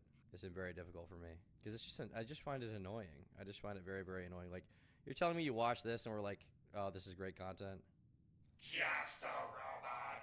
Just a robot. If you have ever been a part of the Dragon Ball community on YouTube, then you might have heard of its anime girl. There's a lot of controversy surrounding her. Some people thought she was a guy doing a girl's voice, which is completely ridiculous. You do realize girls can like Dragon Ball too, right? I honestly can't picture her voice coming out of a guy. You do realize girls can like Dragon Ball too, right? Like, I always saw it as very spurgy content. But, you know, he said he was a big fan of me. He said I was the GOAT. There's actually, at VidCon, when I was on, like, the main floor of the event, I guess you would call it. I don't really know what you would call it. For the one day I went there, which, by the way, super lame convention, he found me and took a picture with me. I don't know if his face is out there, so I don't know if I would, leak it. Somebody did send it to me and it's a funny picture, but there is a picture of him standing with me making a soy face in real life. Is his face out there? I don't even know. Did he do a face reveal? If he did a face reveal, I'll show it, but if not, I probably wouldn't. It is it actually though? I haven't found it anywhere. It isn't. He did face reveal. If he did, I need to know that he did before I show this picture. I need to have like definitive proof that he face revealed. Wikitubia has it, does it? This is like, I want to say a month or two before the drama, because this would have been, I think, June or July when VidCon happened. Oh, his face is out there. Okay. I think I can show the picture then. Who messaged it to me? This guy. This is an awesome picture. This is a fire picture, bro. All right, check this out. There we are, bro. There I am. That's me. It's kind of an awesome photo. That's us hanging out, chilling out, having a great time. That's my boy right there. As you can see, that's my boy. And there's Brody in the back. I didn't even realize Brody was there. Good picture, dude. I got to go back to that haircut. That was better. We'll go back eventually. Why is he mogging? Dude, he's got a strong jawline. Look at this guy. He's been mewing. He's been fucking mewing, dude. that I am in the wrong here. Now that claim, that Jar has been lied about and slandered over the years, is a really, really interesting one. Because its history is so messy and convoluted, there's no comprehensive timeline that really exists for Jar. So alternatively, I've interviewed many of the people who've interacted or had issues with Jar over the years, because I think the best way to show you who Jar is to show you who Jar is. Thoughts on Jar? Yeah, gay, autistic. The stuff that's recently occurred with Cinny Bear. Gay, autistic. All right. Well, you know, I'm not going to confirm or deny that allegation, I guess, but you know, there certainly is a point there. Isn't an outlier. It's part of a much larger pattern for the way he behaves with other creators online and presents himself to an audience. So what we're going to do here today is look through many of his previous actions and build a profile of one of the most crazy internet autists I think currently exists on YouTube. The blackface arc? Yeah. Wait, what? The blackface? Did he do blackface? Am I missing something? This one goes out to my coolies. I think a good place to start with Jar is his professional victimhood, which is at such astonishing levels, it beggars belief. I avoided talking about the ArtCC dramas because ArtCC people tend to be a bit backstabby. Interestingly, this is a sentiment he'd repeat to Cinnybear in his recent and now deleted video where he goes to bat for her. This is a very cringe thing to say, to like constantly be playing the victim. Like, I know I'm gonna get backlash for this. I know I'm doing the right thing. I know I'm the only guy who will be based on this issue and tell the truth about it and give my honest take. Like, it's an extremely fucking cringe thing to do. In general, if you're gonna make a case anywhere online, even if it is a take that's going to get you a bunch of shit and you're going to get hashtag canceled for it, which most of the time you're not, it's not good to like self-aggrandize and talk yourself up so much for being the one honest guy, being the one base guy in the whole situation. Nobody wants to hear that. They just want to hear the arguments. That's why I hate. Like, it's extremely just like bloviating, you're just jerking yourself off. RCC people, they're insanely backstabby. But what does John mean by this? What situations has he been in that he just assumes everyone is out to stab him in the back? Well, this is most probably one of those cases where you just assume that others are going to do to you what you will do to them. Because if anybody is a backstabbing bitch, it's Jar. He's very willing to sort of like put the knife in and twist it. And from what I hear, it's because like he'll hold a grudge for like 5 years, 10 years, whatever. Yeah, I mean, let's say somehow his City Bear like affiliation alliance succeeded. Let's say the video goes off amazingly. Everyone's like, let's go. This is amazing. It's pretty likely that sometime in the future, when they have a falling out, Just a Robot would forget all of that and then completely turn on his previous position just to go at City Bear for whatever reason. Like that's what that seems to be like what he's done, and everyone just kind of skirt past it because everyone just thinks like, oh, he's just got the right opinion. Like it's fine. The video we're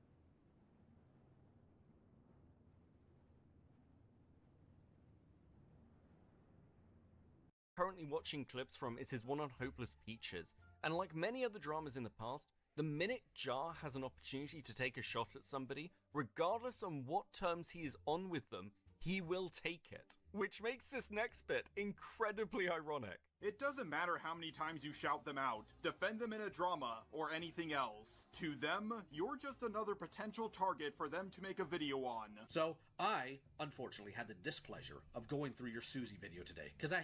Yeah, I mean, if you're gonna cry about backstabbing all the time, that is pretty cringe. But at the same time, I think there is kind of merit, and in fact, it can be somewhat based to be a person who's willing to call out anyone, regardless of if they're your friend or not. Now, it is kind of backstabby to, like, you know, if you really, really know that person personally, you know them well, and you're going to shit on them publicly, I think that's bad. Generally, my position with it is if I'm genuinely friends with someone and I know them pretty well, I'm probably not going to make a video about them if they get in controversy, unless it involves me in some way, and I feel like I have to. And the reason why is because I feel like I'm going to be biased in that aspect, and I'm probably going to go lighter on them than I should. So for that reason, I feel like it's probably in your best interest if you're a commentary channel and you're friends with someone, like genuine, actually friends with them, it's probably best to keep your mouth shut for a little while. Maybe you can talk about it later down the line, but in the heat of the moment, if your friend is getting attacked and you have an emotional investment in that friendship or who that person is, you think they're a good person, you might not be able to view it very objectively. Had it beforehand. Because I've had people tell me it was in there, and I wanted to make sure I knew. So I'm going to tell you what I saw in that video, Jar. I saw you dancing on the grave of somebody who, with the exception of voicing in a video, which you and her resolved between yourselves, dancing on the grave of somebody who'd been nothing but kind to you. Jar will say that the accusations against him have been long debunked. And while we'll look into why he's been able to make that claim, there's one particular accusation that I really want to hone in on, because it does... It's so interesting how when one criticism, Jar, okay, Jar probably could have avoided all of this shit.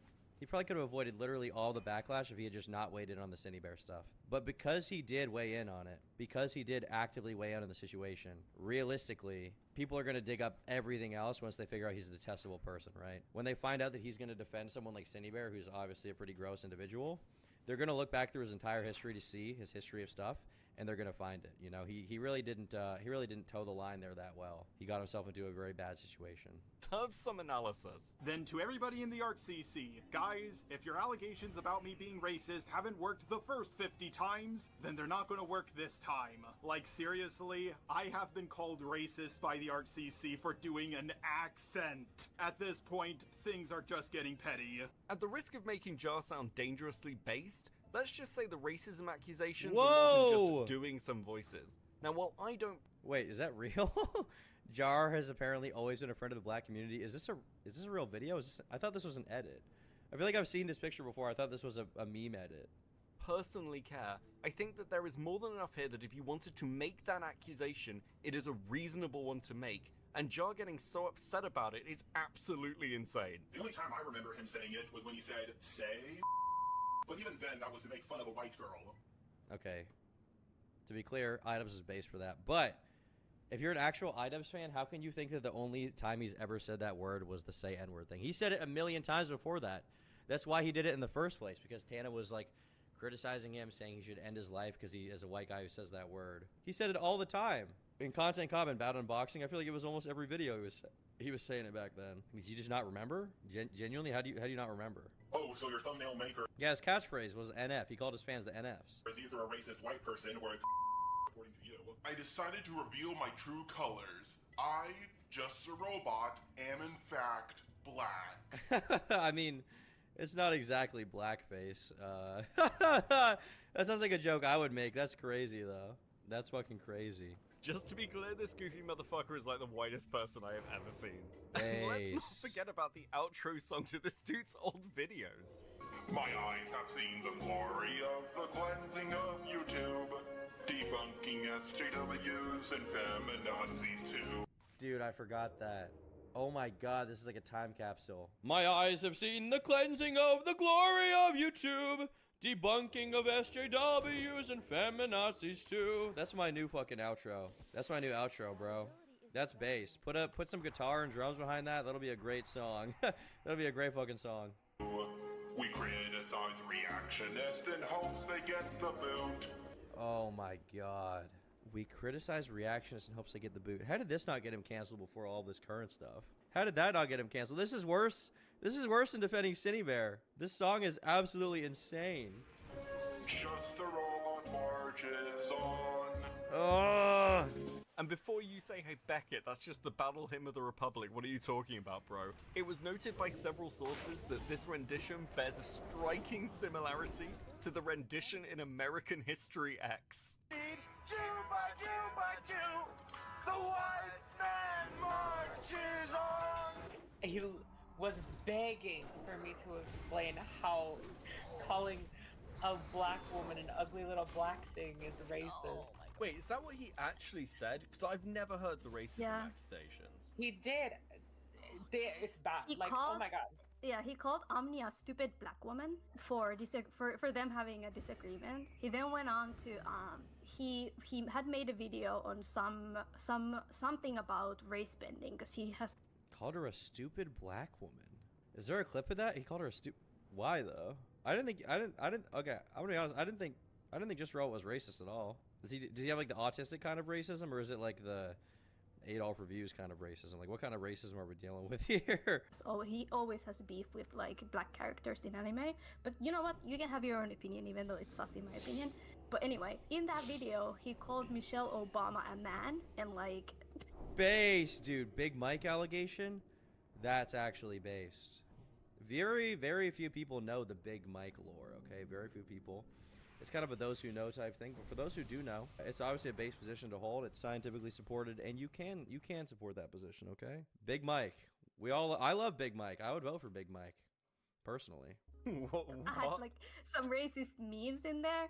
Yeah, and then he's like straight up, he just likes to say the N-word and just like say crazy things. But he says that it's because. Okay, but real talk, was she stupid? That's a great question, Liquid. We'll have to analyze that. He has apparently his black roommate doesn't mind it, so. And it's not even racism against black people. I've got a black friend. Literally. Yeah, he actually made a video. I have a lot of black friends, and they would never let me say that word. Let it be known. Let it be known. I would never say it, and I have never said it, and I will never say it. Well, he said I asked my black friend, that is his roommate, Professor Dreadlock. He said it's fine. So like. Professor Dreadlock. Professor Dreadlock. Professor Dreadlock. Is that a real scientist? Who is this? Mad about it. Oh I don't know. And he did a video where he said that Asian people speak English. Hey, good. Send me all of that. Thing about Jewish people. A lot of the people who worked directly under Larry Fink were Jewish, up to the point that a lot of people who worked in the company called his desk, quote, Little Israel. And this is why some people have accused me of asking the Jewish question. Now, nothing I'm presenting... I mean, in fairness, I don't think he's like a malicious racist. I don't think he is. I think he's just genuinely an autist. Here is particularly new. Jar's been dealing with these accusations for years now, and they are, to be fair, very much a product of the environment in which he used to exist. The issue lies in the fact that he's such a whiny bitch about them anytime they're brought up. Now, I want to be fair, but it's very difficult to paint a picture of a guy I've never even spoken to, which, let's be honest, only left me with one option. I'm interested as to why this bothers you so much. He interviewed him? I think those of us who've been around a while all have sort of our edge. I'm so shocked that Jar is even agreeing to interviews now. That just seems like, considering how thoroughly he's been destroyed, it seems like a relatively bad idea. It seems like pretty unadvisable. I guess he just really wants to convince people that he's actually based and true and didn't do anything wrong. But I'll be super curious to see if he'll make some kind of comeback in the near future. He probably will at some point. He admitted to being diagnosed autist in the CWC video. I mean, that's not really surprising, you know? That's not really surprising. He's always had the gene face, though. I like Just a Robot now. I think he's cool. I'm subscribing. What is this? Oh, how you doing, Jar? I just bought Star Wars! Wow, Mickey, that's really cool. Oh my god. We are reaching astronomical levels of baseness that we didn't even think were possible. We didn't even think they were possible. BlackRock, the company's ruining your life. He's talking about BlackRock?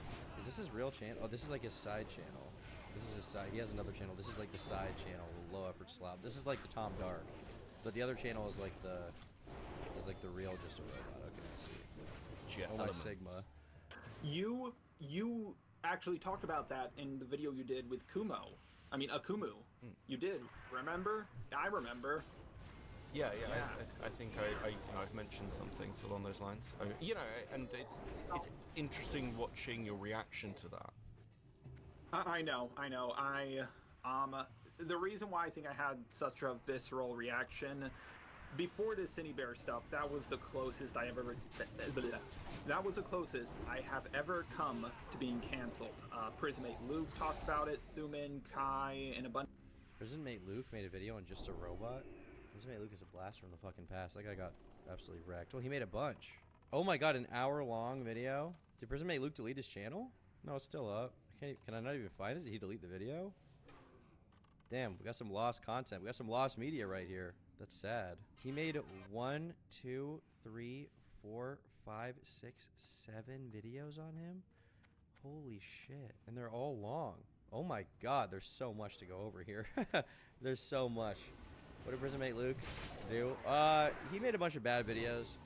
The particular thing I think he got shit for was, I covered this in the Creepshow Art drama. Basically, he was just taking Creepshow Art's word as gospel and like slandering this person named Hopeless Peaches as a racist, even though I don't think there was any convincing argument that she was a racist at that point in time. But he was basically just taking Creepshow Art's word as gospel and spewing that, and so, obviously those videos are pretty bad. I think that was the main thing. He got kind of BTFO'd. About the racist black woman, Jar was trying to make a point about identity politics. Thuman, how you sell her name is full of shit. Racist black woman. Do you mean when he said stupid black woman, he's trying to make a point about playing identity politics? I mean, yeah, I honestly don't believe that Just a Robot is like a real racist, to be honest with you. I don't really see that. The problem is, like, I don't really trust a lot of the art commentary community people. Not because they're all, bad or terrible people, but there's just so much, like, autistic drama going into this that you have to, like, research autistically to even understand, and then you just find out that a lot of it comes down to, like, interpersonal beef than anything principled. That it's hard to really take a lot of what they say at face value. The last time I heard about these people was, like, some drama with some guy. I want to say his name was Leo Convoy, and they claimed that he was, like, bullying an autistic person on Discord, and, like, maybe he was, but I just remember being like, this is fucking cancerous to even watch. A bunch of other people were going to talk about it, but I apologized very early on, and then it kind of went away, but people kept on bringing it up. Like, this is a community that's generally worth giving your attention to about once a year, and then you just got to get out because it's just too much. It's too autistic, man. And it's kind of become a meme. In a way, it's like I even brought it up in my Cine Bear video, like, come on, you don't even think I'm racist? Boo. Like, it's kind of become a meme. I kind of accepted it, but when it first happened, my biggest connection with another YouTuber was Kuro the artist, and Prismate Luke painted me incredibly uncharitably. Like, he claimed that my roommate's avatar, he wasn't my roommate at the time, but now he is, but my roommate's avatar, Professor Dreadlock, was a quote-unquote blackface version of me, even though the only thing they have in common is it's in the same art style. Okay. I mean, I don't think I've seen that image. I've only seen the one where you've got, Thank you, Mr. Goodtown, for becoming a member. Appreciate you, brother. Swapped, in your video where you're talking about, I believe, Sean King and some of the stuff that's happening around black identitarian politics. Yes, that's another. I don't personally think that was blackface, but what happened there is the artist who did my original avatar. Was it just a meme? It's not really. I mean, it's only blackface if he, like, puts fucking red lips on it. He's like, I'm a stupid black guy. Like, he didn't really do that. He just did a meme where he edited himself, his character to be black, right? Is that really real blackface? Drew that picture of me because that's how she assumed I looked in real life. And if you've seen any leaked pictures of me, you know I don't look a thing like that. I am aware of the leaked pictures. I will say I know that your sort of face isn't out there. So if any like image of you is used, it will be blurred. So I'm not sort of face revealing you. But I know those images are sort of pretty widely shared around. I think I've seen them on Twitter as well. At this, I just hate that everybody uses the lowest res image of me. I'm like, there's literally every image of me that I leaked. It was higher quality than that one, but everybody loves to use the one where...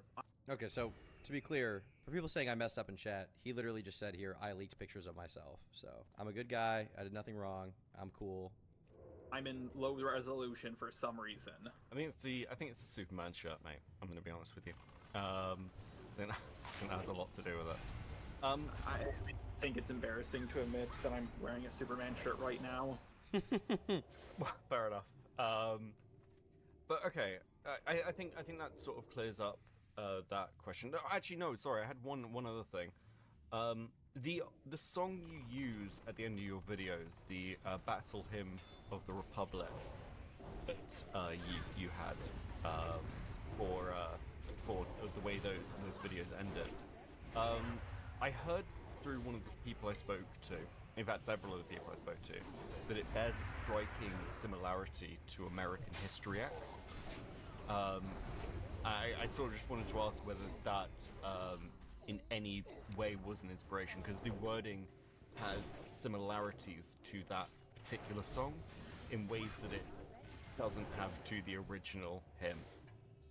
Oh no, that's perfectly understandable, and that is accurate. I heard the song growing up, Glory, Glory, Hallelujah. Then I watched a movie, American History X, while I was actually creating my channel, and I thought, when I heard that... Wait, he literally got the song from American History X? That is insane. That is insanity. That's crazy. I didn't expect that at all. I thought I was just gonna be like, oh yeah, I heard the song. I just thought it was, cool song, W America or something. But he literally heard it in American History X. They were right somehow. Racist rendition of it, I thought, oh, I'm gonna make my own rendition of this song. Like, it's a rendition of a rendition. And one of my friends, who's not my friend anymore. Didn't have to say that. Yeah, he seems to be the king of revealing information he didn't need to. That doesn't make him look very good. I guess he could have just lied there, but he didn't want to. He's being, if anything, he's being honest. I guess he's being honest. Of all things, he's being an honest guy. Helped me come up with the lyrics, and yeah, that's where the song came from. Good movie. And by the way, highly recommend the movie American History X. True. My one problem is when the white nationalist guy is shooting, that gun had way too much ammo for a pistol. As a final element. All right, that's a good point. Ed Norton, I believe he had a big hand in writing that movie and doing re-edits to it, which is why the director was mad at him and campaigned against the movie before it came out. I think that we have to contact Ed Norton and let him know that he fucked up there, okay? Clearly he messed up. He put too many bullets in that clip in the edit, and realistically speaking, should have had to reload at least once, so it was pretty cringe. I very much appreciate that Just a Robot is calling out this misgiving in American History X. Why would they put white supremacists in an American movie?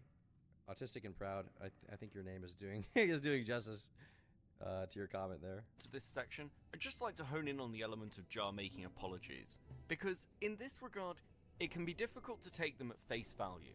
Going to help me with my apology video. That's going to be on me, and I'm... Jar, here's the problem. Yeah? Your apology video, it's not going to have any value to it. And the reason why it's not going to have any value to it, because you have gone on record before saying you will revoke apologies. That's... Well, no. Well, I haven't revoked all of them, but like... And here lies a problem with a lot of the stuff with Jar. The dude has no spine and no... I mean, it's okay to revoke an apology if you feel like the apology was bad, or the person didn't deserve it, or like you feel like your original position was based in the first place, right? I think it's like kind of okay. Imagine hearing something that sounds as bad faith as his theme song is from the Nazis in American History X, and he's just like, yes. Yeah, that's the confusing thing. Like, it doesn't even sound like a real criticism. I didn't even believe it when they were like, it's from American History X. I was like, okay, it's probably not. That's probably not true. And even if it was used there, he probably got it from some other source. But he was like, yeah, I heard it there. I thought I'd make the anti-SJW Sargon version. I thought I'd make the Sargon of Applebee's version. It was awesome. No conviction. However, I do have to thank Jar for one thing, because if I continue playing... I revoke my former apology. Who does that? You can revoke a former apology, to be clear. That is okay sometimes if you feel like the apology wasn't due, right? If you make a claim or something on YouTube and people say you're wrong and you apologize for it, and then it turns out that you were right or something, you can revoke an apology. Why apologize ever? Well, because sometimes you fuck up, Insomnia Facts, and sometimes an apology is justified. Playing the clip that set up the racism segment, it brings us nicely onto our next section. Try calling me sexist next time. At least there's plenty of evidence for that allegation. Sex pest. Sex pest. Calling him a sex pest. All right, well, that's a big claim. Let's see what happens here. During the latter half of his conversation with Chud Logic, FPS Diesel would make an appearance and drop an unexpected bombshell. Right, what is this? Yo, you're all good. You can finish it up tomorrow, in fact. What is that? Is he high? Is he on drugs? What's going on? What a cute little puss. What? This raises. What is going on? Is he gooning? Is he drunk? Did he say little pussy? What is going on? He's tipsy. What's going on? An interesting question. Is this an outlier, or does Jar have some sort of well-known history in relation to his odd behavior towards women? I mean, look, I told you in DMs before, you throw a rock at a woman in this community, they'll tell you a story about Jar. It's like an instinctive reaction. And that's not an understatement. Basically, every woman I've spoken to has a story. And in some cases, people have heard about this project and are just sending me... If you're under 20, don't hit on me, and if you want me to help out with the drama, I have too much on my plate at the moment. What the... He's just assuming if someone adds him on Discord, they're trying to hit on him. Starla Vic says, oh, I didn't friend you for that. I promise I'm not like that. I friended you because you're also a friend of Harley's. I've spoken to you a couple times. You seem cool. Oh, I see. It's all good. Is he being lusted after so much? He's concerned that any woman that contacts him for any reason is going to hit on him. I mean, I can understand if they're like obsessively emailing him about weird shit. Like I could understand that, but just some random person emailed him, or some random person added him. He's like, don't hit on me if you're under 20. Don't hit on me if you're under 20. Don't do it. Half your age plus 7 is my rule, and I'm 27. Therefore, you cannot hit on me if you're under 20. Me that DM. Does this also imply that if they were 20 or older, he would have accepted it from this random person on Discord? Unspoken Riz. Yeah, this is Chad behavior. M's with Jar. Now I'm going to level with you. I want to limit this to the conversations I've actually had with people who have platforms, because it's quite easy in situations like this for people to come out with accusations which are later shown to be false. That being said, we are going to start with Jar's former artist, given that they're a bit of a ground zero for this being discussed. You worked with Jar as his artist. Can you tell me some of the interactions you had with Jar? They gotta have proof of this. I mean, they are his artists, so I would give them a little bit of credibility because I knew him, but I would like to see some proof of this, whatever they're gonna say. Yeah, well, most of it on my side was just like super professional and like, you know, like it started out really, really professional and simple, like any kind of client relationship you would expect. But after, I'd have to check the date, but after like not too long, he started to want to VC with me. So he asked me to VC him. If this was the first time he ever asked me, and I was like, oh yeah, I can totally, that was a response to something else. I basically was like, I can probably VC in a little bit. And this was the first time I thought, oh, maybe I'll humor him. I mean, maybe he's a nice guy. Maybe I'll VC him. I don't know, because usually I think it's like a client thing. Like maybe he wants to talk about art. But I realized that maybe he just wanted to chat as friends or something. I don't know. I didn't know him at all. And so he was like, awesome, just so you know, sometimes I say off-the-cuff shit, lol. And I responded with, don't even sweat it. I'm the same way. I only censor myself if the other person isn't into the more edgy humor I'm into. And then he said, this is the weird part, he said, okay, cool. I just don't want to lose another person who is so useful. I don't want to lose another person who's so useful. Even if you are prone to saying off-the-cuff shit, introducing a conversation/relationship with someone like this with the preface that you might ruin it because you might say something out of pocket is very weird. Very, very weird, spurred behavior. Okay. Yeah, these conversations were weird.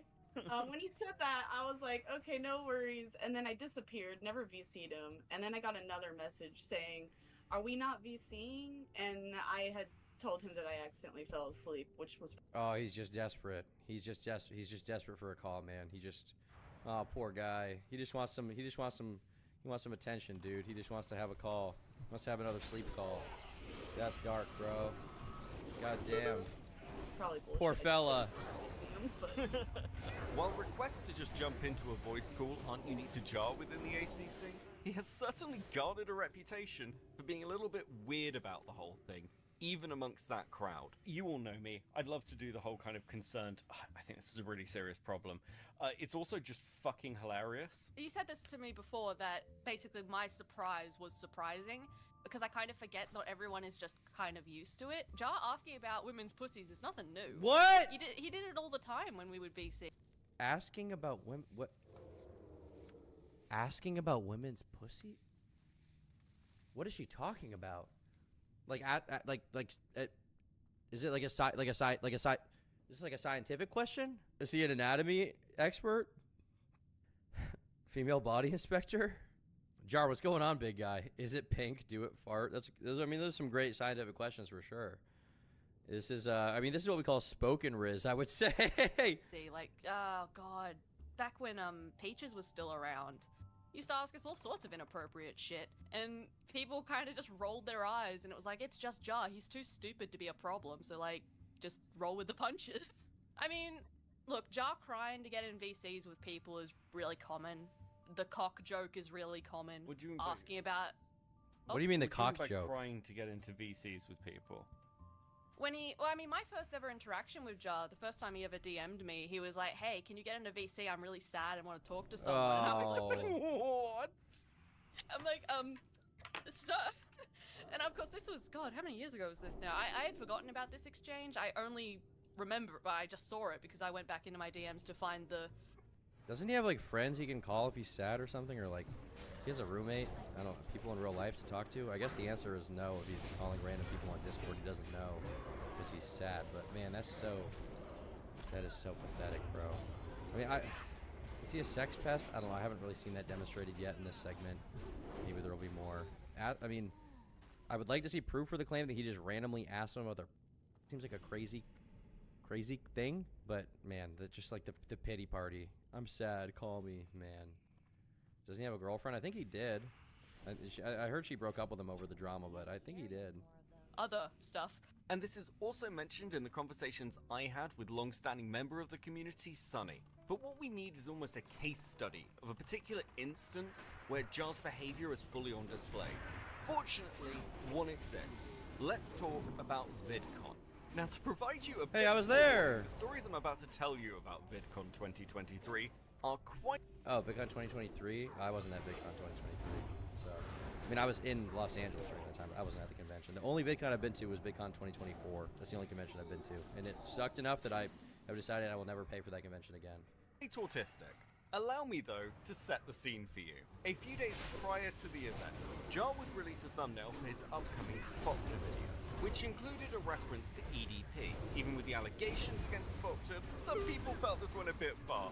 One of whom was Mally. I had seen that, and I replied to his thumbnail thing on Twitter being like, hey, this is fucking dumb, don't imply someone is, as bad as EDP when they're not. The fallout from this thumbnail was actually pretty significant, and it's become its own little bit of Jar lore within the art commentary community. It actually even ended his friendship with another creator who goes by Harley. But personally, I think the far more interesting story is the fallout that occurred during VidCon. It seems that Jar was very keen to meet up with other creators and have a conversation during the convention, with Mally bearing the brunt of his attentions. The DMs she would receive over the next couple of days are incredibly fucking weird. I don't want to read them in full, but I will give you a solid summary. Jar begins by making it clear his intention. Yep, both Peaches, Leo, and others who you more than likely don't know. So he's talking about meeting up. Mally Malware says, I'll ask them why they gave the go-ahead then. I don't really think talking your video would that make sense because it's your video. Maybe they'll have something to say about why they thought it was fine. Jar says, well, if you would like to talk it out in VC with me, and then we can. I don't articulate myself well over text. Okay, it's not that weird. She says, I'm still in transit, haven't gone to the Airbnb yet. Maybe once we're settled. Although I'm not sure there will be time for VC stuff during VidCon. He says we could talk in person at VidCon, just me and you over drinks. Oh, bro. We could talk in person at VidCon, just me and you over drinks. Maybe you could come to the hotel room with me. Lol, JK, bruh. He's so desperate. He's so desperate, bro. No way, I'm not going to spend VidCon time on that sort of thing. I want to focus on holiday stuff. Did you see the last message? Sent it the same time as my message, lol. But also, XD, still no way. Fuck, well, I'd still like to meet you. I do hold your opinion as high as Peaches and Leo's, but they do not like Spoctor at all, so they might have had a lapse in thinking. I just haven't seen anyone say you went too hard on Spoctor until you came along. Most people said I went too soft on the guy. Why would she want to hang out with you after you tried to invite her to your hotel room unprompted? With like a very clearly like wink wink nudge nudge, let's hang out in my hotel room, JK. Unless heard you want to come to my hotel room. Unless Are to talk about the current drama, Mally is not very receptive to that. However, when she refuses a VC, Jar makes the very sensible move of suggesting they meet up for drinks and then possibly going to his hotel room. He does phrase this as a joke, but it is incredibly sexually aggressive nonetheless. After this, a few days would pass, and Jar's pleas for meeting up become even more He keeps going, oh my god. Desperate. At one point saying he wouldn't threaten or berate her for not getting in a VC with him. Okay. That's very high IQ of you. Want to meet up at 12 at the water fountain? I'm not at VidCon anymore. Going home to rest, so not. Enjoy your day. She's clearly shutting him down. She's clearly like, I don't want to hang out with you. She's like, it's so clear she has no desire to be around him. Bro has spoken negative Riz. I meant tomorrow. I also left. I think it closes at 9 or 10. Nah, I'm good. I got a lot to do over VidCon as is. Alright, but what do you look like? Because the badges are too hard to read fast. I also can't hear everyone's voices at the same time. I don't really want to meet up. Don't want to talk about YouTube work drama. Don't want to talk about the video and Twitter stuff. Just vibing with my girls. He keeps going? Dude, it's so... Okay, this is just pure autism. It's not even that he can't read the room. She's explicitly telling him I don't want to, and he keeps going. I don't want to talk about any of that. Just want to say hello, have a handshake, and leave. But it was a really bad time for all this drama to go down right before the con. To be honest, it's not because of any drama. I just want to spend time with my friends and enjoying my VidCon meet and greet stuff. Don't think it's a drama thing, just doing my own thing on holiday. He says, okay, but please, no, I won't be like, bitch, you were too scared to come in VC. Now you have nowhere to run and I got a gun. What? I just really wanted to talk for 15 seconds and fuck off. I mean, you did chat with Harley a little. Hope it wasn't about me. Okay, that's a bit freaky that you'd even think that. Didn't cross my mind. And well, yeah, Harley's in our group. He's a mate. So I've been chatting with him a bunch about basically everything, but he has no influence on this. Okay, what? Me even hanging out with this guy seems like it might have been a bad idea. I mean, I guess I didn't hang out with him. I met him for about 10 seconds at VidCon, and then I think he walked away or I walked away, but... Jesus. Bruh, I was in danger. I didn't even know. My respect. Yeah, it's going up. Your stock's never going up. He is kind of like a robot. He is a robot. He doesn't understand social cues, dude.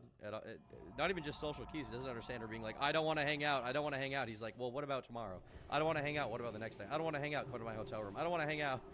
Drinks, just you and me. I don't want to hang out. He just keeps going. Doesn't even know what she looks like, and he's gooning. He was going to get you, Tom. Dude, I got God. He got me. Part of the problem here is that Jar's interactions seem to be largely like this with anyone he's having drama with. In fact, Mally would receive DMs later on in October referencing this drama. Now, we'll come back to Jar's intimidation tactics and how incredibly fucking vindictive he can be in a later section, but I want to highlight here how long-running this drama was over what was essentially a single tweet. Was that DM? Hey Jar, here you're still talking mad shit in public. Could you knock it the fuck off? I'm sick and tired of hearing about the nonsense coming out of your mouth. Especially when we both know it's not true. Knock it off, man. He just sends her a Google Drive file. Oh my god, you're trying to intimidate me? Are you serious? Bro, fine. You want your fucking VC? Let's VC. I'm sending this to Leo for now. If you want him there to mediate to you or something, I don't mind, but I don't want Leo talking in our defense during a call. I can't unpack every level of stupid everything you just sent me was, but trust me and believe me, I am furious and exhausted with you. Sent her an audio message, whatever it was. Jar, you're the only person talking about someone here. I haven't said jack or shit about you publicly. You're the one that can't keep your mouth shut after me. Mouth shut about me. Saying I don't like you because you were mean to Squawker, to Randos and Senate. Senate is a Discord server, by the way. They had a Discord server called the Senate. To Randos in the Senate, fuck off with your victim party. You want your VC, you can have it. And after that, I don't want to see or hear a peep from you. Send a 3-second audio. I'm at work for the next 5-ish hours. Organize something later. This is so cancer, bro. How long-running this drama was over what was essentially a single tweet. There's no way to describe this without it sounding uncharitable. Like, people describe this as he couldn't take no for an answer, which is just what happened, but that sounds like really sexual, and that's not what it was. I don't think. But yeah, he was kind of like just hunting for us at VidCon. We did the girly thing. It's like we have the protection squad, so if someone spotted like anything Jar adjacent, they sent a group message being like, stay indoors. Now, Mally wouldn't be the only person to have some weird interactions with Jar throughout the convention. Another notable individual is Ponder. Now, Ponder was on lookout duty, and while chilling out outside, she'd find herself in a direct confrontation with Jar. I'm going to relay this to you really as simply as I can because it feels like a very convoluted story for a very small interaction. Ponder would be approached by Jar, who she did not recognize. They'd have a quick conversation. Are we sure he's not just really lonely? I mean, he's definitely really lonely, but just because you're lonely doesn't mean you should be acting like this, right? Like, he is lonely. When you're lonely, you shouldn't be, like, asking random people you don't know, that you've never interacted with, to come up to your hotel room. Like, okay, if you like know someone pretty well, like a girl you've been friends for a while, I'm communicating Riz, okay? You've been friends for a while, you guys have had interactions where you're flirtatious or sexual, maybe you've sexted before, I don't know. Like, if you know a person in this way, if you've been sexual before, if you have some kind of interaction with them like that, and then at that point, after talking and maybe meeting up or something, you're like, hey, want to come back to my hotel? Like, if you have some kind of reason to think that that could happen, realistically, and that they'd be interested in it, then there's a reason for that, right? Then there's a reason for that. If, like, there's some kind of prior interactions you're having where you're both communicating, you're both interested in each other in that way, and you'd be willing to do that, right? Like, it's... But that's like a pretty clear thing to understand. In this case, he doesn't know this person at all. He's never even met them in real life. He doesn't know what they look like. He's asking to meet up. They're like, no, not really. And he's like, come to my hotel room. Like, it's insane. If they say no, it's just a no. Yeah, but it's, to be clear, it's not like he's like or something. He's just like super desperate. Like over text, he's like super fucking desperate. During which he mentioned he was also a YouTuber. When she asked, oh, what's your channel? He responded, just a robot, gripped her hand tightly, and then laughed manically while walking away. Elements of this story have for some reason been hotly debated, whether Jar recognized Ponder, whether he laughed manically. But one thing is for certain, upon hearing the... Dude, imagine someone asks your channel name, you grab their hand, you're like, just a robot! And just leave like the Joker? That is insane. Name Just a Robot, Ponder exclaimed, oh god, and tried to pull away. The kicker is he did it again this year. But another, I think 3. Another 2 of our friends, yeah. 2? They told us he they tried to chase them down. No, I think they were either in like a hall or a panel beforehand. Jar spotted them, started coming towards them. Oh wait, they started I was there. like running away. Oh, okay, good. Julie, can you just Okay, so we were literally in the convention hall. We were doing some fucking, like, Descendant. The thing is, there's not a lot of proof for this claim, so take it with a grain of salt. The fact that he acted weirdly in the DMs with, what's her name? Mally Malware? Crazy name. I know my name's Turkey Tom, but these are crazy names, okay? Gives it a little more credence that it's very possible, but I don't know. I don't know. You just don't know. Thing. It was so dumb. And we spotted him, and so Jar didn't know what I looked like. He knew what B looked like, and so I was like, B, stand in front of me so that he can't fucking see you. And we were able to go through the thing, and then we started, like, making our way to where we could go up to the creator level, because we had a panel that we wanted to go to. So What's the latest Airsoft Fatty update? I have no idea. I haven't been following him. The people turned around and was like, oh, he's following us. And he was like really fucking close. So we just booked it for the escalator and we're like, oh my god, we're running late for the panel, like very loudly. And we just ran. Yeah, and these are people as well, the other They're running from 2 him. creators that we aren't naming. I feel like if this did happen, the only way to deal with someone like this is to either run or just say like very clearly like, fuck off, go away from me. Get the fuck away from me, I don't like you. But the problem with that is with someone like Jar, if you tell them like, fuck off, I don't want to talk to you, I don't want to be around you, I have no desire to be near you. The problem with doing that sometimes is then they'll get upset and insecure about it and they'll start like messaging everybody peripheral to you. I know the weight of the call is over 1,000 pounds, very base dumb, but you never know, you never know. With the Art CC, you never know. But I think they're probably all thin spoke queens, you never know, bro. That have already told Jar like to fuck off.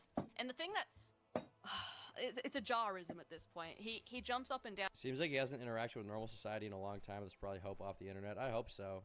You know, I hope there is. That'd be nice. And screaming about how no one is leaving him alone and everyone is like coming at him. But Jar's the only one that's like doing shit. Everyone else is like, go away. And he doesn't. VidCon 2023 is very much just a snapshot of who Jar is, and while I would love to present to you everything I've seen and been told about Jar, I've chosen to be selective to stuff that I can in some way verify. Now I know that many of those stories are rolling out at time of recording, and I'm sure there will be many interesting tales to tell of Jar's interactions with women. But I think the most interesting thing right now is if I just show you what he has to say about it. One thing that has sort of been brushed upon, but no one's really gone in depth because I think a lot of it is behind the scenes. When FPS Diesel came in and played you I was with a girl who'd message all my friends on every occasion. Sounds like that's a bad idea, bro. Gotta cut him off. Sounds like it's over, bro. Recording of the voice message that you sent to one of your artists. It's so interesting to me that he was willing to do an interview about this. Like, he probably doesn't even think he did anything wrong or that these interactions were weird. He probably doesn't even realize it. And if he does realize it now, he probably doesn't know why. He probably just knows that it was weird, but he doesn't understand why. Like, he didn't understand the very clear social cues around all of it. That became a bit of a sideline. You know, Diesel comes in and drops a bombshell. Now, as far as I can tell, from what I've been told, every woman within the ACC who you've interacted with has a story like this. You know, and when I spoke to Lo about it, he said, well, I wasn't aware Jar was still doing that. My understanding was that Jar had a girlfriend now and had stopped. It truly my sense of humor. This is how I joke around, and I really should have stopped joking around like this once I got a girlfriend. This is not my attempts to hit on anyone. Sure, it's not. It's again like I guess my. The thing is, it doesn't really seem like just a sense of humor. It seems like he really is kind of desperate for female validation. You know. It doesn't seem to be like it's just an attempt at humor, because like humor, the thing is like there can be jokes that are just jokes, but there can also be jokes that have intention behind them. You know, like making a joke to someone that you don't know, being like, hey, want to meet up? They're like, not really, and you're like, well, I was just hoping we could get a drink alone. Maybe you could even come up to my hotel room, JK. Like, I guess it's a joke. It's not a really funny one. But there's clearly an intention behind that, where if she had said, like, yeah, let's go, he probably would have, you know, gone gorilla mode, so to speak. View towards you isn't sort of, well, this is flirtatious. Though there's, I can see where that accusation comes from. I don't want to ascribe things. What I can say is this stuff is very, very odd. I mean, the... let's talk about VidCon, because you know I've seen DM messages from you to Mally, and I've heard the stories of you sort of trying to find the girls at VidCon, and your interactions with Ponder. I mean, do you recognize these as sort of quite abnormal things to do? Well, at first I wanted to meet up with Mal, and the others because I've interacted with them for so long. And then Mal just was like, I don't want to see you, and I wasn't looking for them. Like, I wasn't looking for Mal or the others. Like, I swear, first person I saw at VidCon was Harley. I think they were in a CVS pharmacy with possibly the right opinion. My roommate can confirm this for me. My roommate can, and I was just like, I don't want to interact with Harley. Like, Harley and the others are upset with me. I don't want to interact with them right now. And as for the thing at VidCon with Ponder, do you want to give me your version of that? Because the version I've heard is you sort of approaching her and shaking her hand, telling her who you were, and then laughing I did try to Beckett, you're half of Cope and Seed, right? You're half of this channel. I think that's you. Hopefully I'm not getting trolled in chat. I did try to set each section with this interview, giving him the ability to respond. I didn't just want to hatchet him. Yeah.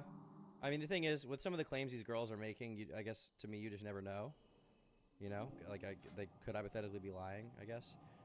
Or, like, misrepresenting it, exaggerating it. I'm more willing to believe it, just because of how weird his other behavior was in those DMs with Mally Malware. So it seems likely that it happened, or more possible that it happened than not. But once again, I'm just very perplexed why he was even willing to do an interview about this. He must have, like I said, not even realized how wrong it was. How old is he? I don't know. Mid-20s at least, right? How old is Just a Robot? Born December 9th.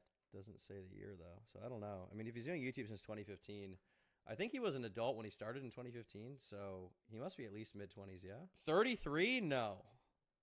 No. He's not 33. I don't blame these girls for not overtly shutting him down, but I think it would have helped a lot more in the end. It might have, but it might not have is the thing.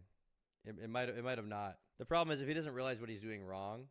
Okay, so punishing someone who has like weird social interactions or doesn't understand boundaries, punishing them is important so they understand what they did wrong. But understanding what they did wrong is an extremely important part of that. If you just punish them and they don't know why, they don't understand why, it'll just fucking destroy their relationship with them, and then they'll feel like a victim. They'll feel like they were wrong. So you have to, especially with someone like Jar who doesn't understand social cues clearly, you have to be able to communicate to him why what he did was wrong. And at the end of the day, it's not these girls' responsibilities to do that. If he's being weird, they don't have to like communicate it to him as if it's like their. I don't think it's like their social imperative to do that. You know what I mean? But it is helpful for someone like this to like just like be like, bro, this is fucking weird. This is why you can't do it because of this reason, and like try to make sure he actually gets it. Panically while walking away. You also have to be careful about overtly shutting someone down with jokes about threatening you with a gun. Yeah, you do for sure. That was an insane thing. You'd probably just want to get away from him. Okay, yeah, I get that. So what actually happened was I sat down to eat some ice cream, and then I heard Ponder's voice, and I looked to my left, and I noticed, that person looks like Ponder. And then I read the name tag, and I was like, oh my god, this is Ponder. So I said, oh, are you Ponder Sprocket? She gave me a sticker. I shook her hand. I said, I'm also a YouTuber. And she says, oh, who? And I said, Just a Robot. She yelled out, oh my god. And I immediately let go of her hand. She says I squeezed it, but I distinctly remember letting go. Like, just letting go immediately because I didn't want it to linger. And then I walked away. I mean, generally speaking with the social cues, again, like, touching someone ever, putting your hands on them ever, is generally going to be a thing that is frowned upon unless you really know them and you've already established that that's the kind of relationship you have where you, like, you know, mess around and touch each other. You have to be really good friends with someone to justify ever putting your finger on them or even getting, like, close to them, you know? Like, physically, like, being within, like, a foot or 2 feet. Like, you have to have, like, a real, I mean, this is just, like, obvious, but you have to have, like, a real justification for that mentally. You want to be careful of that if you're somebody like Just a Robot who clearly has no fucking social cues. I've had a lot of weird men persistently pursue me and shutting them down in my experience, almost egg them on even further because they like the chase, really creepy shit. Yeah, because there's this impression among a lot of guys that are like, she secretly likes me and thinks I'm really hot. She's just playing hard to get. But generally, I don't think women play hard to get at all. I think they'll make it pretty obvious if they like you. And if they don't, they'll make that pretty obvious as well. And then when I got inside, I kind of laughed about it because of her reaction. How long did they know each other? Mally Weller and him had never even met in person. He didn't even know what she looked like. They had never met in person ever. I mean, with the messages you sent to Mally, you understand that those come across in quite... I mean, I know we're not saying flirtatious, there's a jokey side to it, but I mean, you did say, well, if you don't want to meet up or VC, we could meet for drinks and come to my hotel room. And then I said, lol, JK, or something. Sure, but that's still a very aggressively sexual thing to say, right? Yes, I realize that. I know I need to stop this. I've been given warnings about it. It's just now finally catching up to me, but this is something that is... So he's been giving warnings about it, but he's only realizing it's a problem when it's talked about in a Cope and Seed video on YouTube.com. Really? If he knew, why didn't he? Well, because he didn't get officially punished for it. He basically said it, right? He's like, I've been given several warnings about it, my weird behavior. I didn't stop. Now I'll stop because I'm being called out for it on fucking YouTube, which is like super weird. This is one of my biggest character flaws, and it's always been my style of humor, and I don't know how. I'm going to try to get better, but sometimes I think, can I even do that? Because I mean, again, looking at even like minor players like Sunny, you posed, I believe, her to voice a character, a mouse that would be in love with you for your videos. No. Okay. Wait, a mouse that would be in love with him for his videos. That is fucking Kino. That's good content, dude. I like that. That's what I'm gonna start doing. I'm gonna have a mouse that's in love with me for my videos. There's gonna be a mouse that loves me, and I'm gonna be Sean the horse at all times. Okay. Shout out Sean, my alter ego. He does exist. He's still in there somewhere, right? He doesn't even seem to be that incredibly autistic when he lacks the ability to express accountability. So it really does just feel out of malice. I mean, I don't know that it's out of like pure malice. I think he is clearly socially autistic. We just listen to the way he talks. I don't think it's that difficult to figure it out. I think it could be both. It could be, like, to be clear, whether or not he has autism does not excuse his negative social interactions with others. If he's been told time and time again to stop and he keeps doing it, right? But it is a factor. I think it is a factor, obviously. I don't think her character was supposed to be in love with me. There was just... okay, so... You know how... What was it? Resident Evil 4, I believe? How there was this, like, mouse, like people were memeing that like the president's daughter was like this mouse version of herself. What is he talking about? Yeah, and I don't know this. I've never played Resident Evil 4. I do not know if her and Leon get into a relationship, but the mouse was supposed to say things like "Cheese whiz, Mr. Jar" and stuff like that. And then she told me she didn't want to do that, and I assumed it was because of the cheese whiz part, but later. Cheese whiz, Mr. Jar. Dude, that's what I say every day. Cheese whiz, Mr. Jar. That's fucking fire, dude. That's cool. Cheese whiz, Mr. Jar. Cheese whiz, Mr. Turkey Tom. Dude, if you need further proof of the autism, if you need proof that anybody is autistic ever, if they want someone in a video to say cheese whiz, Mr. Jar. He knows it's wrong. He's been corrected at that point. The I'm tism isn't a very valid argument. Yeah, I agree. Obviously. I mean, it's never really a valid argument. Maybe if it had been like one weird interaction and he had been told to stop and he did, like forever, or if he really made a concerted effort to stop that kind of behavior, then it would be like, okay, he did make a weird comment, but you know, he's stopped. It can be forgiven. The problem is when he's got like all these different girls that are claiming they've had similar interactions with him.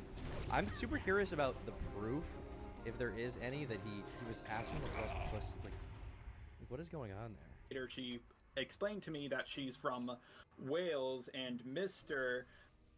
Implies a form of like authority over someone, and I had no idea about that. That's not a thing as far as I'm aware in the States. Mr. is just like what you call an adult male where I'm from. Okay, that again clears up. You know, and again, I know the artist in question, who you sent those voice messages to. So I made a mistake. I thought it was the one who made the thumbnail for the Cine video, because I couldn't even remember. But which artist was it? I'm just gonna leave that anonymous if that's all right. But you know, because from my perspective, this didn't come as a Gooning is not a crime. Gooning is a crime, and it should be punished to the fullest extent of the law. House of Mana, it is a crime. You know, I'd heard some of these stories beforehand of sort of. He sounds like he's lying. He sounds like he's nervous. He sounds like he got caught in a lie here. Fractions. So it seems like, you know, if it's like done amongst close friends, you can kind of go, that's understandable. But this seems to be just your interactions generally are quite odd. Yeah. Overall. Yeah. You know. No, I want to make this clear. I'm not using this as an excuse. Yeah, exactly. He couldn't remember which artist he tried to rizz up out of all of them. Which maybe it was all of them. But just as an explanation, I'm not saying this completely. I was in the RCC for years, years ago, and I can tell you from being in private discourse with guys like Spockter and Bigby and PK Russell, this community has seen Jar as a freak for years and years. Why did nobody ever talk about it? Why did nobody ever make a comment about it or talk about it? Why? Means what I'm doing is okay. But not only do I have autism and dyslexia, so the communication between people, especially through text, is horrible. But on top of that, I was pretty much homeschooled all my life, so I didn't really get to interact with people. And I've actually lost, And, like, that's fair. That probably did contribute to it. But at the same time, first of all, being dyslexic and autistic doesn't explain why you're sending people... Where you're sending, like, Mally malware in particular. That one message was so bad, the one where you're like, oh, man, I just want to meet up. Maybe we could get a drink alone and then go up to my hotel room. Ha! Just kidding. Just kidding. Unless, like, that doesn't really explain that. You know, I do have sympathy for him if he was homeschooled and he has dyslexia and autism. Like, there is some kind of, you know, these factors coming together can contribute to this. But if you're told it's wrong and you keep doing it, like, obviously it's still going to be, you know, it's going to be a concern for people. And, like, the burden isn't on other people to, like, deal with that, you know? They can be understanding. You can ask them to be understanding if it happens once or twice. But like, past that point, once it's a repeated pattern of behavior, the burden is not on them to, like, forgive you all the time for the uncomfortable feelings you give them, right? And then the comment after, he's like, well, I'm not going to be mad at you if you don't want to meet up, or if we see I'm not going to, like, bring a gun or anything. It's like, why do you even say that? That was never assumed. That was never even a thought in her head. Jobs because of this, making jokes like this. Sometimes, and after a while, I started avoiding female coworkers, and then I started avoiding coworkers altogether because I was just like, "What's wrong with me? What am I doing wrong?" And avoiding female coworkers. Well, that's probably just going to make you even worse if you're not interacting with women at all, because then you're not going to have any standard for how to do it in the future. So if you, on the off chance you do have to interact with a woman, you're going to be fucking weird. Plenty of people have explained it to me, just went and now it's hitting me harder than ever. And I'm going to try to work on myself, but I'm nervous that I'll never get better. It's kind of interesting because you made the allusion to Coyote, and I was thinking the same thing. I mean, does it occur to you that this is more or less, you know? My answer to your question, Tom, is those guys had their own freaky shit going on behind the scenes. I imagine it was a case where nobody wanted to pull the trigger and have their own shit used. Oh, okay. I mean, I don't know. Maybe that's the case. I have no idea. You're not providing any proof, so I'll take your claim with a big grain of salt. Hi, Tom. I fell asleep. Good morning, Manny. Welcome back. No, it didn't get to go as far, but this is more or less a Coyote Lovely situation. I understand why people get... What happened with Coyote Lovely again?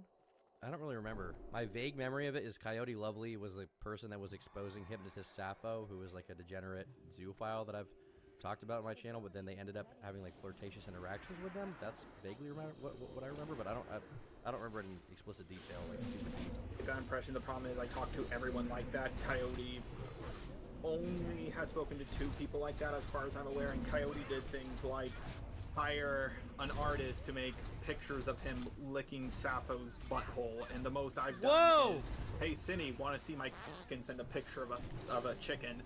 I think it's like, and also like, well, even hey, want to see my and sending a picture of a chicken?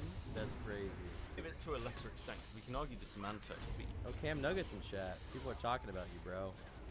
The ops are talking about you. Did you see that Prime is getting sued again? I haven't seen that yet. I'll check that out later, though. You built a friendship with Cinebear, which, for whatever reason, you know, Coyote. This is how it started with Coyote. He went to try and get Sappho, but ended up building that friendship and then relationship with them. You know. Well, here's the thing: if people, there's no way we can know for sure if I would go further or not. I'm gonna say I wasn't, but I can understand if people would think I would have gone further with it. The thing is, I've talked to almost everyone like this, and I need to stop it. It's an issue. I mean, he does seem somewhat remorseful based on his tone of voice. I guess I don't really know him, so maybe I could be wrong, but he just seems somewhat remorseful here to an extent. But the problem is, like, he's even willing to admit, like, I talk to everyone like this, which just shows how widespread of an issue it is, you know? I do it with everyone. It's like, okay, well, that makes it worse, not better. Issue I have, thank God I'm not doing it with you right now, because I know I need to avoid that. I'm not saying, here's my and sending you hey, why don't you see a dick pic, and I send you a picture of Dick Grayson. I want to keep the theme of Jar's interactions with people, but shift gears a little bit. These people disgust me. They don't care if what they did was wrong. They just care if they were caught. Also, I'm going to try and reset Chud Logic. Ooh, I remember liking his stream. I think with his help, along with the recording... You little wretch! Is that what you thought, was it? It may come as absolutely no surprise to you that that's exactly what Jar thought. Now, you may have noticed a little subscriber count number popping up when anybody's speaking, and that's because I wanted to give you an insight into how Jar sees the world. His relationships are almost entirely transactional. How much clout somebody has, how much influence they can hold, whether they can be of benefit to him, are the key things that he is thinking about. And when you fall from grace, you are of no use to him anymore. But I also can't get help from people. The user uses people as a fleshlight. All right, well, we'll see what the information evidence is there. Wretch. Like Lio, Peaches, and Doodletone. The last 2 left YouTube, and Lio's reputation is in the dirt. Been there for you. I've done for years now. You didn't even have the decency to come to me about this because I was, and I quote, canceled, which means somehow my information means nothing. That is not treating me like a friend, Jar. That's treating me like an asset. But I don't want to give you the impression this is the way Jar works only with larger content creators, as though he has the intelligence to be that tactical. In the current drama involving Cinebear, he begged a tiny content creator, Romantic Goblin, to come and fight in his comments. Thanks to what Kumo did, this is going to be 10 times harder. He said at 10:37 a.m. Hours later with no response. He said, the fact you haven't been responding to me tells me that you were the one who sent it to him.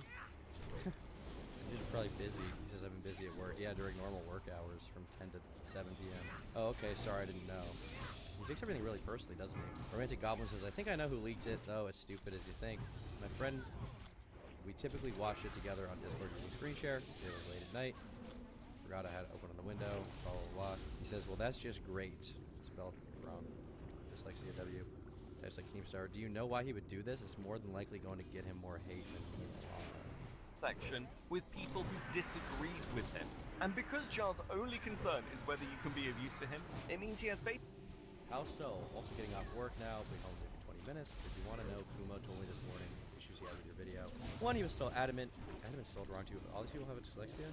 He was still adamant in his coverage, and so was I. Cindy still did wrong with obscenity and sexual misconduct, but it wasn't grooming. And he's walked back the locker room talk thing, not realizing he was downplaying she did wrong. 2, he got mad about the podcast taken at him. 3, your interview with Cindy, not gonna lie. I took issue with that, I was gonna tell you about it, but I got sidetracked and went to bed. I was gonna tell you why today. That segment was you asking her a lot of leading questions, basically giving her the answer you wanted her to give before she could respond to it in some cases. Here he said, 1, I just said his video wasn't that good and that's mostly it. I didn't say anything about his statements in the locker room talk. 2, bro has said stuff about me lots of times, and I also said nice things about him as well. 3, I was sleepy and she was scared. I don't normally interview people. I was sleepy and she was scared. I was sleepy and she was scared. That's why I asked her leading questions, because I was...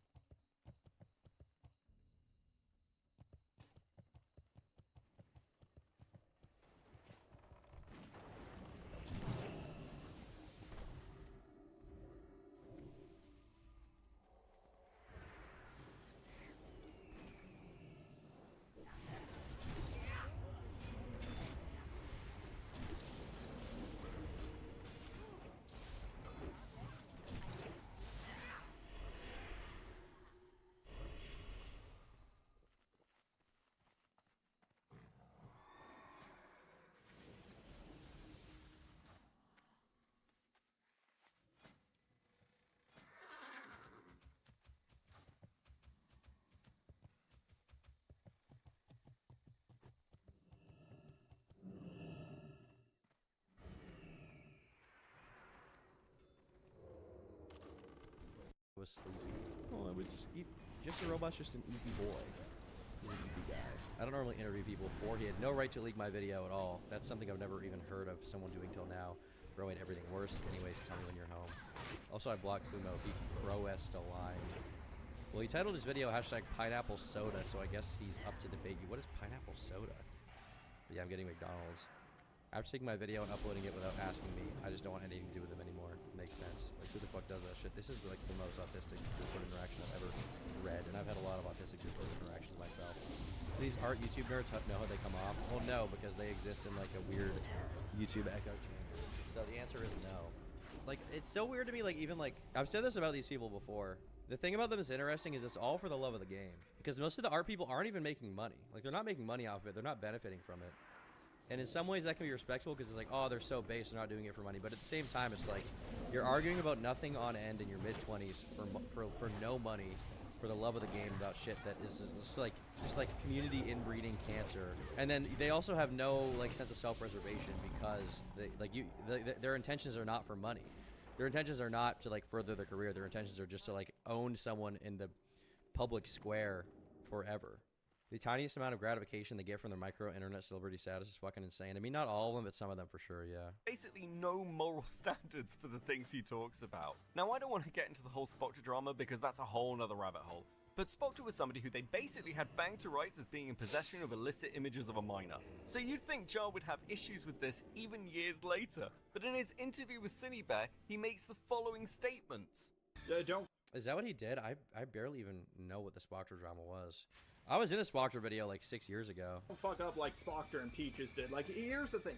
When it comes to the Spoctor situation, the dude got canceled for being a pussy. Like, if I was in that same situation as him, I would have been like, oh yeah, I stumbled upon it, looked through all the multiple folders I had on it, saw the 13-year-old nudes, freaked out, stomped on it, and saw them. Flushed it down my toilet. I'm not a predator. I just held on to those nudes and deep within folders, and that's what happened to me. Oh well, guess I'll keep uploading like I normally did. Now, I have been made aware of multiple images and instances where Jar has in some way downplayed relationships between adults and minors. However, from what I've seen at time of recording, I don't think Jar is running these plays and defenses because he in some way has some skeletons in his closet. I think he was probably just going along with the common consensus, and for those of you aware of the Fruitcake server leaks and the Toby drama, he wasn't the only one. Though it is worth highlighting that if Jar has friends who have done serious things wrong, whether it be Cine or Spoctor, who bear some striking similarities, he will defend them because what's important to Jar is that his friends are useful, that his friends owe him, and ultimately that he is getting validation for the takes he gives. And please note that I'm saying takes he gives, not his takes, because Jar doesn't have any fucking opinions of his own. Jar's opinions are formed by committee. And what's insane about this statement is that isn't something I'm saying, it's... But is that really true? I mean, his take was informed by committee with the Cinebear thing. Maybe that was the problem, that it wasn't formed by committee. That was the one time he was honest about how he felt, which he defended a really weird person. But is he really? I mean, I don't know. I'm kind of preloading this video, talking before he shows whatever his evidence is, but I don't really get the impression he's just like a fucking community dick sucker. Something that... He made a video, when I was going through drama, for some reason he made a video saying that I would be the greatest commentary channel of all time someday, which is true, which is very true, but, you know, that definitely wasn't a take that people wanted to hear, or a take that's true or based in any way, really. Mally said to him... Especially because it was during the Pyrocynical drama, when I was fucking... When they were having drama. I've been insulted saying my videos are designed by committee instead of just me, and I think they're right. Jar is so... Whoa! What? Is he just saying that? Does he mean that? They're formed by committee? They draw bad anime and call each other groomers based. Capable of having he saw the vision, he did. Own, he has to take criticism from years ago and rephrase it as self-reflection. I know this is going to sound petty as hell to some of you, but it really is a perfect example of what Jar thank you for the dono. The reason that Just a Robot's been involved in so many fucking dramas is because as a drama is nearing its end, what Jar will do is jump in, waving his banner, saying, "Don't worry guys, Just the Robot's here," when the battle is already won. And the only way Jar has been able to continue this drift is by parroting the takes that have already won the day. Which is it? What's wrong with Just a Robot? I know he's whack, but he do something wrong. Nah, he's just really based. People just hate him because he's a based right-wing chud. You'll basically hate him for being based and voting for Trump. That's basically all. You know, that's all of it. Speaking of YouTuber, Sprite looks so zesty. It does look zesty. I never really picked up on that, but it does look zesty. You see Dogpack took down his James Warren video? Yeah, I was curious if he ever made any public statement on why, but I did see he took it down. Exactly what happened in the Cinebear drama, by the way. Just a Robot saw Chud Logic covering it and laughing at Birdie, and assumed that meant public opinion was turning. And then he just simply stole Kumu's opinions. Unfortunately for him, Kumu's opinions on the topic were... And if it sounds like I'm losing my mind, it's because after hours of looking through this guy's history, it is infuriating how often this has happened. And by the way, just before you think I'm some sort of conspiracy theorist, I'm not the only one who's noticed this. Jar to me has always kind of been like a snake in the grass. I think that's the best way to describe him. Really? Maybe I just haven't been paying attention as much. I always just saw him as like kind of a spurg. A snake in the grass. Can I touch you, bro? Only if you say unless and JK.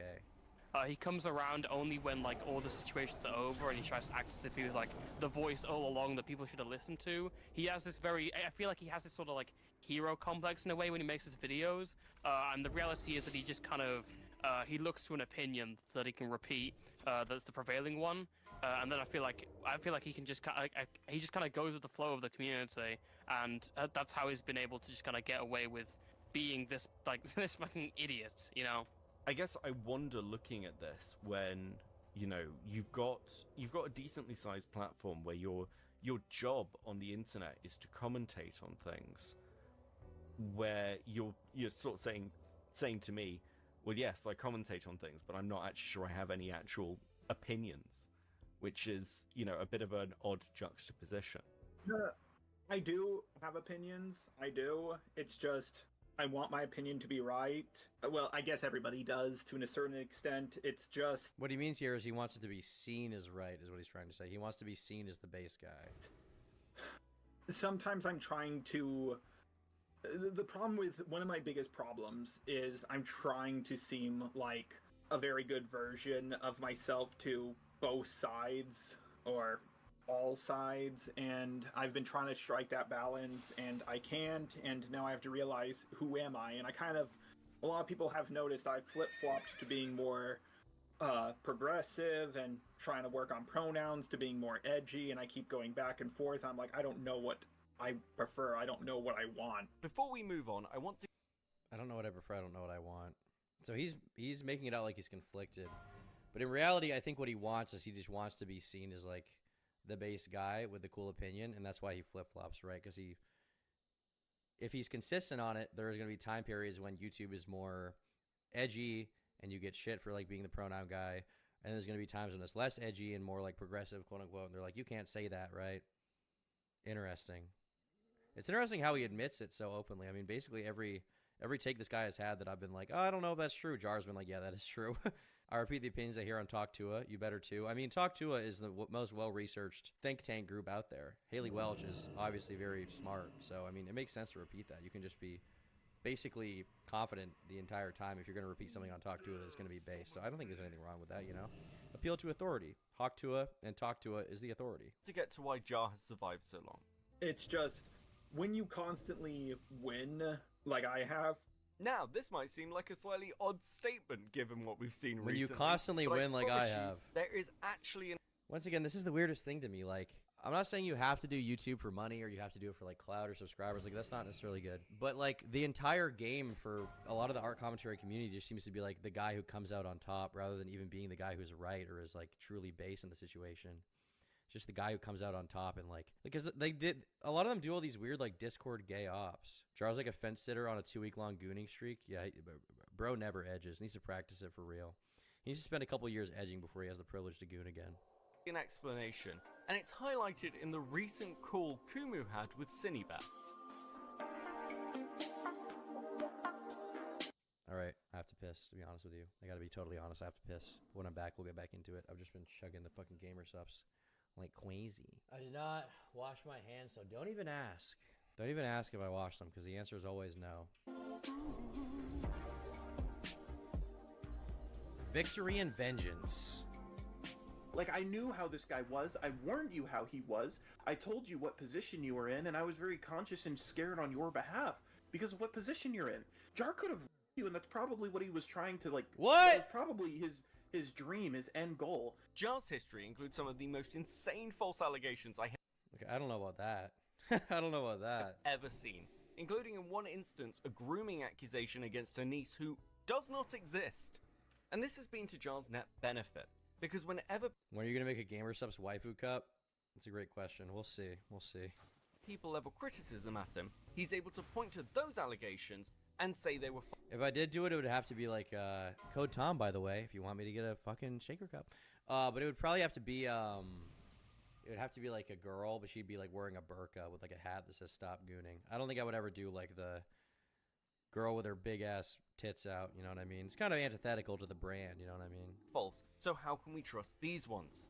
What were the Fluffy Turbo allegations? Fluffy Turbo and Chaos 55T, came out of hiding to make up false allegations about Jar grooming and sexually abusing his niece, who doesn't exist. So, for context, So they made a false allegation about Jar. Chaos 55T was originally a part of the people who drove Jar off of DeviantArt. This is like... Also, the reason I think it was because of the other dramas behind the scenes they didn't cover him is because everyone of those old friend groups who had public crash outs. It is weird to see that basically, I'm trying to think of names in the art CC, the art commentary community, like Creepshow Art fell off horrendously, now Just a Robot's falling off horrendously. I think, what's up with Hopeless Beaches? Hopeless Beaches get like blown out? Boxer got blown out, doesn't make content anymore. There's truth about Hopeless Beaches in the Senate, yeah, they got blown out. Everybody got blown out. Is there anyone even still standing from the art commentary community with over like 100k subs at all? Do they exist? Is there anyone? Bits and pieces that I remember from his DeviantArt whatever story. She made up allegedly, she made up someone who doesn't exist and claimed that Jar drove this person to end themselves. Jesus. When Jar came forward and talked about what he dealt with, obviously Chaos got a lot of flack from that. She didn't. A few months later, maybe a year later, I don't exactly remember the time frame, Fluffy Turbo, who was one of Chaos's friends, started going around to people, Laka Moka Laka and myself included. Laka Moka Laka, the names again. I know my name on YouTube is Turkey Tom, but Laka Moka Laka, just at least pick a name people can pronounce and remember. Laka Moka Laka. Trying to pass off the screenshots as allegations that Jar was grooming a minor and that he had in the past sexually assaulted his niece. Like, I went over this stuff, and in the course of like 5 minutes, I told Fluffy Turbo to shove it. But I think 2 weeks after that, she brought the allegations to the public and tried to press them. So I did a stream going through them, basically being all like, this is fucking bullshit. I'll never get over the fact they had a server called the Senate. Yeah, I won't either. It's just such a, even if it was created ironically in the first place, like calling your server the Senate and like having regular calls where you like duke out Discord drama. Once again, it's not even like there's no career you get from it. It's just for the love of arguing on Discord. It's so weird to me. And in the course of the stream, some of the allegations went over the idea that Jar was racist, and I basically shrugged it off and said, yeah, we know Jar's racist. I don't care about this stuff. Show me, like, the serious stuff. And as far as I'm aware, he's held that against me since. I mean, only in the ACC could you have a drama about sexual assault against somebody who's not real. Yeah. It's happened at least twice. Twice! When Jar says he wins his dramas, what he actually means is he manages to debunk some of the insane accusations coming from people who've been A-logging him for 10 years. Which is why, if you're going to make accusations like this against somebody, you better have some solid evidence and some reliable sources. So somebody claimed that Jar grooms someone that doesn't exist? I kind of feel bad for him then. I mean, despite what's happened recently, I kind of feel bad for him. People were making shit up. But that's probably also why a lot of the other stuff that was under the surface, like the weird DMs with girls, that's probably why that stuff didn't bubble up, because it would be seen as kind of dumb. If it would have come out back then, it would have been like, oh, just another false allegation. I'm autistic, so sometimes I miss subtle hints or cross the boundary when joking. When that happens, just let me know. I apologize and try to avoid doing it again. I'm autistic, this is just how I am. That is literally his explanation at the end of it. I lost jobs because of this, and then after a while, I started avoiding female coworkers. You know, Jar, I got fired from multiple jobs, so I consistently made women uncomfortable. Isn't something you should be admitting. Well, at least he's not lying, I guess. Though I do want to be charitable. Many of you will be aware of my drama with known dentistry dodger Wick TV, who in early 2023 removed me from a panel so he could rizz up another member of said panel because she had more subscribers than me. Now, Wick's history of scumbaggery is well documented. We also clashed in early 2024 when it was discovered that he was working with Progressive Victory undisclosed to his audience while promoting them. And if you're... That's weird. Haven't I talked to this Wick guy? This guy's from DGG. He was in the DGG orbit, maybe. I didn't know about any of this drama. Damn. I guess I gotta get read up on all the small commentary, small art CC, small DGG drama. It's all interconnected in some way, too. How does it all lead back to Destiny in some fucking way, every time? confused as to why I'd bring up a completely unrelated person who has nothing to do with any of this in the middle of a video on Jar, I don't blame you. I will say a British guy calling you a dentistry dodger is pretty brutal. So please explain to me why every single Just a Robot drama video has a section rehashing his grievances with people who are nothing to do with anything, and they're Base. randomly inserted in the most awkward way possible. In his hit piece on Doodle Tones, he basically stops talking about her for 3 minutes, so he can talk about how much better he is than all the other commentators he's fought with over the years. And in case you think this is an isolated incident, no, this is just how Jar works. In his recent conversation with Lyo Convoy, when his credibility and reputation is crumbling, he promises never to make a drama video again. But he does have one... Wait, I don't understand. If you're a fucking commentary channel, how can you ever promise to not make a drama video again? What does that even mean? Do you mean the drama video about drama you're involved in? Is that what he means? Question. Quick question. I do have one drama video that is all finished, and I was thinking of just making it a Patreon exclusive. The committee, the Senate must weigh in and tell him if he should post his video. So do you think I should do that? No. Jar has a pathological need to go after people who have slighted him in the past. And while he is talking about how he will never engage in drama content again, this is something I would be deeply skeptical of. This isn't the first time Jar has taken a break. And secondly, because deep down, Jar is deeply, deeply vengeful. Every time I go to bed and I'm about to fall asleep, I just feel angry about sometimes things that have happened 10 years ago, and really? Sometimes I feel like revenge is the only thing that keeps me going. Revenge is the only thing that keeps me going? Oh my god. What? And the revenge isn't even over like someone stole my business, someone stole $1 million from me. The revenge is somebody made a YouTube video about me 10 years ago. This is like crazy. Every time I close my eyes, I wake up feeling so angry. That's fucking crazy. Oh my Sigma. He is on demon time. I didn't think it was that bad. Once again, I thought he was just like a harmless like idiot. It seems to go a lot deeper than that. And don't get me twisted, I personally love a little bit of vengeance. But one of the frustrating things about Jar is his need to be seen as the hero and never the villain. When I'm winning in a drama, I try to show my opponents mercy. I guarantee you, if the situation was flipped, Diaper Tones would not have done the same. Diaper Tones? Diaper Tones, okay. New individual lore just dropped. Oh, wait! Shit. He's talking about Doodle Tones, right? He's talking about Doodle Tones. I remember. We're worried that the ACC got beefing with Diaper Tones. This is, fuck, I know who this person is. Guarantee you, if the situation was flipped, Diaper Tones would not have done the same. Bro, this is another, person who's in it for the love of the game. You guys may not remember. Doodle Tones, I think? Let's check this. This is totally it. Yes. Doodle Tones is somebody who looks like they haven't posted in a while. 5 months. But they finally doing the right thing. Are they left? Did they leave? A little bit. I did try to log back in to upload this. I think they add this weird voice changer for some reason. I don't know why. But they've been around in the community for a while. Their channel was created in 2011. They were posting commentary videos for the love of the game for years. 2 hours, 3 hours. Lots of long videos. This was 4.5 hours long. 4.5 hour long video with 15,000 views. It's crazy. And if you shift to the, if you sort by oldest, they've been posting videos for a long time for the love of the game. They've always been in the art commentary community. They've been a part of it. And this, once again, it's for nothing. For nothing. You get nothing out of it. There's no benefit to doing this. You've just been arguing online for 10 years for no reason. There's no benefit to it. You don't win anything. It's just for the love of the game, for the love of making a 4 hour long a fucking 4 hour long video about Poopy Doop 12. It's crazy.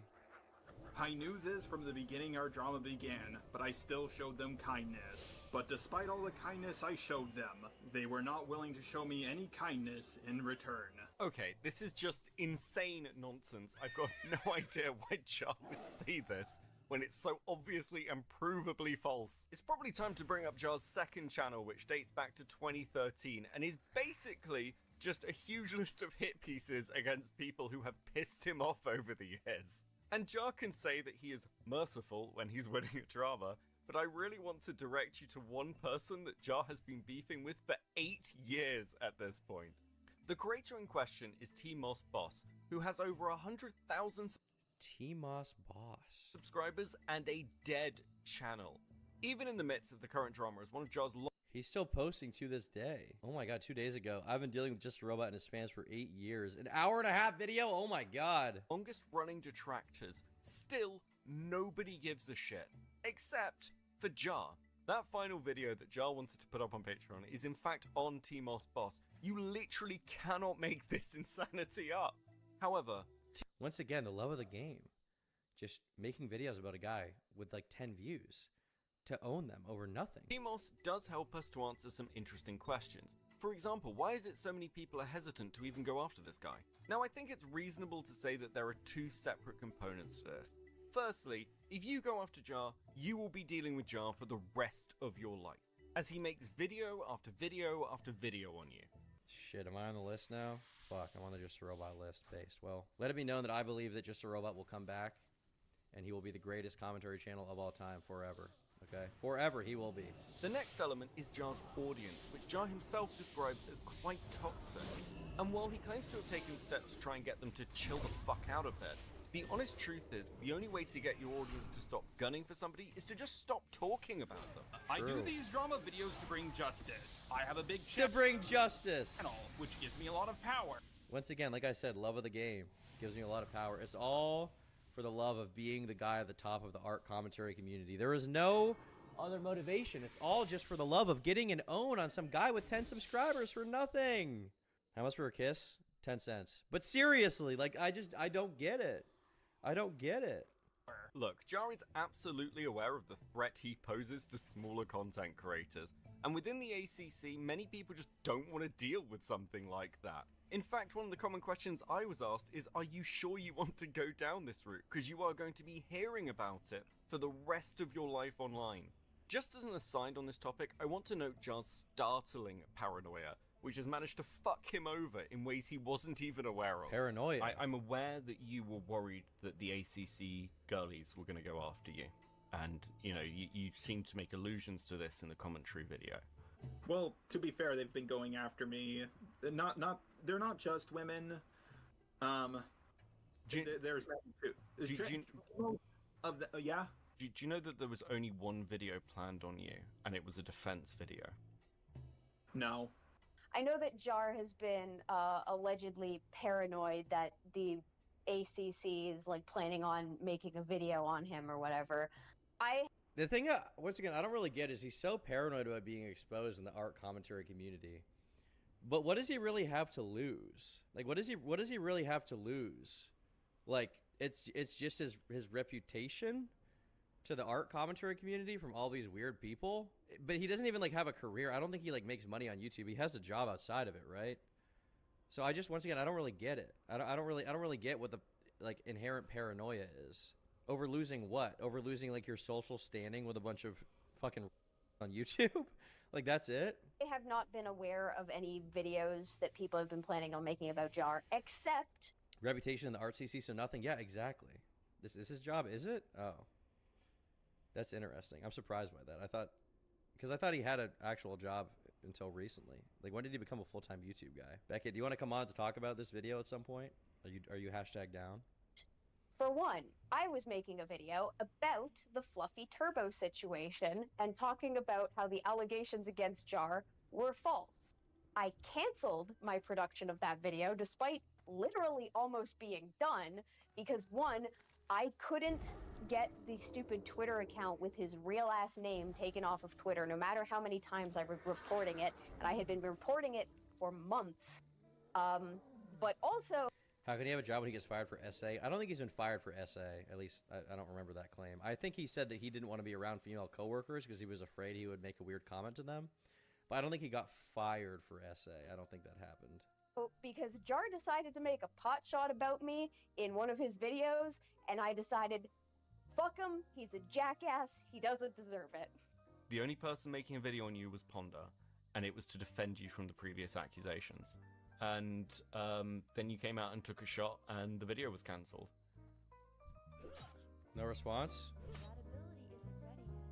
I mean, you do This have an entire He just said, second channel, which does seem to be sort of vengeance responses to people.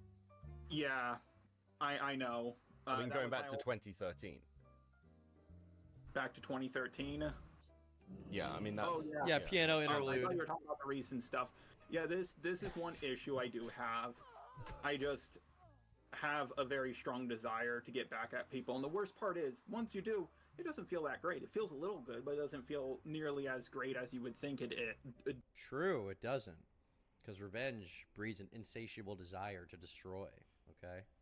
Revenge is not good. You must, this is, I believe an ancient Chinese proverb said this. When it comes to the art commentary community, you must let go of your anger, okay? You must act out of righteousness and baseness and self-preservation, not for the destruction of others, okay? That's true. Chinese guy said that to me. Racist? How can I be racist? He's my Chinese friend. He's a Chinese guy who told me that. Does. And I was trying to respond to every single video ever made on me on my second channel at one point, but then I got bored.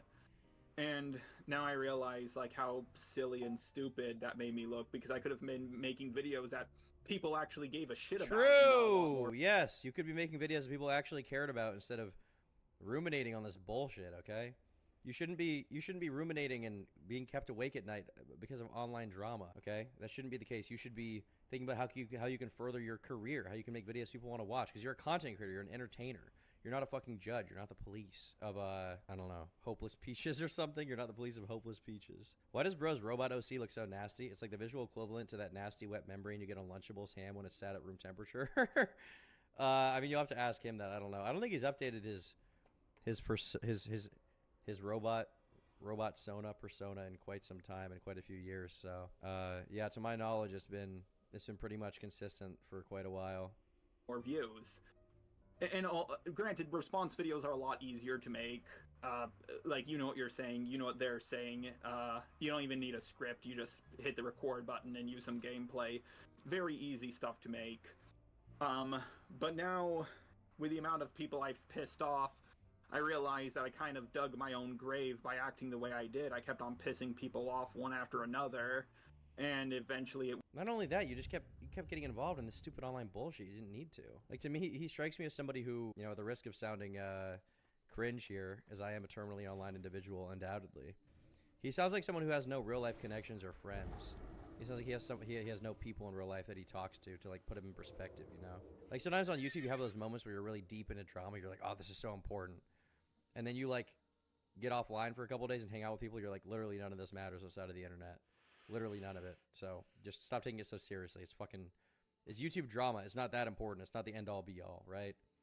But he sounds like he didn't have that for whatever reason. He didn't have those kind of come to touching grass almost when he was like, oh, I probably shouldn't be so deep into this bullshit. I probably shouldn't be this emotionally invested in this spurgy drama, right? Like, the touch grass line is so cringe, but in this case it is, like, at least do it 1 or 2 days a week. YouTube is bro's life. Yeah, and it's okay sometimes if you want to really, like, commit to the bit and have a really big online following and career, like, that's okay. But at the same time, like, you should have something outside of it to keep you in check. I knew eventually it would come back to bite me in the ass, and it did. I mean, take a look at Unit C1845 Buy a Kiss, made by Robot Chicken. This is like the most cancerous YouTube search I've ever done in my life. Oh no. Why is audio only in my left ear? I would like to buy a kiss from you.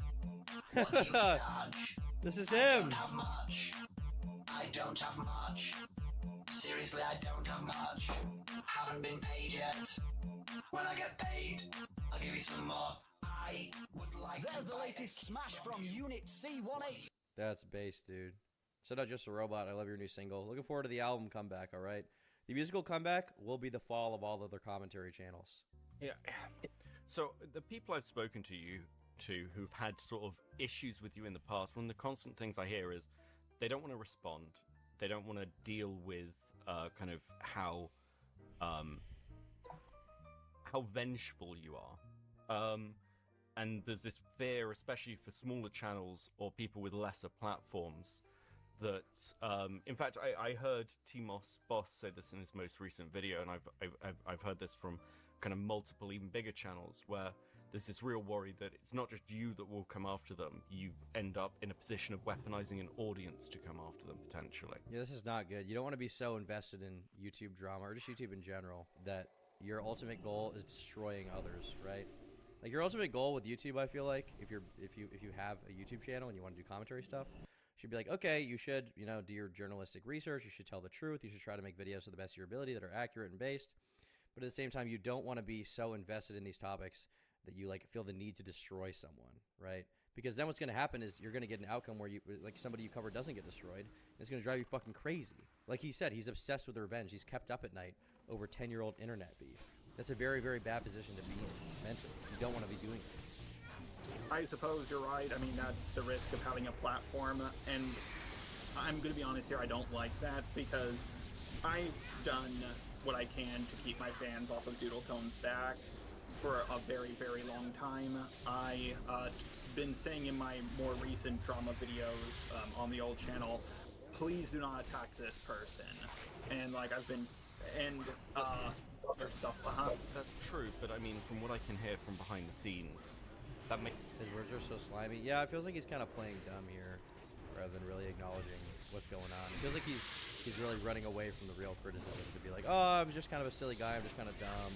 I always do my best. It's like, there's a little more to it than that. You kind of, you know, when you can't trust someone's words, you have to go by their intention. His intentions clearly show a certain mode of operation for his robot life.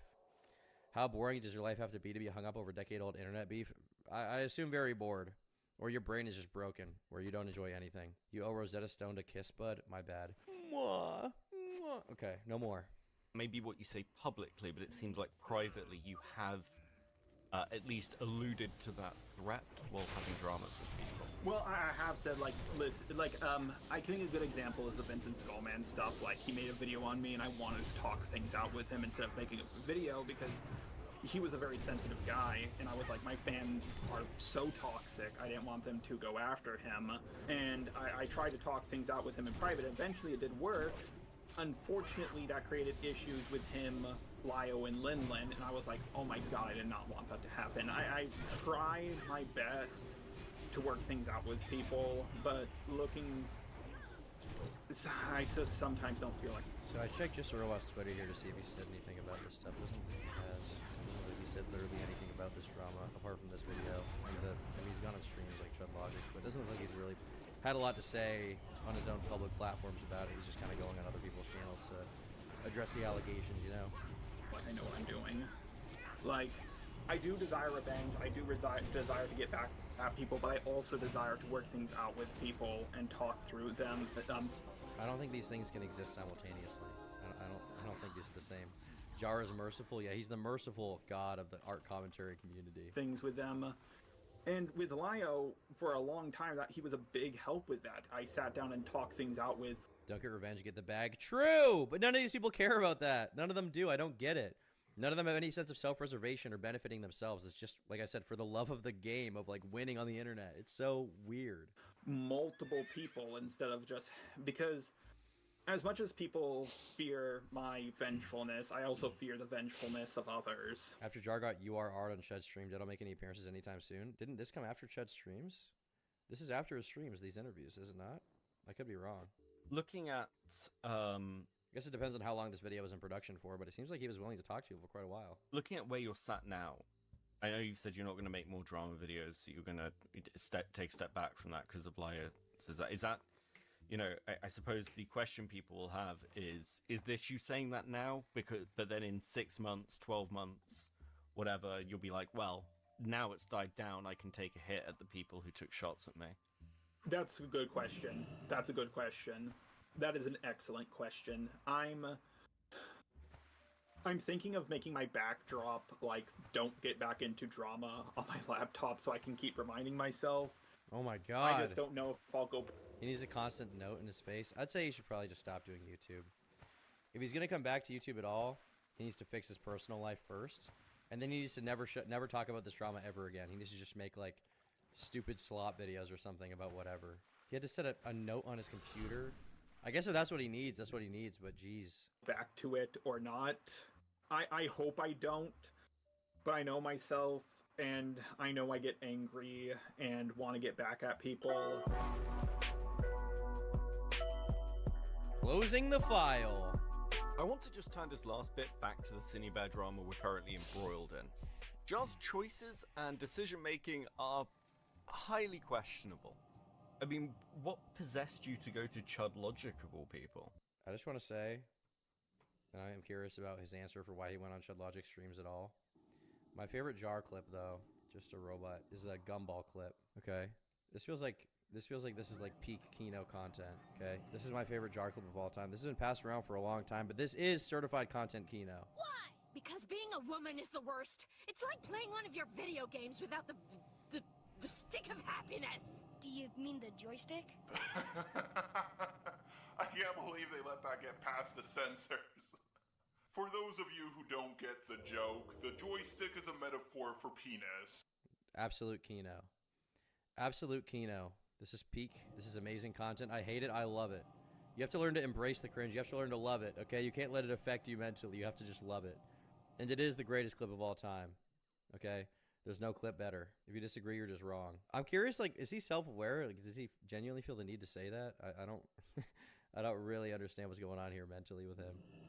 I feel like this is just more manifestation of his genuine autism. All is forgiven, Jar's redeemed himself. That's what I'm saying. Like, why make this whole hour-long video when he contributed this piece of art to the culture?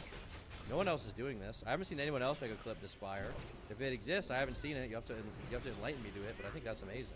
I like Chud, don't get me wrong, but like if I was looking for somebody to kind of side up in a drama with me, or like if I needed somebody who I thought I could get, or I could use a platform for to like just even plant a seed of an idea, he would be the fucking last person I picked.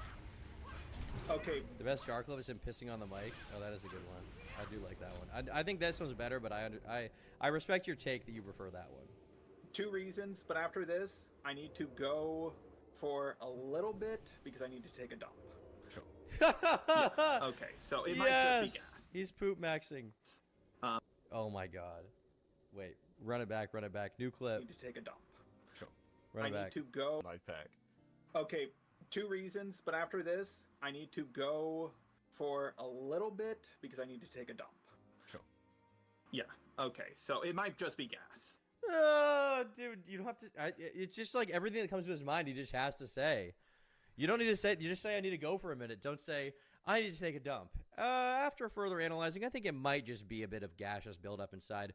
We'll check in on it later to make sure that it might be a dump. It could be, but realistically, I think it's just a little bit of gas. You know, like, bro, why? It should just take 5 minutes. So don't. Thanks for the turn dono, off the Frank. call or anything. I'll just mute myself and. That's fine. I'll grab it. I'll grab a drink while you're doing it. It's fine. Yeah. So this guy's just like, shut up, stop. He's like, oh, make no mistake. I will not leave the call. I will mute so you don't have to hear, but I will not leave the call. Okay, I won't leave the call no matter what. One is I was suggested that he was more fair to Cine than anyone else. He seemed more skeptical. And 2, Chud did a video on me back in, as he said it, his soy days. And out of any video I've ever seen on me, I thought it was the most fair and balanced. So I thought, oh, this seems like a guy who's fair and balanced. And, you know, maybe he is, but he probably, like, when I got onto that Chud is fair. That's what they say. They say Chud is fair. It's an allegation I've heard. You know, that's what they're saying. Stream, and I saw how angry he was, I realized, oh no, I messed up. I think it's fair to say that Jar dangerously misjudged how wider commentary would react to something like the Cinebear story. Art commentary involves an extraordinary amount of things that happen behind the scenes in people's interpersonal relationships. This leads to long-standing beefs and feuds that go on for years in some cases. But let's be honest, wider commentary's intention is quite different. No, I mean, like, it's just content, right? Yeah, for sure. Frankly, most stories we talk about as commentators, we don't have a deep emotional investment in. Most coverage is going to be pretty dispassionate. And I didn't make this video because I hate Jar, I did it because I lack impulse control in a social life. Honestly, the entire Cinebear drama highlights the issues with becoming overly invested in a story. The issue... True. I 1000% agree. You should be invested in the process. You should be invested in getting to the bottom of it. You shouldn't be invested in one outcome, because that outcome could always change. And you know, this is stupid online drama. It is. it is like silly, stupid online drama. I don't want to, you know, overexpress its importance, but at the same time, you are dealing with people's careers, their reputations online. You're dealing with the way the public sees them, and especially at a high level in the YouTube commentary community, you're dealing with businesses, right? So if you're making a video about someone, and it could potentially have a very negative impact on their reputation, or have a positive impact and you're trying to recoup them and have negative impacts on yours, you need to be trying to get to the truth of the matter. You don't want to be biased. You don't want to be...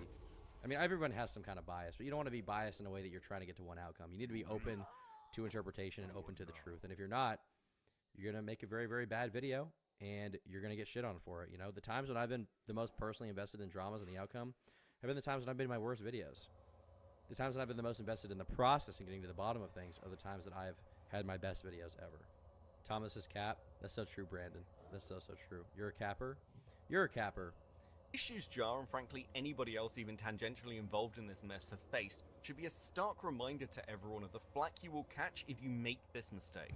Finally, I'd just like to thank everyone who's involved in helping with... Good video. Good video overall. I enjoyed it. You guys can subscribe to Cope and Seethe if you want. I enjoyed it quite a bit. Thought it was an enjoyable little video. And I had a good time with it.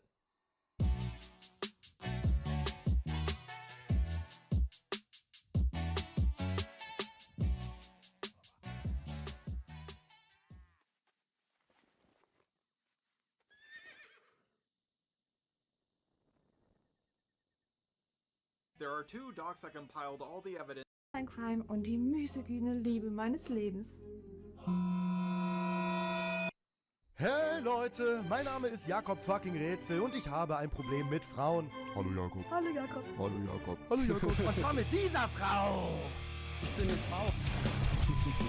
Denn die verbitterte Schachtel aus Spandau pisst nicht nur mir ans Bein. Jetzt pissen. Sondern auch ca. 100.000 weiteren Influencern und jetzt auch der armen leeren Frau in Nöten, weshalb ich sie heute mal so richtig Aber leeren Frau ihr BDSM-Geschirr an, warum nicht? reunite, sodass der hauptberufliche Simp Shoyokas Ritter Weil wenn Jakob im Video ist, dann wissen wir ja warum. Frisur Dave Hotzelot neben mir dumm aus der Wäsche guckt, die euch beiden wohlgemerkt mal echt gut tun würde. Ups. Aber was ist eigentlich passiert, dass Shoyoka so eine unfassbare Wut im Bauchi verspürt, wenn sie über Lana herzieht? Kinders, ihr werdet es nicht glauben, es startete mit einem harmlosen Ausschnitt, wo Miss Riddle mit ihrer Freundin Carina Pusch... Oh, den Ausschnitt habe ich aber gerade gesehen, Leute. Feministin und hauptberuflicher Doppeldecker-Tuschkasten von Pelikan es dreisterweise wagten, kurz darüber zu witzeln, dass Shoyoka Gronk als Frauenhasser framen wollte. Gronk, kennst du? Soll ich erklären, was das ist? Das ist der problematische. Das ist ein Problem. Oder? Junge, hallo Torte, danke für 5 Sachen. Grüße gehen raus. Frauenhasser, oder? Peak Frauenhasser. Oh Gott, ey. Ich nenne ihn Daddy, aber... Dad, I wish you to meet my boyfriend Zach. Oh, sir, it's pretty cool we got the same nickname, Daddy. So... Und das war's auch schon. Naja, nach diesem skandalösen, weltverschlechternden Stream schwor Snowyoka Blutrache und gründete als Präsidentin aller Betroffenen die Ragebait-Spiele, welche die 12 YouTube-Distrikte seit heute erschüttern. Los geht's zum Intro und dem Sound, welcher aus Shoyokas Spatzenhirn schallt, wenn Shoyoka mal wieder hasserfüllt über alles und jeden herzieht.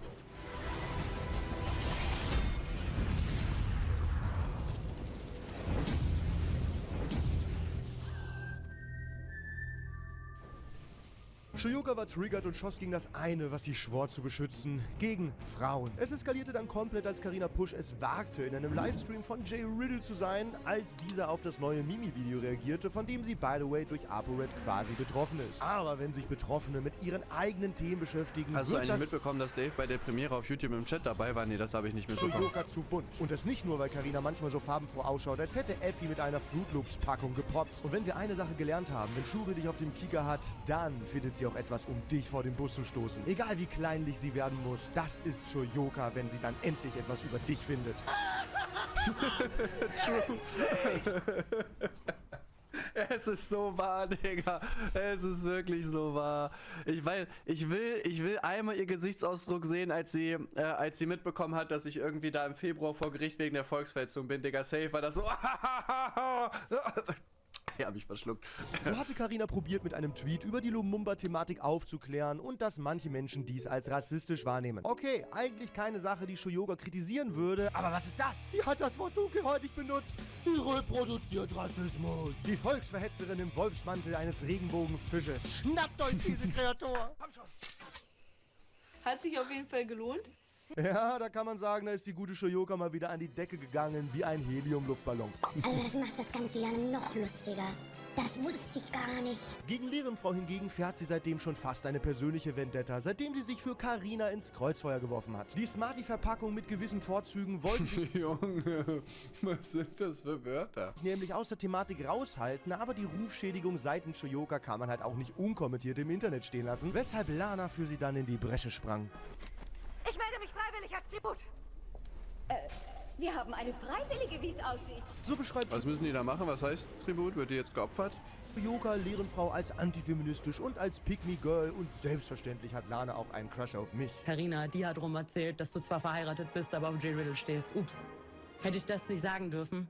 Naja, wie ihr mich kennt, musste ich die Schnatterente natürlich ein wenig provozieren und warf ihr ein Stück Brot zu, welches sie sofort verschlang. Hi, hast du Brot? Das ist absolut Rotze. Denn der kurze Nee, ich kenn gemeinsame den Film Gastauftritt bei Kuchen TV im Stream machte Snaoyoka so richtig sauer. Es verletzte sie schon fast. Denn das Publikum feierte die Überraschung und Bündelung unserer Kräfte.